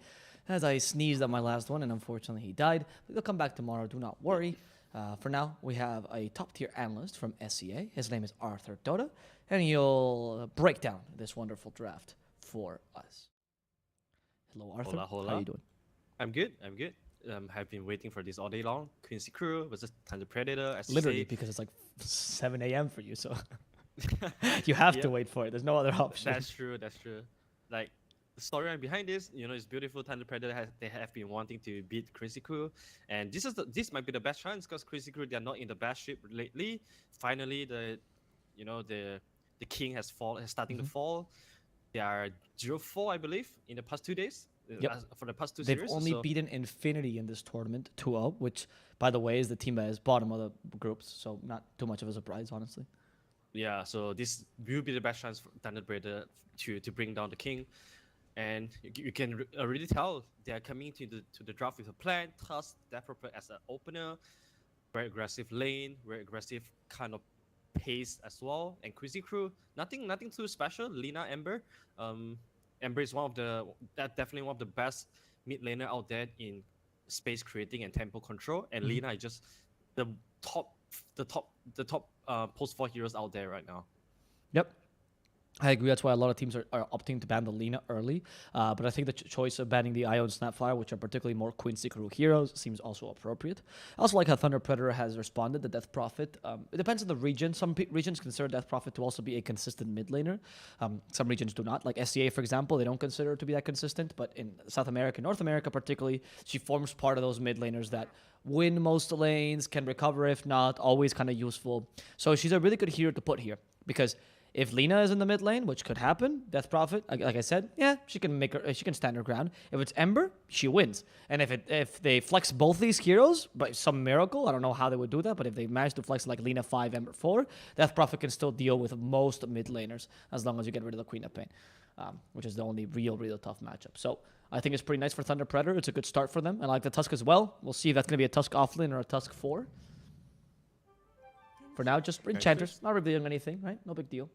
Yeah, pretty good hero against Ember Spirit. Enchantress to enchant to remove the Flame Guard is always going to be reliable in the mid game. And overall, just another hero that really dominates the lane. And you have these two very strong lane partners, Enchantress plus Tusk. So it seems like the laning should be pretty solid here for Thunder Predator. They also have the next consecutive pick to react to what Quincy Crew pick at the third pick as well. So they should be able to establish a pretty good lane for themselves to start the game with. And these two teams, they actually have very similar styles. Both Quincy Crew and Thunder have told me that. Told us that because they told me in an interview at ESL. And they've both have similar styles of like strong lane, snowballing into a powerful mid game, try to keep the pressure on at all points. You know, the idea of we're always winning, we're gonna just try to pressure as much as possible. Like they don't try to play from behind or come back into the late game or whatever. So they're both aiming for very similar ideas, right? Which is why we're seeing heroes that actually fulfill similar roles, right? Lean and Tusk are actually very similar in the way they play the support. Hero might see a position 5 for Quincy Crew that's also strong in that sense. We'll see though. They could have the Venge actually, and not too bad here, which we've seen a bit from both Quincy and Thunder actually. Even their picks are kind of similar. Not gonna lie. Oh, they go Crystal Maiden. Yep, I like the Crystal Maiden too. As I said, they want strong lanes, right? They go for the double sister, really strong. And Crystal Maiden, she's been getting much more popular these days. At first, it was only Panda and there was one more player.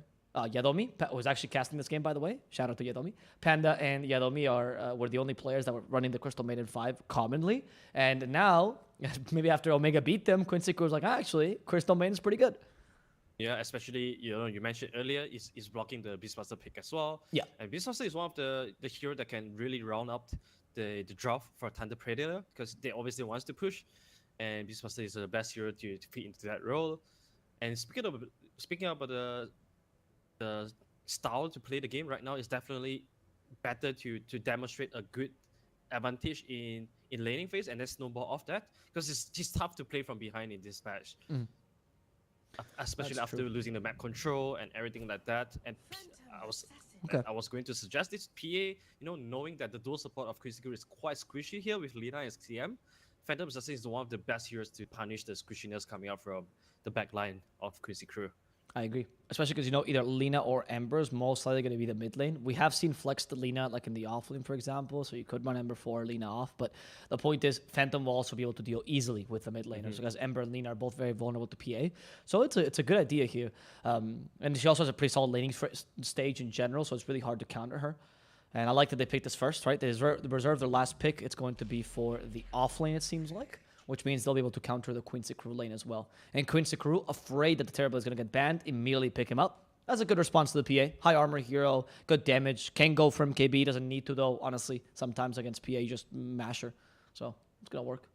Yeah, they needed some kind of hero that can fulfill the glass cannon role. Because Quincy Crew, the first 3 heroes offers a ton of magical damage, but when the PKP is up on Thunder Predator's cores, these heroes aren't really effective at all. That's when Terrorblade really comes in to provide the physical damage. That would be somewhere around 25 to 30 minutes. And I would say TB, if he has a good lane and a good early game, he should be able to hit the Manta Star plus Skadi timing at around 20 minutes.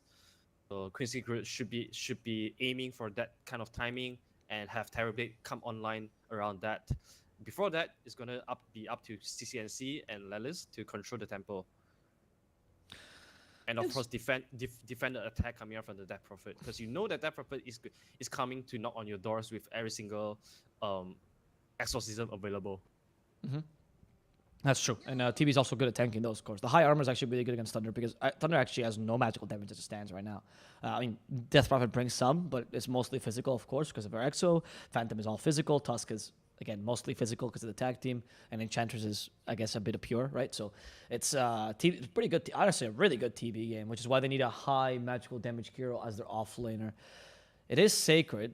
And the Mars is in the pool. I know that's his favorite hero. They might opt for the Mars, but the fact that Quincy Crew is not banning it is either A, they're not respecting Sacred as a player.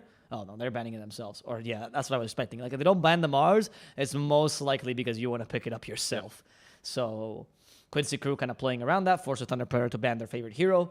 And now, what will Quincy Crew pick up against this PA? What would you like to see here? They need some sort of front liner. They need some kind of initiator as well. So maybe the not so famous and popular Centaur could fit into the role.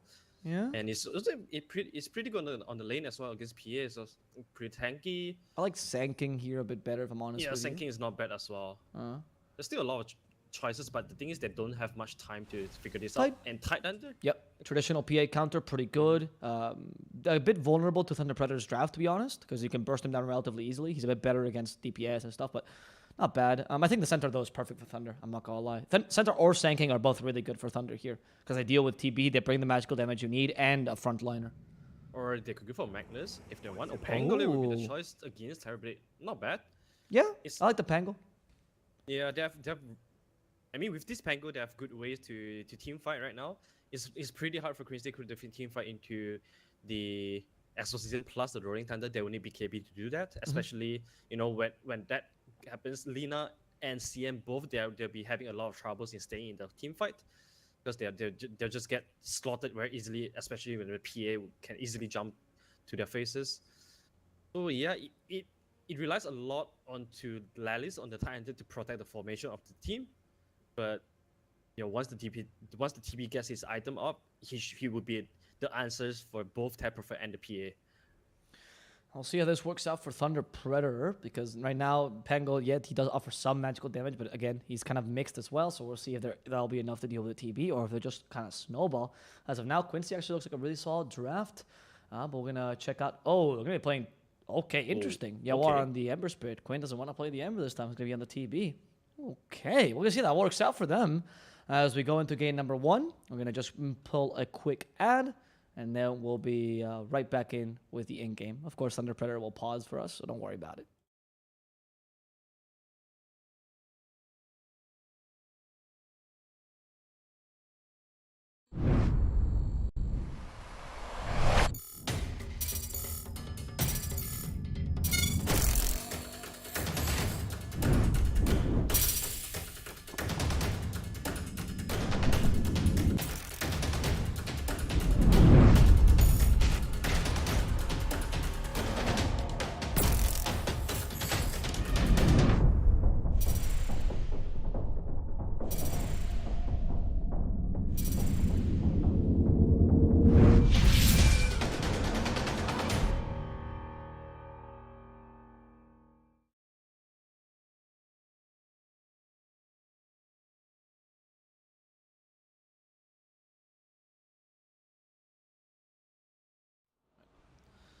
Sorry guys, by the way, when we are doing the draft, because we're at the studio, I don't actually read the chat very often. Usually I try to answer you guys as much as possible, so you guys feel included in the broadcast. So people were asking about the servers. The servers that they will be playing on will be both US East, as far as we're concerned, because that's where American teams just simply cannot play Peru or Brazil, because they have way too bad ping. So there's a bit of a ping advantage, and Thunder Predator is in fact playing from SA. Oh, what? There's a little bit of incident here as well. Queen is requesting that if they can go for a remake, because Was it? No, it's not Quinn. It's Leo style, right? He says wrong heroes. no, he was saying for Queen. Saying for Quinn. Oh, they picked the Terrorblade and the Ember and they didn't mean to do that. Exactly. I was like, that was really weird. Okay. Okay, I was wondering what kind of special strategy they were gonna bring to the table. I know, right?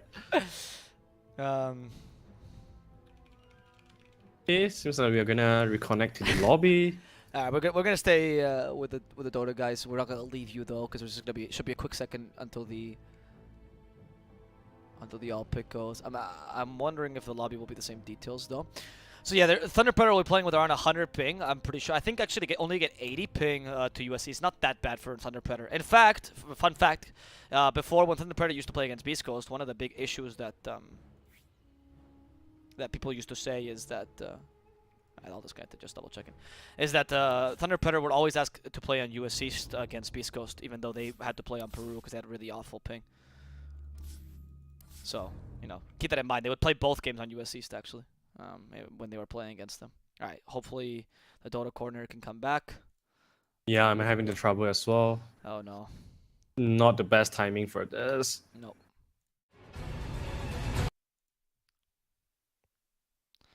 Alright guys, we're gonna go to a little break, hopefully for as the Dota coordinator comes back for us. Oh, we apologize for that.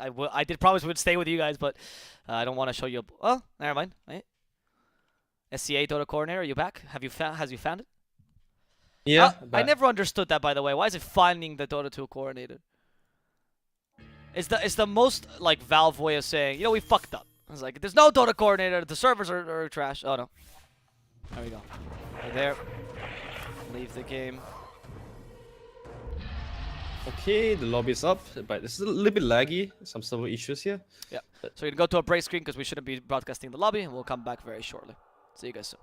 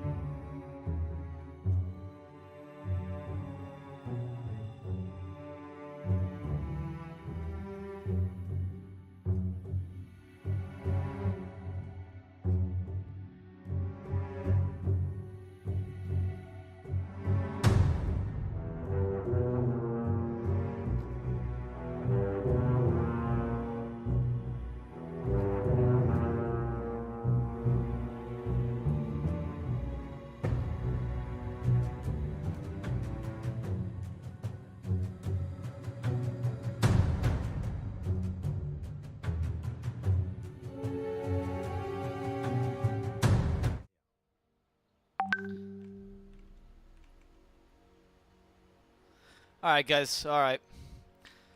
We are back. Sorry for that last small delay. We are back. We are back. I'm very, very excited about this game.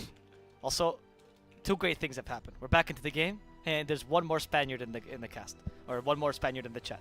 Big shout out to you, dude. There's like 5 of us that play Dota in Spain, so much love, much love.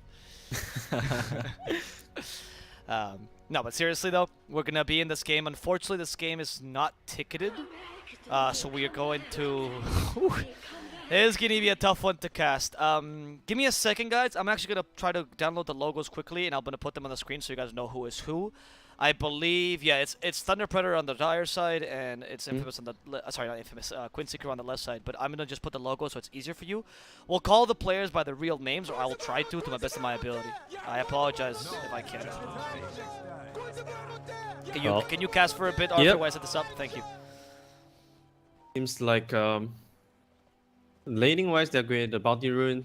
Nothing much is going to happen. Two for both sides, and we're seeing both. I am both watching the- Enchantress perpetually. I'm sorry. All I'm doing is watching Enchantress. Okay, we got one logo down. That's Alright, it. who are you I'm just watching right watching Wu. All I care about is Wu. Look at Wu. Oh, this master. Oh my goodness.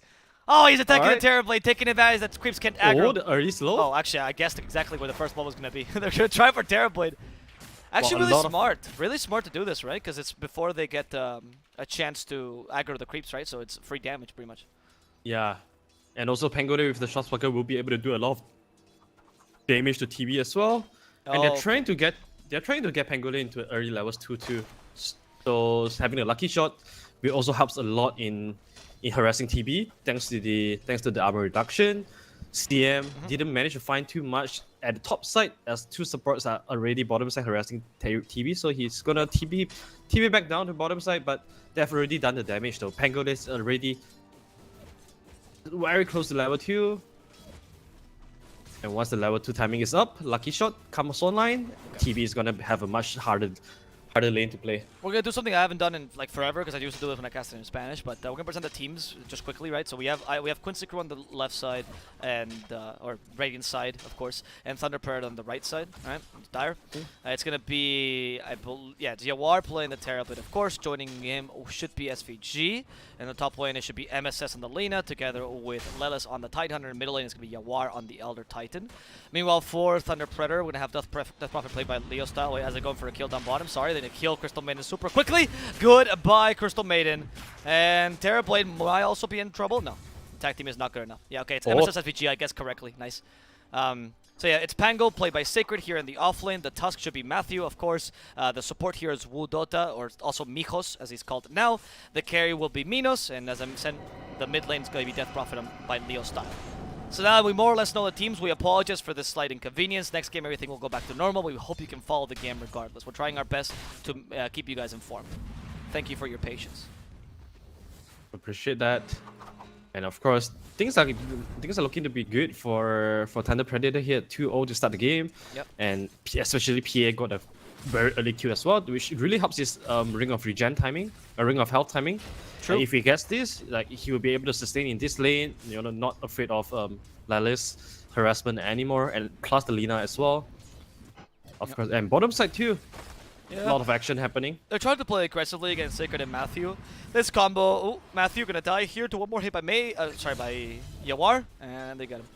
That's a good kill. The combo of Pangolier Tusk is pretty decent, but Terrorblade is one of the best heroes to deal with them, and Crystal Maiden can slow them down, which is important. By the way, I love that, what is it? Yeah, SVG's name is LOA, which is Lord of Avernus. And if you guys play Dota 1, that's what you used to call Abaddon. Yeah, I bet it. Yeah, because it was either Abba or LOA, which is Lord of Avernus. Oh, bottom side. Yeah, Yawar. let's see. Can they go for Yawar? They don't have Swashbuckle, unfortunately, so they didn't really use the combo there very effectively of Swashbuckle tag team. That's usually why you draft this lane, but it's okay. Yawar gets some time to get away. Yeah, damage has been done, but LA being a good support, you know, Yep. SVG always have the extra style for his carry. This is what we want to do as a post-5. Not only you buy ops, but also you want to be buying its regeneration item for your carries as well. Now, for now, it seems like the lanes are kind of even between the two teams, right? The bottom lane is going actually pretty decently considering you're a Tusk versus Terrorblade. Like, Tusk Pango is not the best lane against TB, so it's pretty good for them, honestly. They're stopping the Terrorblade from farming, actually, and they're putting a fair amount of pressure. It's okay that Tusk dies in the lane. The biggest thing you want to do here is make sure Terrorblade can't get lasted easily. Yeah, and also Sacred has already started. Oh, wait. No, SPG is in trouble. That's the combo I was talking about. And Not gonna they be might enough, get a though. counter kill, yep. But unfortunately, even with tag team level 2, Matthew will fall. Nice play by Yawar, like it. using the extra range of the Metamorphosis to guarantee the last hit. Yeah, as you know, as much as effort to pressure this lane, Yawar has gotten himself to 2 kills to start the lane with. This is definitely one of the better stuff for a TB to hope for. Yeah. Not only that you get kills, also you are able to just capitalize on your Metamorphosis timing to get kills, and after that you are going to retreat into the jungle anyways. So all these kills are just bonus goal for you right now, and bonus experience too. Yep. Now, in the middle lane, Leo is doing a pretty decent job of trying to kick out the Ember and everything, but because Ember went for the full Flame Guard build, it's a bit difficult to stop him from farming entirely, because he can just push the lane hard with Flame Guard, and even go into the jungle and recover a bit, right? So Leo is probably going to threaten him once he gets Exo. He just got level 6. And now the choice, of course, will always be, probably with a Catapult, you push the lane here, you activate Exo, and you say, okay, what do you want to do, CCNC? Do you want to stay here in lane, and then die to my Exo, or do you want to defend it, and then lose the tower? Yeah, that's why CM comes in as well. He's gonna drop a observer ward here because he knows that Tusk will be coming to this lane very soon, and he wants to be one step ahead of him. You said that perfect. He has the arcade rune, but he's not popping exorcism yet, so that's a little bit of missed opportunity there. But honestly, he's not going to do too much damage anyways. Yeah. So not too much of a big deal. Oh, you even got infused raindrops now here on CCMC or Quinn. That's good. The infused raindrops will help a lot against the Crypt Storm spam, of course. He did max Spirit Siphon though to make sure he doesn't get completely countered by that. Top lane PA is not doing badly at all, by the way, especially compared to the Terrorblade. But now the rotation of the Crystal Maiden, they can guarantee a kill on Wu, and Wu will die. Yeah, this is a liberty that Terrorblade can offer to the supports, right? Because Terrorblade is you can always just handle the lane on yourself. You can rely on your conjure image to aggro the crit wave, and this means that CM can make his presence known at the side lanes. Yeah, he wants a piece of CM's. A piece of CM's what? Of what? Yeah, PA wanted to kill the Crystal Knight in there, but the tri-lane makes it a bit too difficult. They're trying to put pressure on this PA, but they leave the Pango alone against Terra, which is also not the best of options. Sacred has a pretty easy lane here, and you're kind of underestimating how powerful a Pango can be if you give him a free lane. Yeah, obviously his role this lane is to just stop a Terrorblade from farming, but if he gets his own farm, he's very similar to like a Slardar, for example, that can have a lot of impact on the offense. Yeah, that is very true. Yeah. The top side though, like, it's a very typical standoff here. Pat Hunter he's not 6 yet, so I'm not sure if he's the one that Quincy Cruz should be playing around with. I don't know. I don't think... I mean, they're trying to play around Lelis because I guess it's the easiest lane, but they've already forced Yawar into the jungle. Which Yeah, is so bottom lane there's a lot of free XP that is getting wasted from Quincy Cruz side. No one is soaking up the free XP here, and this is all up to Pango to play. There's the play here from the Exo. It's either stay here and die, or watch me take your tower. And Lina says, neither! I will kill you! And she comes by with Lightstruck Array. Even Yawar's joining with Metamorphosis. This is the earliest Terrorblade rotation I've seen. Did not work out, of course. They kill SVG in the backlines here. And the courier will fall. At least he farms the enemy courier, which is not too bad for Yawar. But has to use that meta to farm even more effectively. Very aggressive here. Leo style sees the opportunity. They might kill Quinn. Last Spirit Siphon. And they will finish him off at the expense of his own life. Those ice shards, Matthew, do you know what team you're on? I think he confused it because then there's no names, right? So he's oh shit, I thought I was playing for Quincy Crew there for a second. Because he literally closed in Leo with those ice shards. Yeah, by the way, guys, stop with the little weird conspiracy theories. The reason why they remade is because Quincy Crew picked the wrong heroes. Yawar picked the Ember and Quinn picked the Terrorblade, so they were made for them. It's not like some sort of match fixing or whatever like that, guys. You guys are very creative, though. Congratulations. Yeah, very good imaginary. But it was also very kind for Thunder Predator to allow that to happen as well, because I've casted some tournaments, and if mistakes like that happen, the game has to go on. Yeah, exactly, right? It's not even in the rules that would happen. It's just a Thunder Predator did not complain, so they didn't even bother asking, right? Yeah. Thunder Predator, yeah, they're like, they've done this before, though. They're good guys. I remember one game where it was Beast Coast disconnected, and because they were having issues on the internet. Of course, they're still playing in Thunder Predator server, but still, they used their pause time for Beast Coast. They've done this. But Quincy Crew is also the kind of like good kindness. I've seen them use their pause time for other teams as well. So is Crazy. They're good people in general here. At least the top tier teams. Matthew? No, Aftermath. Oh, sorry. MSS thought he could get away with that Lightstruck Array. Did not work, and the Swashbuckle finishes him off. And now you're going to go and force the tower. Nice little trade there. Yeah, this is where, you know, Pangolin is really powerful. As long as you kick the carry off the lane, it's very hard to contest the dead lane because of the rolling. How easy he can just use the rolling thunder to dive. And right now, with bottom tower gone, it seems like it's just natural for Thunder Predator to make the move to the mid lane. CNC should see this coming. Oh, nice! Did you see Leo there? He kept the Spirit Siphon on the whole time.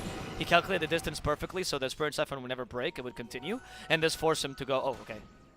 Well, Leo, I mean, I praise you when you sacrifice your courier like that. It makes it hard for me to continue the compliment, so I guess, no. Sure, dude. He has a Yoshitar's his first item, though. We'll see. Nope. Oh, making a move top with the Inviron. Enchant. CCNC could be in trouble. Matthew has the tech team. He wants to continue being aggressive. Remember, tech team only works with heroes, so it doesn't really matter if they enchant crit. Top lane, they do finish off Lelis as Sacred sees the opportunity to go for SVG. And I think SVG will fall as well. Lightstruck Array misses again. Nice evasion, but here's the counter initiation with a snowball to give him more space. Sacred gets enough time to use a swashbuckle and get away. Very nicely done. I mean, both teams traded their big ultimates. Both the Metamorphosis and Exorcism.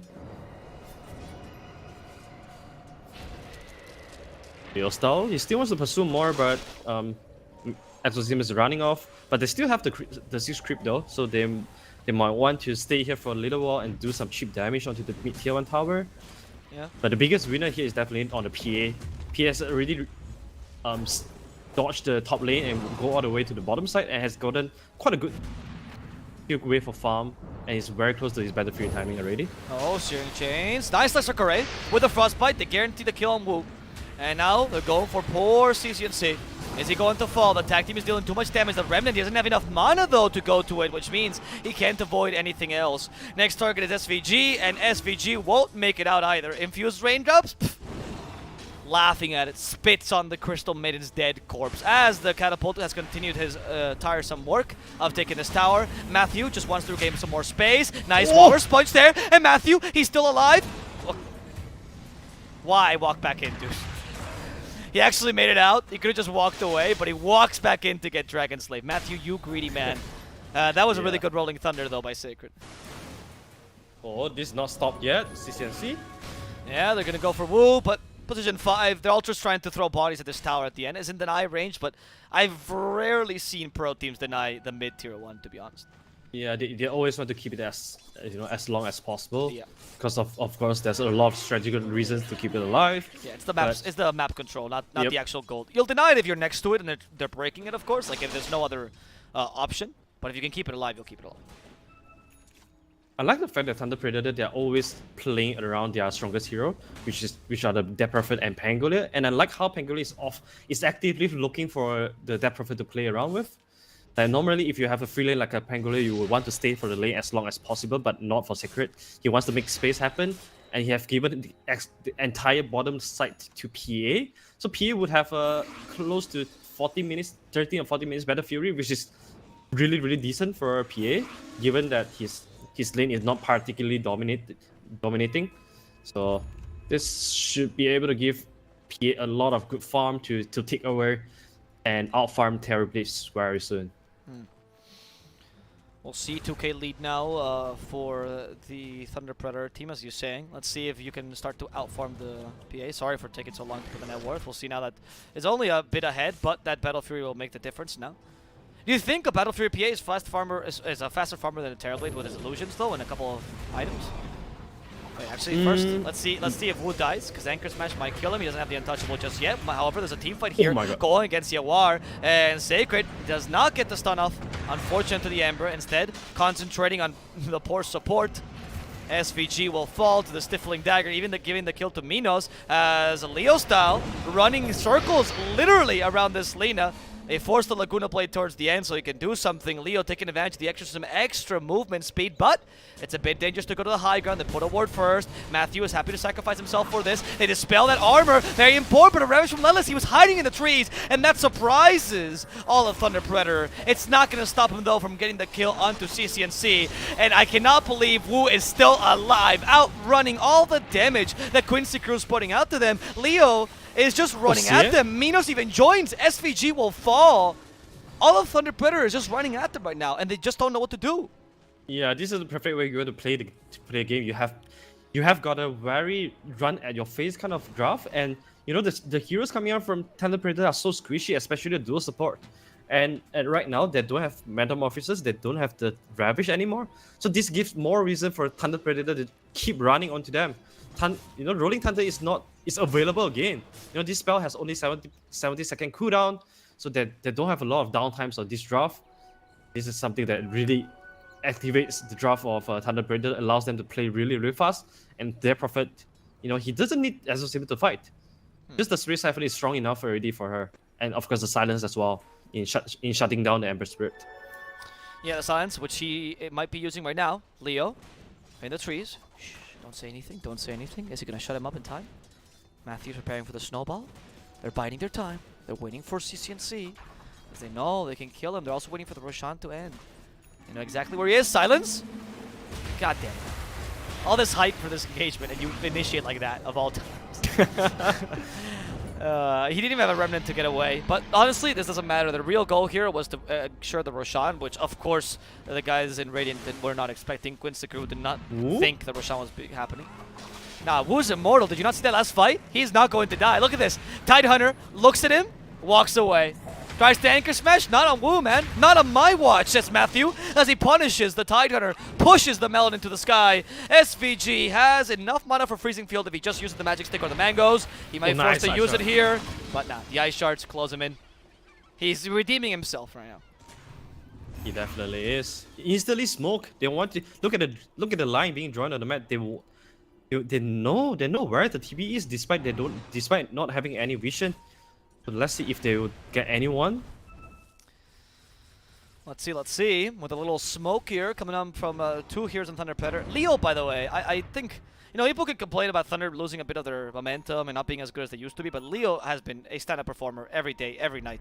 Oh This no, guy is incredible. MSS. He has been all over the map, and look at this, another kill, thanks to this rotation. Now though, the TB can fight, Ravage has been used. The evasion by Leo! I don't know if that's enough. No, it will save him. They even have the pipe there, which I think was used by the Pango before he died, yes, and that will help him get out. He still has Exo, they have to fight this, but rather not. I'm telling you, dude, just that I'm complimenting him. Look at that. Like, he confirms. He confirms good. He confirms your compliment. Just the use Scepter to dodge the Ravage, that was a very close call to do. And that was a Metamorphosis from TB as well. And all they dropped was only the Pangolier. This is definitely super worth it. As I said though, PA, he has the Aegis. Yeah, no BKB yet, which means she's kind of vulnerable. Leo wants to help right in the backlines. He activates Exo. Yeah, they don't want to lose her twice. That seems like a waste, but at the same time, how do you defend this? In comes the Tusk, has the Snowball, wants to get some space for the PA, but a bit too far off. Not even Matthew can save it. And Leo's keeping his distance. He knows he's a bit dangerous. Matthew just sacrificing himself to go for the kill on SVG. It's better than nothing, honestly. You already were in the midst of the fray. Now, they go for the Ember Spray, Rolling Thunder. They're in a pinball spot. Oh. Yeah, Dota is a beautiful game, huh? That's supposed to happen for sure. Yeah, I didn't know you can get trapped like that thing. Yeah, it's one of the many traps from the Pango. It's easier to see if you actually don't use the traditional map. I use the people were asking my map. This is the seasonal map, and it's much easier to see. Ah, I see. It's really annoying as Pango because you're like, is that even legal? Is that allowed? But they never fixed it, so. I'm sure Sacred, he know all these hidden spots since he's a platinum level Pangolier. He should be pretty. Yeah, it seems like he's pretty familiar with all the spots that he can roll to as well. So far, all the Rolling Thunder has been pretty on point. Yeah. But I mean, the fact that Quincy Crew was able to punish PA and kill him twice in a row, that was a pretty big statement as well. Because Phantom Assassin definitely wanted to use the time with the Aegis to farm aggressively. Now without that, she was just able to farm her own jungle, which of course not as efficient if you talk about map control. Yeah, exactly. And the PA is, as you mentioned, not going to be able to farm aggressively, probably until she gets the BKB. Like, this is her lesson. She's like, you need BKB, because they can just punish you every single time. And they're even trying to play aggressively here. SVG, he's either warding here or dewarding, of course. Oh, he's actually blocking camps. Interesting. They had laid down a ward just to get vision of him. SVG might get found out, but he's already put down the wards and blocked the camp, so he's not too unhappy about this. And on it seems dumb to just block one camp, is that all I got? But it is enough sometimes, you know. It's just a little bit of extra efficiency to slow down the PA, because a PA farming with Battle Fury is pretty even with a Terrorblade farming if you both have similar space. Yeah, if that didn't get instantly dewarded, that would be really good. But Wu, he knows, like there's no reason for CM to be there if she wasn't warding. So very good recognition there by Wu. As we speak, they are invading the triangle. We're trying. The Searing Chain stops them in their tracks. And I want to continue playing aggressively. We do have a BKB soon on the... Oh, the silence! Yeah, silence is good, but the Ravage is even better. Sacred avoids it. Another Yo Scepter! My god, try to catch Leo with this. Instead, they'll get him with the Light Strike Array, and that's going to punish him with the Laguna Blade to finish him off. Pango again gets stuck. Sacred. They didn't want to be stuck here. Light Strike Array will stop him. Even with a pipe, he can't survive this. He will fall, but they do save Minos this time. Very good spellcasting and target selection here by Quincy Crew. They realized that that Prophet is a little bit out of position. That's why they drop everything onto him. The Spirit Wrestle completed as well on Ember Spirit.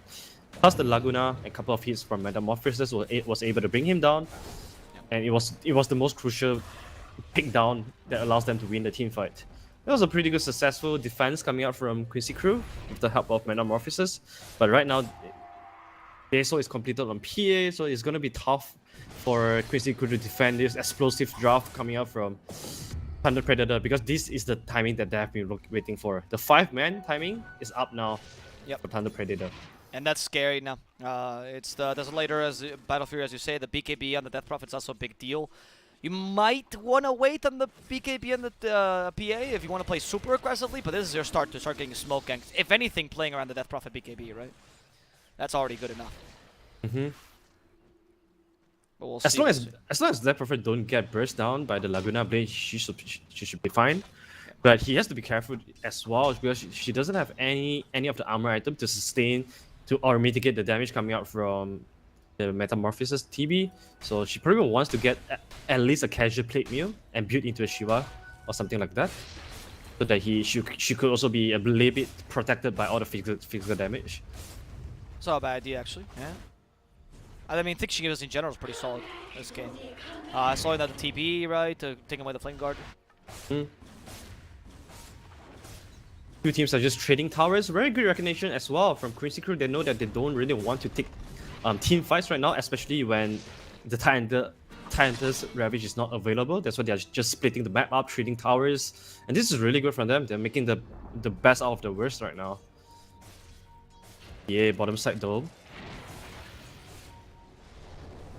Who is hunting who right now? No.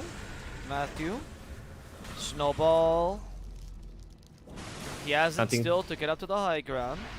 Nice strike array, and Matthew will die. Okay. Not too great. You lose the tusk, you back out. You were hoping for like a quick kill here if they made a mistake, but instead you made the mistake and they punished you for it. It happens. Oh, I love that play by Wu though. Just pick a cheeky centaur and try to stun them out so they can't chase after you that easily.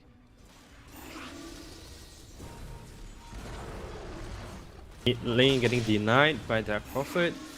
This is starting to get a little bit stagnant here because, you know, DP will just fall into the burst coming out from Quincy Crew. This is why she's a bit skeptical in walking into team fights again.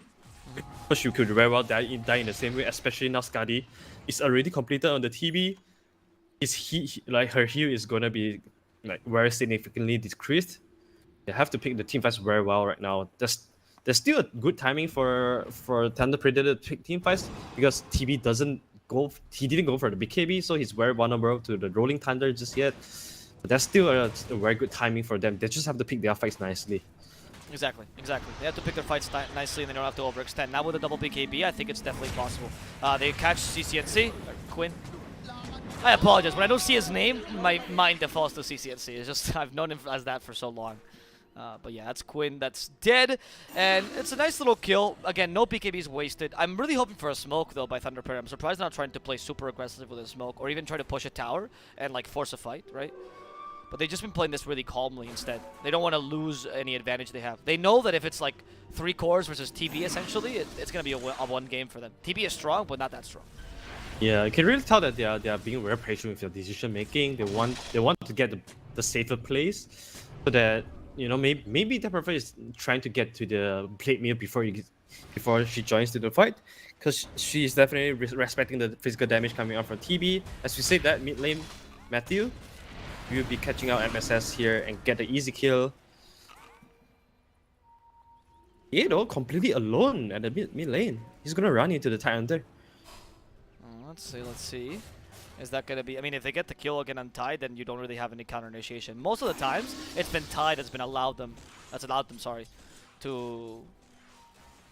to survive these fights, right? Because his Ravage came out in the right time, and even if Leo avoided it, he still had to waste time with the Yule Scepter and everything. If Tide dies, your game is over. Or if you even silence him, right, just at the beginning of the fight to kill, say, Quinn or Terrible, that's enough.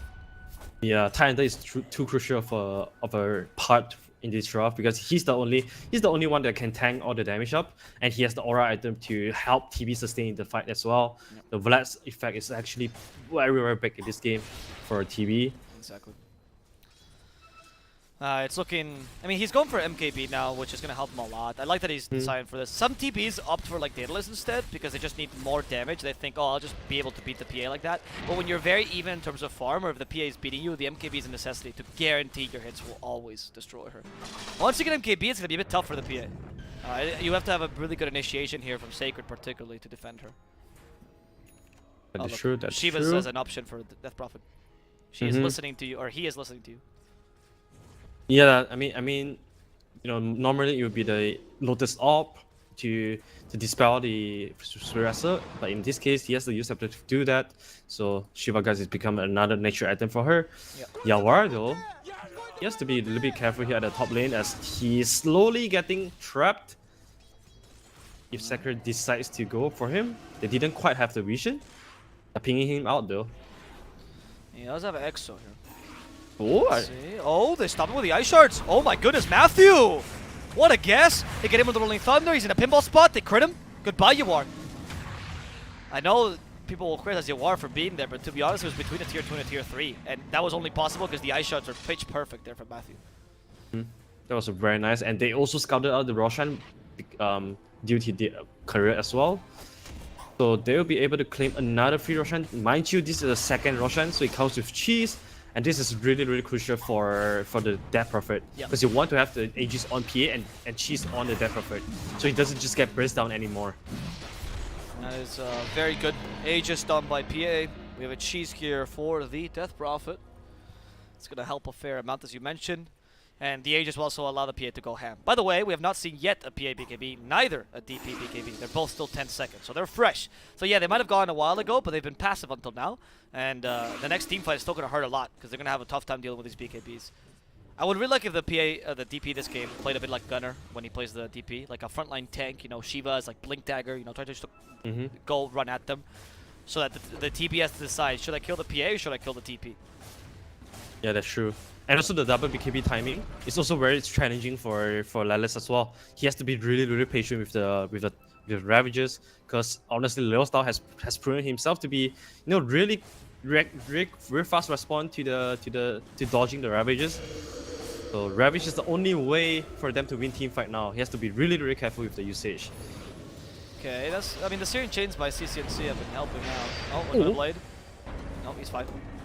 Under Predator, I don't even seem phased, honestly. You still have the Aegis on him. Of course, you're just going to let the Exo take the tower. You might not take it completely. Leo's like, alright, we gotta help. Nice ward there.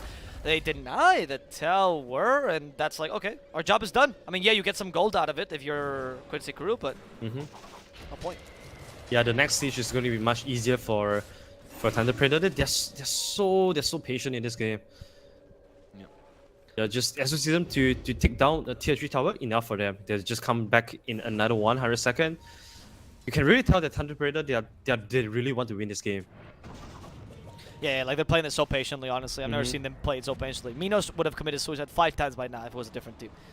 Like, this team likes playing aggressively, they like dominating, but they said in multiple interviews that they love playing against Quincy Crew. They've always wanted to beat Quincy Crew, and this is, like we mentioned a couple of times, probably their best chance. There we go. Oh, just double murdering. crit, and goodbye. Yep. Nice use of the Walrus Punch. I mean, it's rare that you can kill someone in 1.4 seconds, but that's what PA does. Yeah, also has the tag team to amplify the damage as well. Yep. So, couple of lucky crits will be able to bring down CCNC really quick. And you know, mind you, CCNC didn't have a good lane, didn't have a good start of this game, and then it's not having a fantastic mid game as well. So, haven't seen Ember Spirit doing Ember Spirit thing at all. Whoa, Lelis. Lelis, Rolling Thunder, and Blink Dagger unnecessary there, which means he can't get the second hit. That was a bit of a mess up by Sacred. That was a huge mistake by Sacred. They had him otherwise. What you have to do is hit once, and then you blink into the same spot you hit him the first time, and then you push him back a second time. And that way you get the double stun, and you can kill him in time. But instead, because he used the blink to get him, because he didn't have vision of Lelis, then that made it so that he couldn't quite kill him. Unfortunate. There's a DD sitting at the bottom side of the river, so if anyone spotted that out, that could be a really big pick for Thunder Predator here. But they're taking things slowly. They still have the Roshan for a good 1 to 2 minutes. Oh wait. No, wait. No. Ooh. I think they'll lose him. Goodbye to Wu. Not much you can do. Enchanter's off, and that means that there's a small, I mean, it's not really a window opportunity, but they could propose a fight. As Enchantress was a big reason why the Ember kept dying, because she kept the spell on the Flame Guard and they just burst him with magical damage. However, they're still going to go in despite the lack of Wu. And they kill too quickly. Ravage, though, to answer this. We still have the BKBs. They have to use them. There's the Aegis lost. Their BKB used by the Death Prophet. Rolling Thunder to go walk in, but the second BKB is here as well. It's the PAs. They destroy poor SVG. Now going for Yawar. Spider-Legs give him a bit more space, but it's not going to be enough. He can't even sunder in time. And they want to give the Rampage to Mr. Minos, but a light strike away will prevent him from getting it unless Sacred, the madman, he wants to dive. There they go, give visions to Fling Dagger. Are they going to Phantom Strike just for the Rampage? It's not even the right play. Minos, you crazy man. You're going to die for a Rampage. It's too late. You don't get any more. He got it with a cleave. Oh my goodness. He didn't get the Rampage though, but he tried. Yeah, Points for trying and playing like a crazy man. This is playing to win, baby. This is playing to win. I know, that's playing to be flashy, dude. That's what you tell your girlfriend afterwards. Like, hey, Sully, look at this. I got the Rampage today. So happy. This is also playing to, you know, assert dominance. Ah, right, yeah. Psychological damage, I see. Yeah, yeah. Yep. Mental damage. That's what you are aiming to do, you know, in the first game. Oh? Oh? No. Oh, the bashes. The bashes and the silence as well towards the end, guaranteeing the kill. Arthur can't believe it. He drops his keyboard. He's done. Oh my goodness. Quincy Crew is completely dismantled. The bash, man. Everything is going to the way of Thunder Predator, and for CCNC, you can like, can you not be frustrated after all these things? You just get first hit bashed and then double bashed again. Did not get to do anything and just dies. Yeah. Dang. Thunder Predator, they're gonna be able to take off the this little issue, you know, this pending goal on their bucket list. They're able to tick it off now if they can beat Quincy Crew here. They're about to get the Maya creeps, and honestly, it doesn't seem like Quincy can do much either. Silenced off the Tidehunter. Thunder Predator. I mean, they didn't even give you a chance. It was not even a point where there was a glimmer of hope this game for Quincy. Yeah, that is true. The early rotations really set up for the battlefield timing for PA, and normally like PA is just so easy to play in this meta because with the itemization is so explosive. I'm not saying that, you know, I'm not saying that Minos is not good or whatever, but PA is just a much better executable heroes when you just hit your item timings and you become so unstoppable. And mind you, this is a PA without the Slada or the Magnus as well, and really tells you how strong this hero is right now. Yeah, it's true. I mean, PA, I do agree that PA is one of the strongest carries, but it's also because they played so well, and it didn't seem like... now is the last smoke. This is the last chance smoke. Let's see if they can win this team fight. Rolling Thunder. Oh, they smoke as well. Thunder immediately realizes that's a really good Ravage. They catch and kill off the Pango first. With a Snowball, giving them a bit more space. They don't want to lose the DP. They activate the BKB immediately. The TP is starting to deal some damage, but they hit him with a Walrus Punch. Can they continue this? A beautiful silence of the 3 will not stop Matthew from dying, though. But now, going to the Ember. They like the silence here as the PA just decimates Yawar. Slicing and dicing is Mr. Minos, taking down the TP, taking down the Lina, taking down SVG, and they only need CCNC. They throw the GG, it's over. Quincy Crew, they can't take any more. Thunder Predator will win game number 1. What a good play coming out from Thunder Predator. This is such a team win, such a big team win coming from them. The very beautiful rotations early game and Sacred really being the driving force for their team. Once he wins the lane, he's actively looking for kills around and always playing with the Death Prophet. That's why they will manage to, you know, keep enlarging their leads because they are always playing with the right heroes. And the four-man unit really set up a good tempo and pace for PA to eventually carry the game. So very well done by Thunder Predator as a team. Really good rotations. And for Quincy Grid side, perhaps the two supports are a little bit too squishy to deal with the Thunder's Predator draft where they just want to run at you. I think they both had, I think in this case, as mentioned in the beginning, Thunder and Quincy both have similar styles, and Thunder was able to draft the style that they like, whereas Quincy was kind of forced into a different style. They were trying to respond to what Thunder had. There was some strength, of course, to Thunder's last pick as well. It was a good little, really good Pango game, by the way. I think the draft was slightly Thunder favored to begin with, but we are seeing Quincy just... the king is starting to fall right now. I wouldn't dare say that they're playing badly. I was talking to Panda yesterday from Omega Gaming, who also beat them, by the way, and he was telling me people are all going to criticize Quincy, and they're going to go, oh, they're playing so badly, and maybe their level is not what it used to be, but it's not that. The reality is the rest of the region is getting stronger, and once Quincy learns from these defeats, I am sure they'll come back as strong as ever. Call me biased, I don't care. I really don't care. Yeah, I think you're right. Thunder Predator really shows that they are on another level this game. Yeah. So yeah, I'm excited to see if they can close out this series with a 2-0 or Quincy Crew. Can they bounce back and try to avoid the 0-6 in 3 days? That's going to be really a big hit on them if they actually close out the day with a 0-6. Yep. We'll see though, because we have one more game in Quincy Crew. They gotta win this if they wanna at least get the 1 point, show that they're not completely done. They're not gonna be too old by all the teams in SA. They have the second pick or should have the second pick in this draft. Let's see if they accomplish it against Thunder Predator or if Thunder Predator can 2-0 their endless opponents.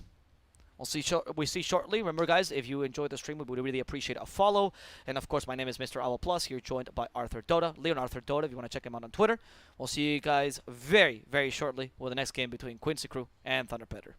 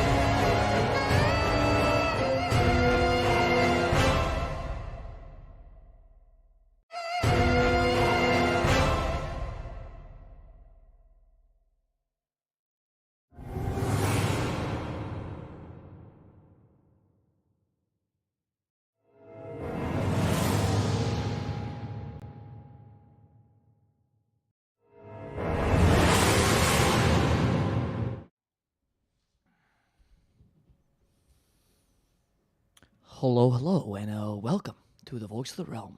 We're your nightly shitty podcast, or daily now, as we are in Malaysia, and it's 9 a.m. here. 9:30 a.m. Wow, the game went long today. Anyway, we're your daily podcast to inform you about the best NASA Dota. Currently, of course, casting this wonderful Realms Collide 2, The Burning Darkness. My name is Mr. Travel Plus, and today, unfortunately, Seek and Strike is not with us, but fortunately, we have an even better caster by the name of Arthur, who will help us with this wonderful draft. This is game 2 between Thunder Predator and Quincy Crew, the last game of the night. So make sure to enjoy it, because there's no more of it. Hello, Yep. Arthur. How you doing? Hello guys, aloha. For those who just joined the stream, Thunder Predator indeed they took the one game off. Nothing. Don't be too surprised because Thunder Predator they're obviously on the roll recently, and Quincy Crew not in their best form.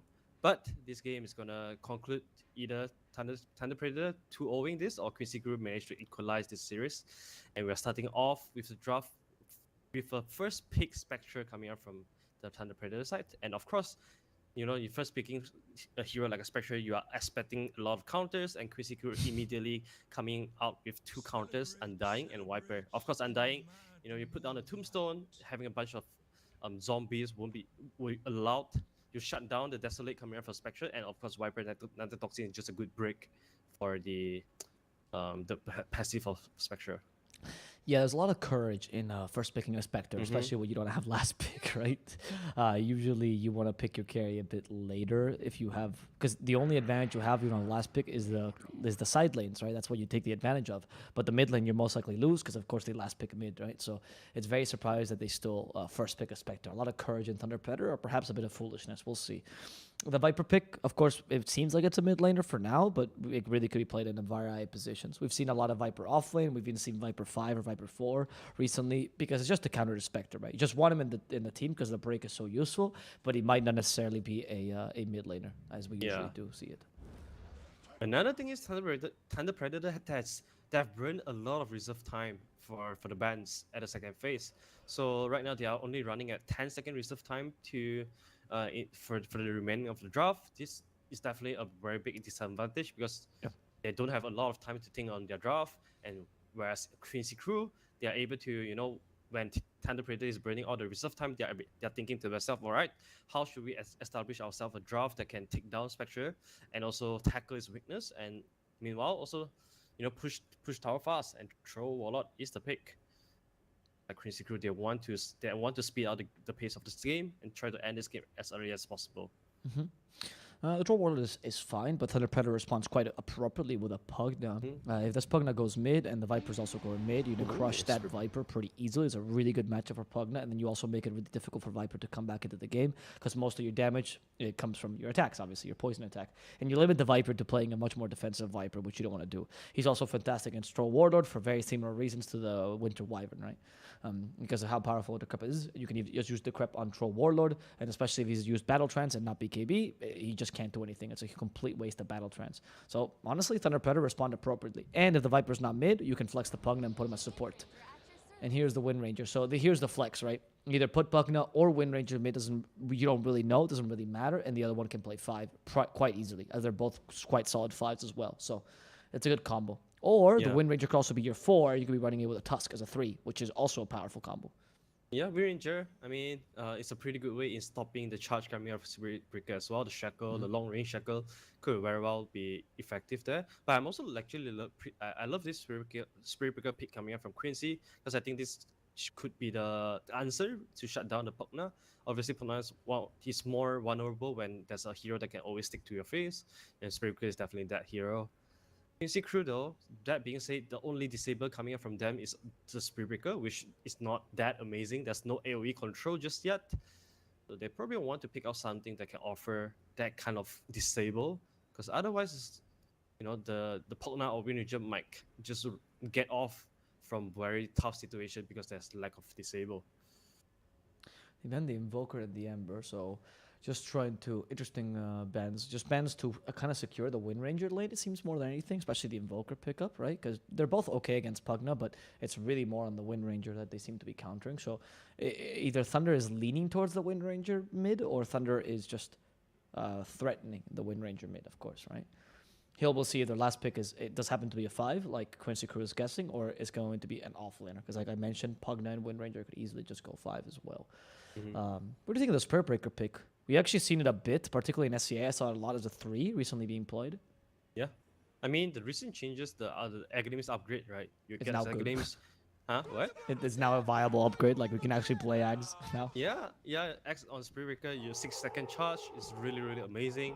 It gives you a ton of disable and also catch up to when you are ahead of the game. Spirit Breaker is like it's much like other heroes. You want to be ahead in the game so that you can constantly run at people. You don't want to be run at as a Spirit Breaker because when you are being run at, your tankiness wouldn't be too much of a factor because you'll be so squishy when your enemy has a lead against you. But Okay. yeah, Chris Venom? Group, they're definitely looking at controlling this tempo of the game much faster than the opponent. They want to be the one in the driving force, then hence the Spirit Breaker. But the thing is, they don't have a good heroes to play around the Spirit Breaker though. Viper, Undying, these are relatively slower heroes. So I'm just afraid that when Spirit Breaker charge in, is there any follow-up coming from Quincy? That's my biggest concern. Yeah, the Venom's a nice pick as well because it also offers the flexing that we're talking about. Honestly, Tusk, Pugna, Windranger, Vitamancer could all play the other positions, right? It really, you have like 3 offlaners. I mean, honestly, anything can be an offlaner, anything can be a mid here. Like 3 of these heroes can play the 5 position.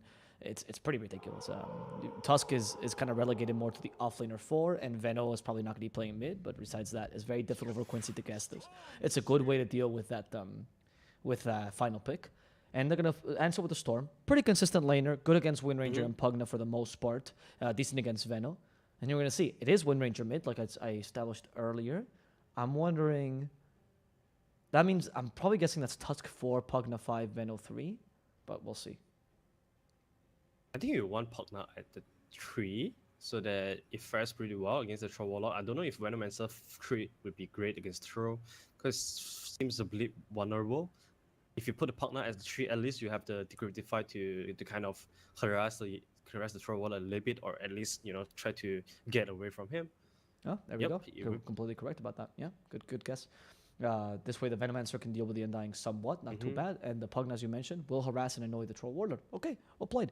We'll see now if Thunder Predator can turn this into game number 2, or if Quincy Crew will be able to recover from the first game stomp. We're going to put a little Eeples ad here before we start the game. And of course, there'll be a pause anyway. And then we'll get right into it, guys, for the last game of the day between Quincy Crew and Thunder Predator.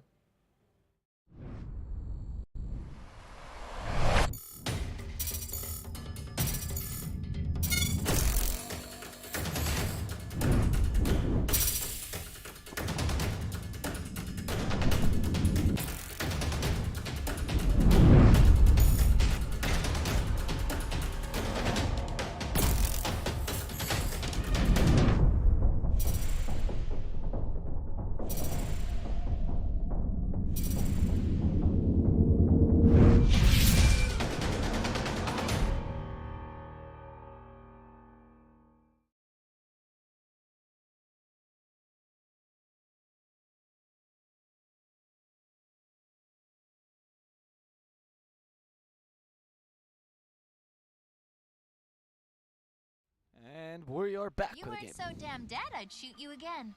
All right, no. That's the first line we hear as we get into the game. All right. Aggressive, huh? Very aggressive from the Aggressive, definitely. And there's no pauses as well. So you can tell Thunder Predator they don't want to wait any longer before they demonstrate their dominance against Quincy once again.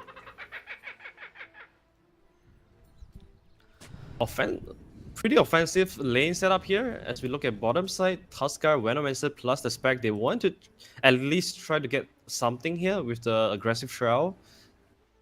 Maybe a first blood. We'll see. I don't know. It could be. They're going for like slight try down bottom. It seems like, as you say, to maybe get the first blood. The response to the Viper Spur Break. I don't know though. Viper Spur Break are really hard to bring down. Maybe Viper though. Viper's a bit vulnerable level 1. Maybe he's a kill you can get actually with Tag Team and Veno. Yeah, I can see that. I mean, Viper at the side lane definitely. The first 3 levels would be his biggest weakness. So normally we want to punish him as many times as possible if you can. Viper is very exposable to death and ganks when he's on the side lanes. So Oh, he went for another toxic level 1 though. A bit annoying because damage does ramp up considerably. Okay, Ice Shards, surprise, not tag team, which might mean they lack the damage. Ice Shards are great for closing them in, but they don't really have the damage to bring down the Viper, and Wu is suffering as MSS harass him a fair amount. Wu has to counter-initiate here, but yeah, they didn't kill Lelis, they didn't kill the Spirit Breaker. I gotta question if Ice Shards level 1 was the best choice here for Matthew. I mean, I saw that it was really good at closing in the Viper, but I didn't think it'd fight against them if you didn't have tag team, to be honest. Tag team was your big asset, and now look, you don't deal as much damage. You can harass Lelis, so you can put a lot of pressure onto him, but is it going to be enough to kill him? Lelis has Fairy Fire, Matthew is diving the tower, they want the first blood really badly, and they will get it. But under the tower, of course, which means Matthew will also fall. Wu might die as a result. Never mind, he has a little tango, a special tango as well, with that Ironwood branch. And this should secure the lane pretty safely for the Spectre, and even allows the Tusk to rotate down up top now, if they want to. yeah, that was a really close call, but it eventually paid off for Tusk. It'd be so bad if they actually lost the first split to Viper. Yeah. But yeah, I don't. That would have been terrible. That would have been terrible. I don't actually know how how good Ice Shard at level 1 can be, but at least they get a kill. So Matthew right now, he has to eagerly look for his level 2. That's why he'll be pulling creeps all the way to this in between of the in between of the tier 1 and tier 2. So this solo XP should help him get to level 2. That's very important. SVG? We have seen Matthew a couple times, though. SVG. Yeah, he's for harassing Very people. good job though. We have seen Matthew a couple times actually going for the Ice Shards level 1. It's not uncommon as a build for this Tusk particularly. He does enjoy that kind of play. Usually goes with either Boots or Venom to go for it, which makes sense. But it does reduce his lane effectivity for a while. I think the idea here was more along the lines of, there's no way I'm killing the Undying top, so there's no point of me harassing him even with tag team, honestly, until I get like level 3. And we might be able to secure a kill on the Viper. I see the logic behind it. It was a bit of a risky play, but it seems to work out for him, right? So. Yeah, that's true. He also don't have anyone that can offer him the disable to maximize the tag team damage as well. That's why maybe this Ice Shard was necessary as an skill for them to get a kill. Bottom side MSS. Ooh. Oh, they take Wu down. Minos though still fighting Lelis. And another Toxic, not the best place to fight because you have to dispersion, but the damage is good enough. Double ring of regen. That Eternal Envy build making strides. We're like, well, if For Fun beat them, why don't we just copy For Fun and play exactly like them? Genius. Next level by Minos. The mid lane, though, is a bit concerning. Leostal is losing by a lot, and this is only because, well, Storm's stats are really good. Yeah. I mean, this is gonna trouble Leostal for a bit because Wind Ranger, it's really hard for him to pull off a Shackle shot onto the Storm Spirit because Storm Spirit obviously he can see Shackle coming, and if he's fast enough, he can always Bow Lightning to dodge that.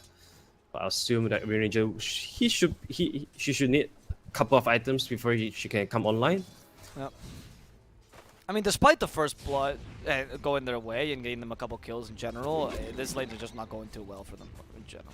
Like, they're losing most of the lanes. They're almost 1k ahead and Quincy Crew. And I'm also kind of afraid because I find that Quincy Crew has a easier draft to play this game just because the Viper versus Spectre matchup is so good, right? Yeah, that's true. They have also... Don't forget they have the Undying to kind of buff counter the Spectre as well. That's true. That's true. And honestly, you don't have very good Tombstone hitter also on Thunder Predator side. Yeah, really just Wind Ranger, right? Yeah, and Wind Ranger obviously doesn't want to focus on Tombstone in the middle of a fight too. Right. So this is really awkward for them. Really awkward for them. Yeah. Oh, sorry guys, I completely forgot to put the logos earlier. This time it's a tournament match. I apologize for that fixed. Sorry about that little mistake. I'm gonna find Minos in the bottom lane. Another Toxin. This time Minos. I mean, yeah, if you keep fighting another Toxin, eventually gonna kill you, right? You just can't keep doing this, Minos. It's a really tough lane though. Top lane, Sacred. He actually is able to TP at least. They don't have any way to stop this, but Yawar is having a free lane anyway, so he's not too concerned. A bit of annoyance by the Pugna, but that's about it. And Storm is absolutely dominating. CCNC back to full form. He's like, alright boys, playtime's over. Time to dominate with my Storm. That's a very big league actually. 10 CS in total. And Storm, you know, is already approaching to the level 6 in the 4.5 minutes. He has the infused raindrop as well, so that's gonna help him sustain through a lot of the harassment coming up from the power shot. He's gonna get his level 6 in jungle. Meanwhile, Lelis once again getting the kill. He's gonna get another one. Minos. I don't think you should be falling onto Lettuce yet, dude. He's gonna die alone. And you already got a really early earn a shadow, which was a great idea by Viper. If you didn't already have a massive amount of damage, the Urn will already add to that as well. And so many good counters as well to the Spectre. Matthew will die to the Poison and the Urn, and you keep getting the 2 charges. Lelis, it's very dominating this bottom lane. This is the Lelis I'm used to seeing, by the way.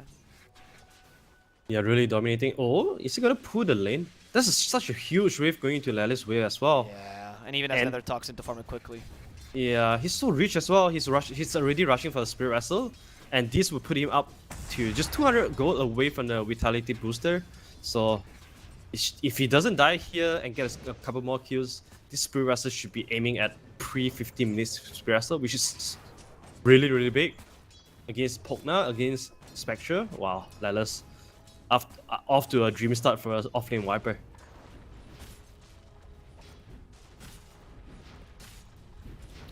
I mean, that's why I like the offlane Viper so much. I think it's such a really good pick against Spectre. I mean, you get punished because you first pick Spectre, dude. What is this? Are you surprised? Not you. Like, are you surprised by this Thunder Predator? And they counter your first pick Spectre? The reason why the hero never gets first picked.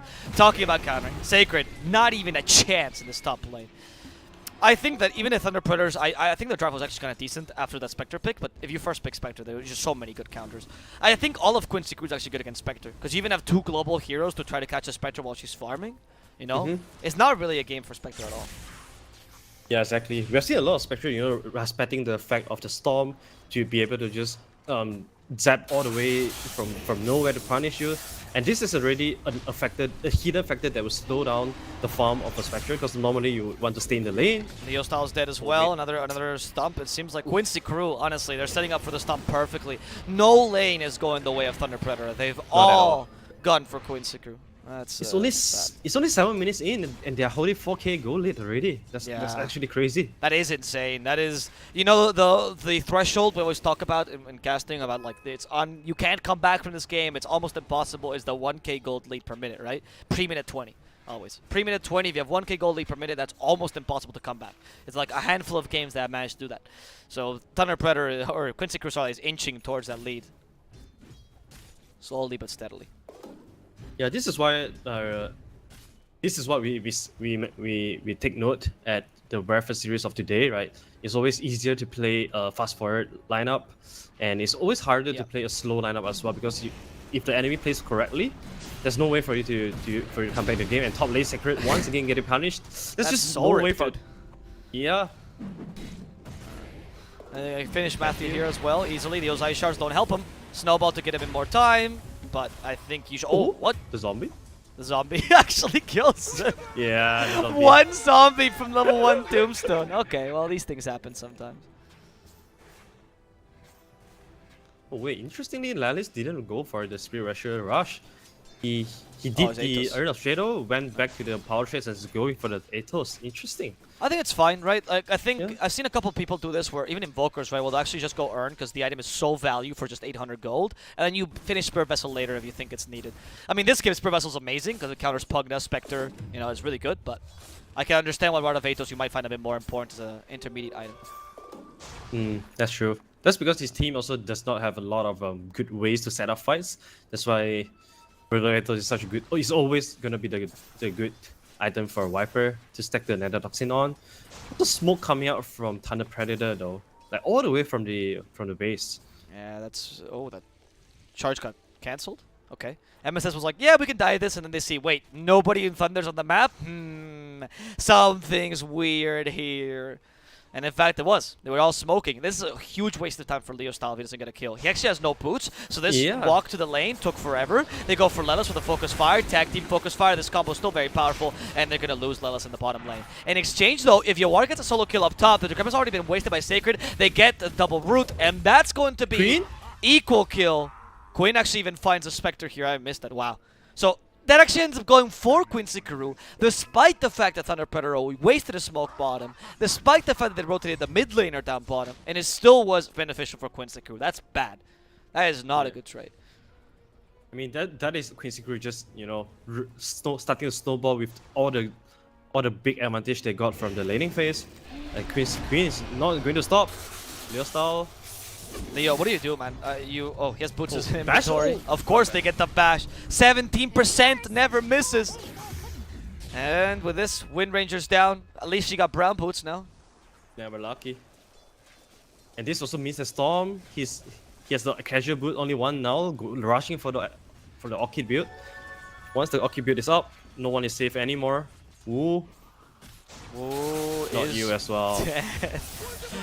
My god, they're also everywhere, by the way, because something we didn't really touch on the lineup, but another strength of the lineup is, of course, their global presence. Yes. It's good against Spectre, but it's good against anyone that wants to solo farm. And these kind of lineups are perfect for trying to choke the enemy, because when you are losing by a lot, the best way to maximize your farm is to spread out, farm a lot of lanes. Not possible when a Spellbreaker Storm are going to hunt you down anywhere you go. And to make things worse, you know, look at the Thunder Predators heroes. All they want to do is to stand at the lane. You know, Pokna wants to pick a tower to push. Venomizer wants to deal with the dead lane as well. But there's just so much answers from Quincy Crew to counter what Thunder Predator wants to do. So all of a sudden, you know, Thunder Predator, they are forced into doing suboptimal move. They're forced to hugging together as a team, and this really slows down the game a lot from them. Ooh. They thought of the charge, but of course the Plague Wards detect him. He did max the Plague Wards this game, so he does have a little bit of vision. Yavar is also going for the Fury build as well, just to make sure that there's some sort of late game insurance. I like this a lot. You don't have to go YOLO and go for the fighting build and try to force things to end around 30 minutes mark. You can always go for the Fury build and also play aggressively. Very good pace by Quincy Crew now. Store Spirit will get an Orchid now. Whew, 11.5 minutes Orchid. That's actually insane. Yep, and with boots, no talents, and bottle, like it's not like he just rushed the Orchid, right? Yeah.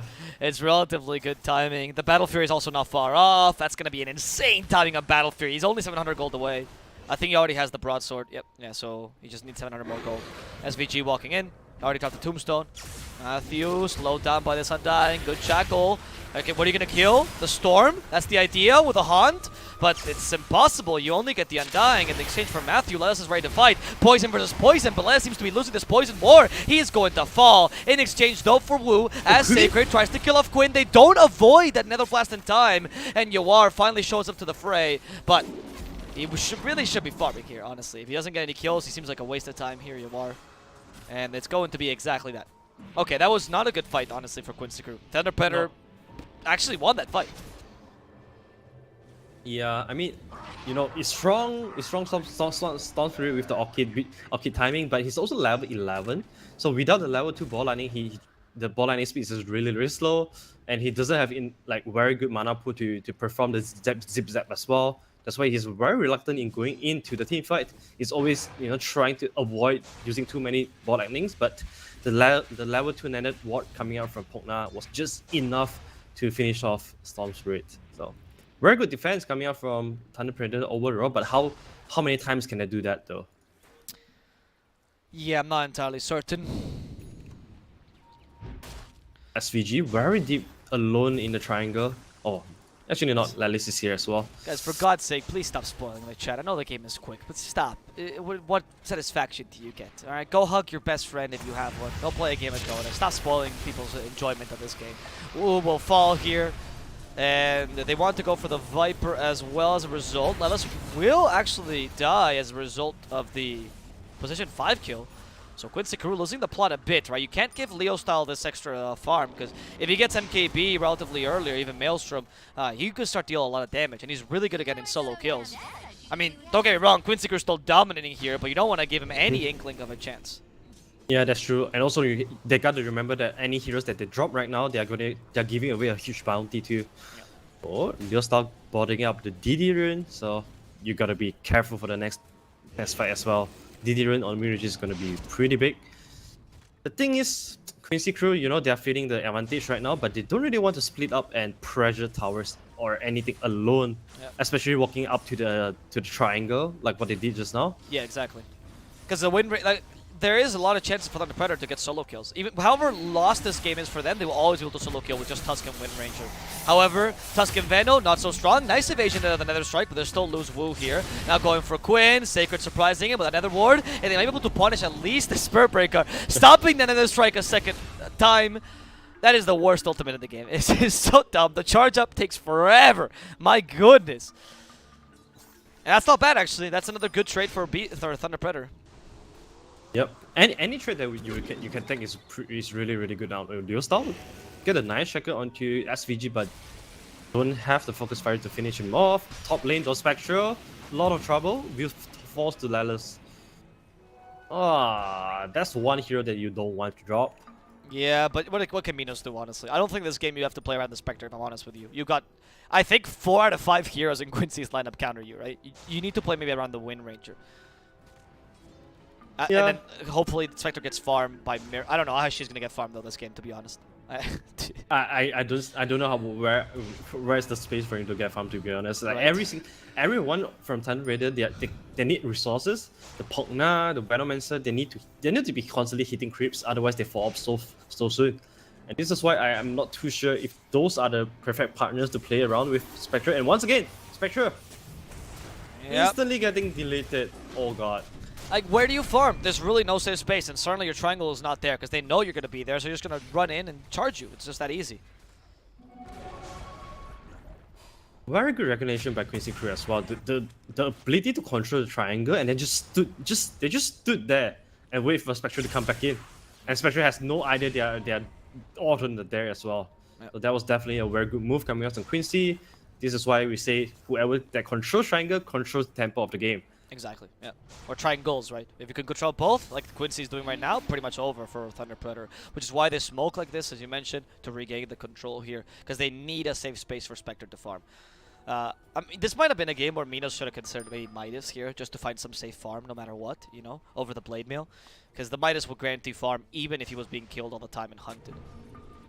And also the experience as well. Like going for Blade Mail kind of forced you to get into the fight because you think to yourself that, alright guys, I got Blade Mail, I can kind of contribute a little bit. But most of the time when you horn in, you know, there's a lot of ways for Quincy to target you down and burst you really quickly. Yeah, So, exactly.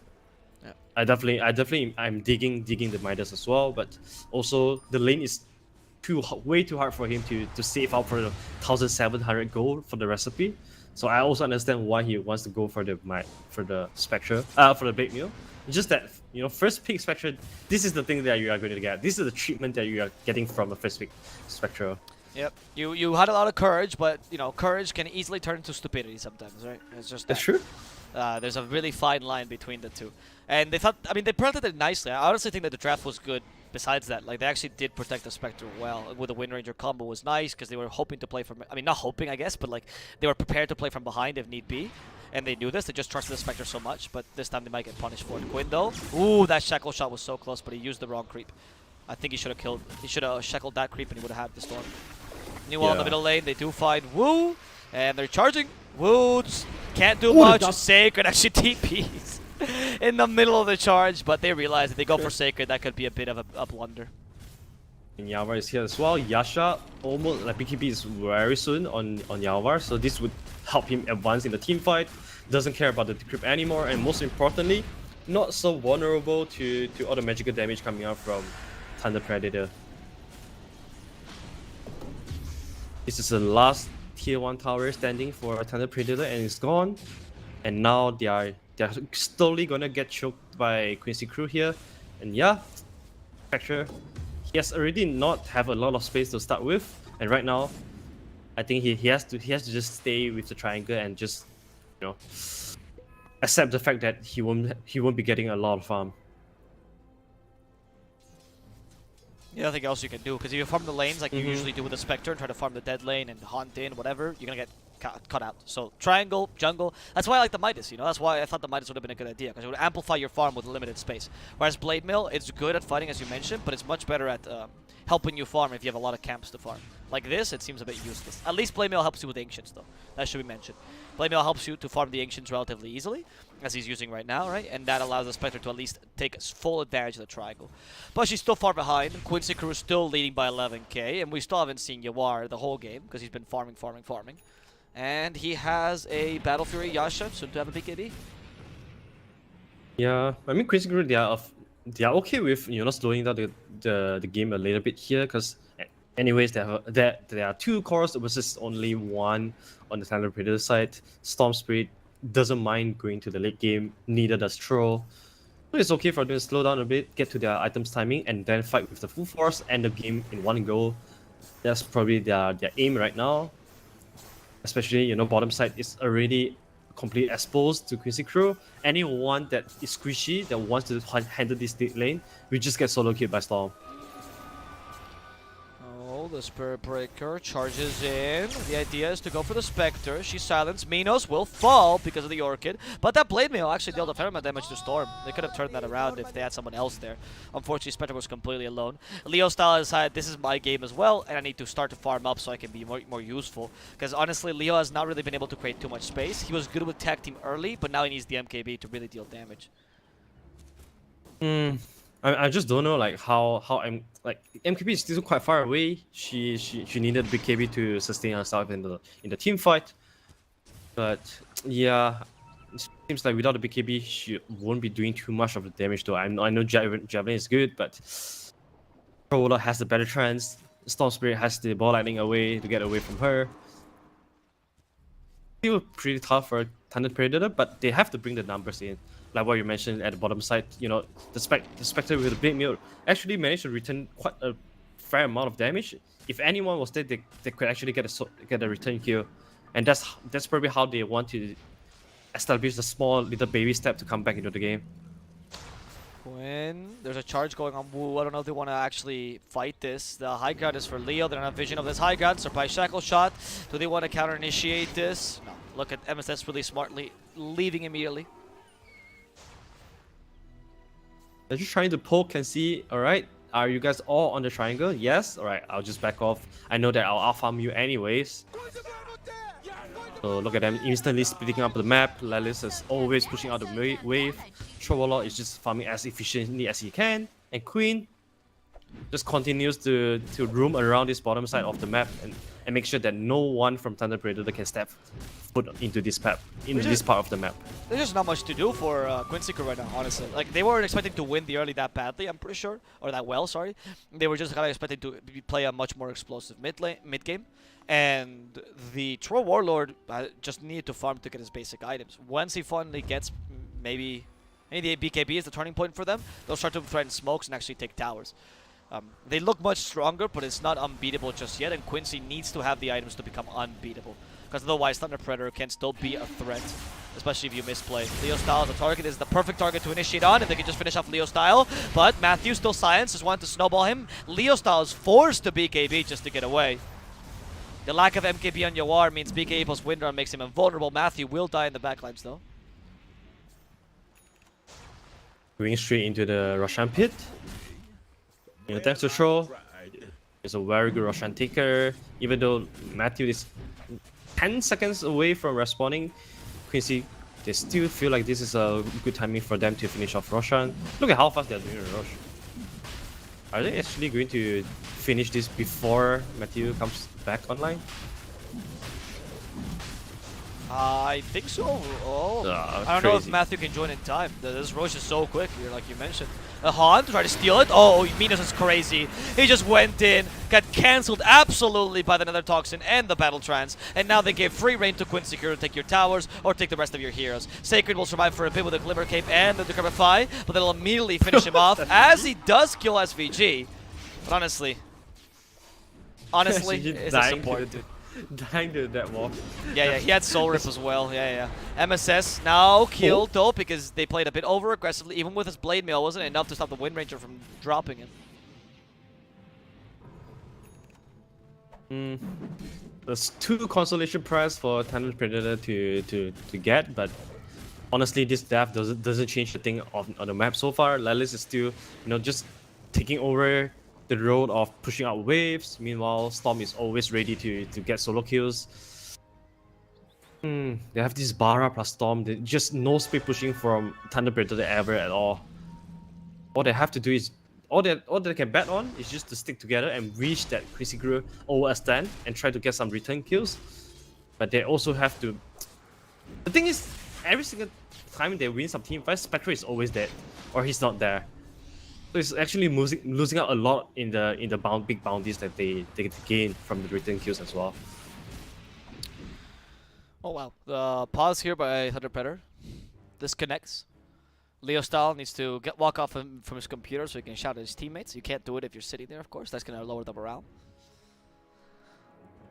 Can they take a tower here? Honestly, with the Aegis, it seems impossible not to. Not gonna lie though, by the way, this seems like a very convenient disconnect by Thunder Predator.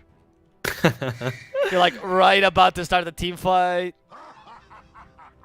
It's gonna be tough for them. Like, how can they strategically turn this around? I'm just thinking. I think if I manage to get a 2-man shackle shot, which is tough to land, if you somehow manage to land that, maybe you stand a chance. But the thing is, Spectre has to be careful as well. He need to make sure that Quincy, the Viper and the Bara use the spell on someone else, and then that's a cue for him to go in. Okay, here they actually get initiate pretty well and finish off SVG in a matter of seconds, but Yawar still with the Aegis alive. Minos trying to get away from the Nether Toxin, but he's still in the middle of Nether Toxin, and the break is too much with the Battle Trance finally now finishing off Minos. Wu can't do absolutely anything, gets charged and killed. Sacred follows through, and it's going to be Quincy eliminating 4 members of Thunder Predator in quick succession, not even losing the Aegis. SVG, I mean, he's not honoring his name too much because his name is Undying and he keeps on feeding, but it's okay. It's okay because Quincy is guaranteeing the towers and killing off the enemy cores regardless.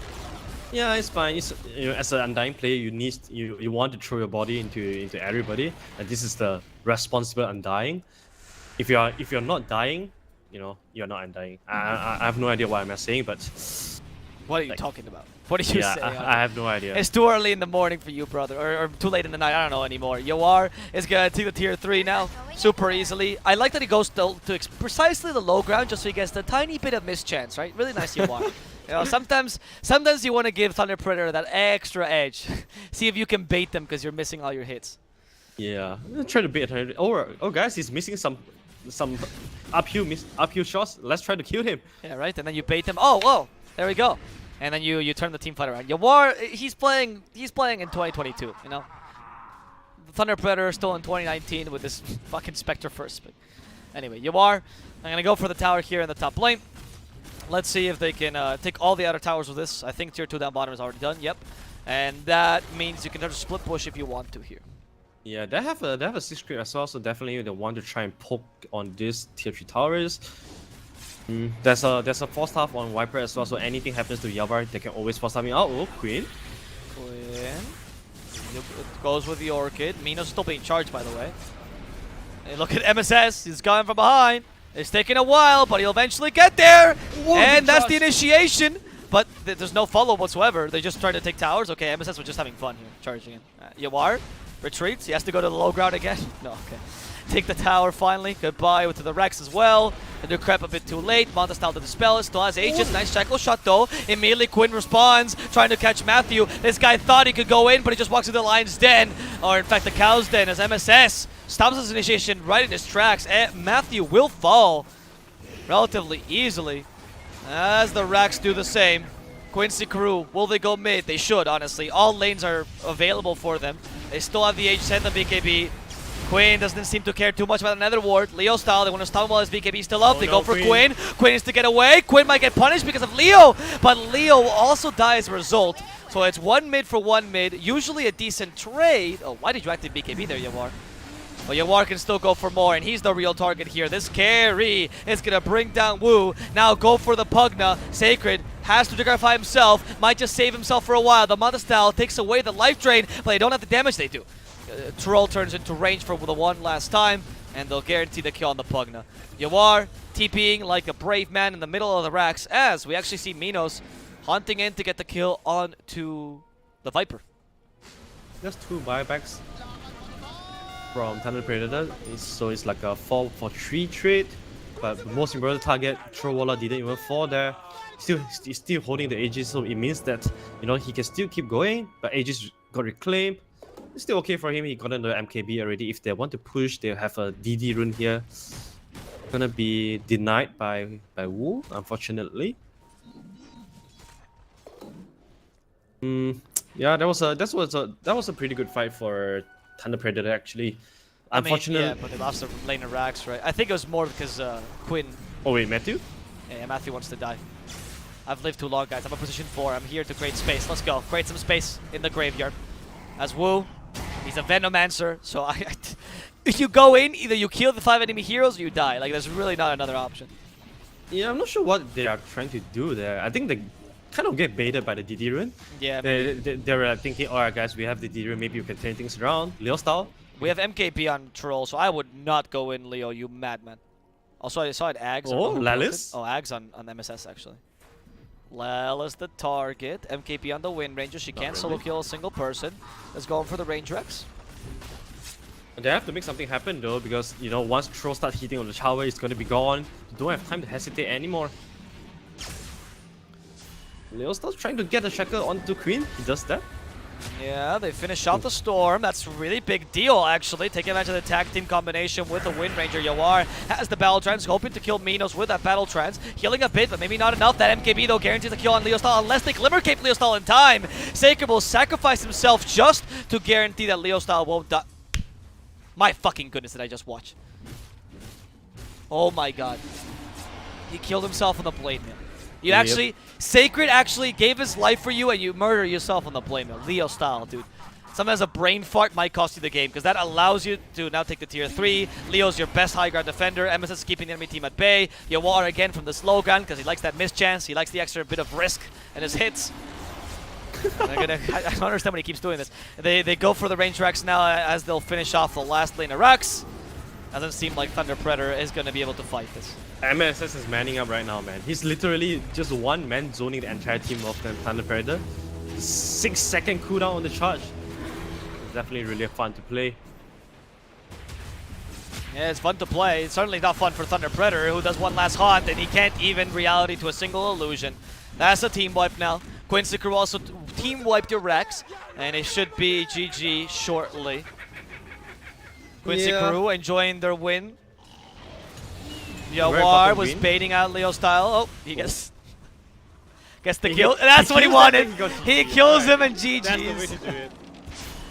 Kills them and call it GG. Oh, guys. That was another stomp from Thunder, stomp from Quincy Crew. Not a surprise, honestly. That Spectre got mega countered. Quincy showing that they still can do a...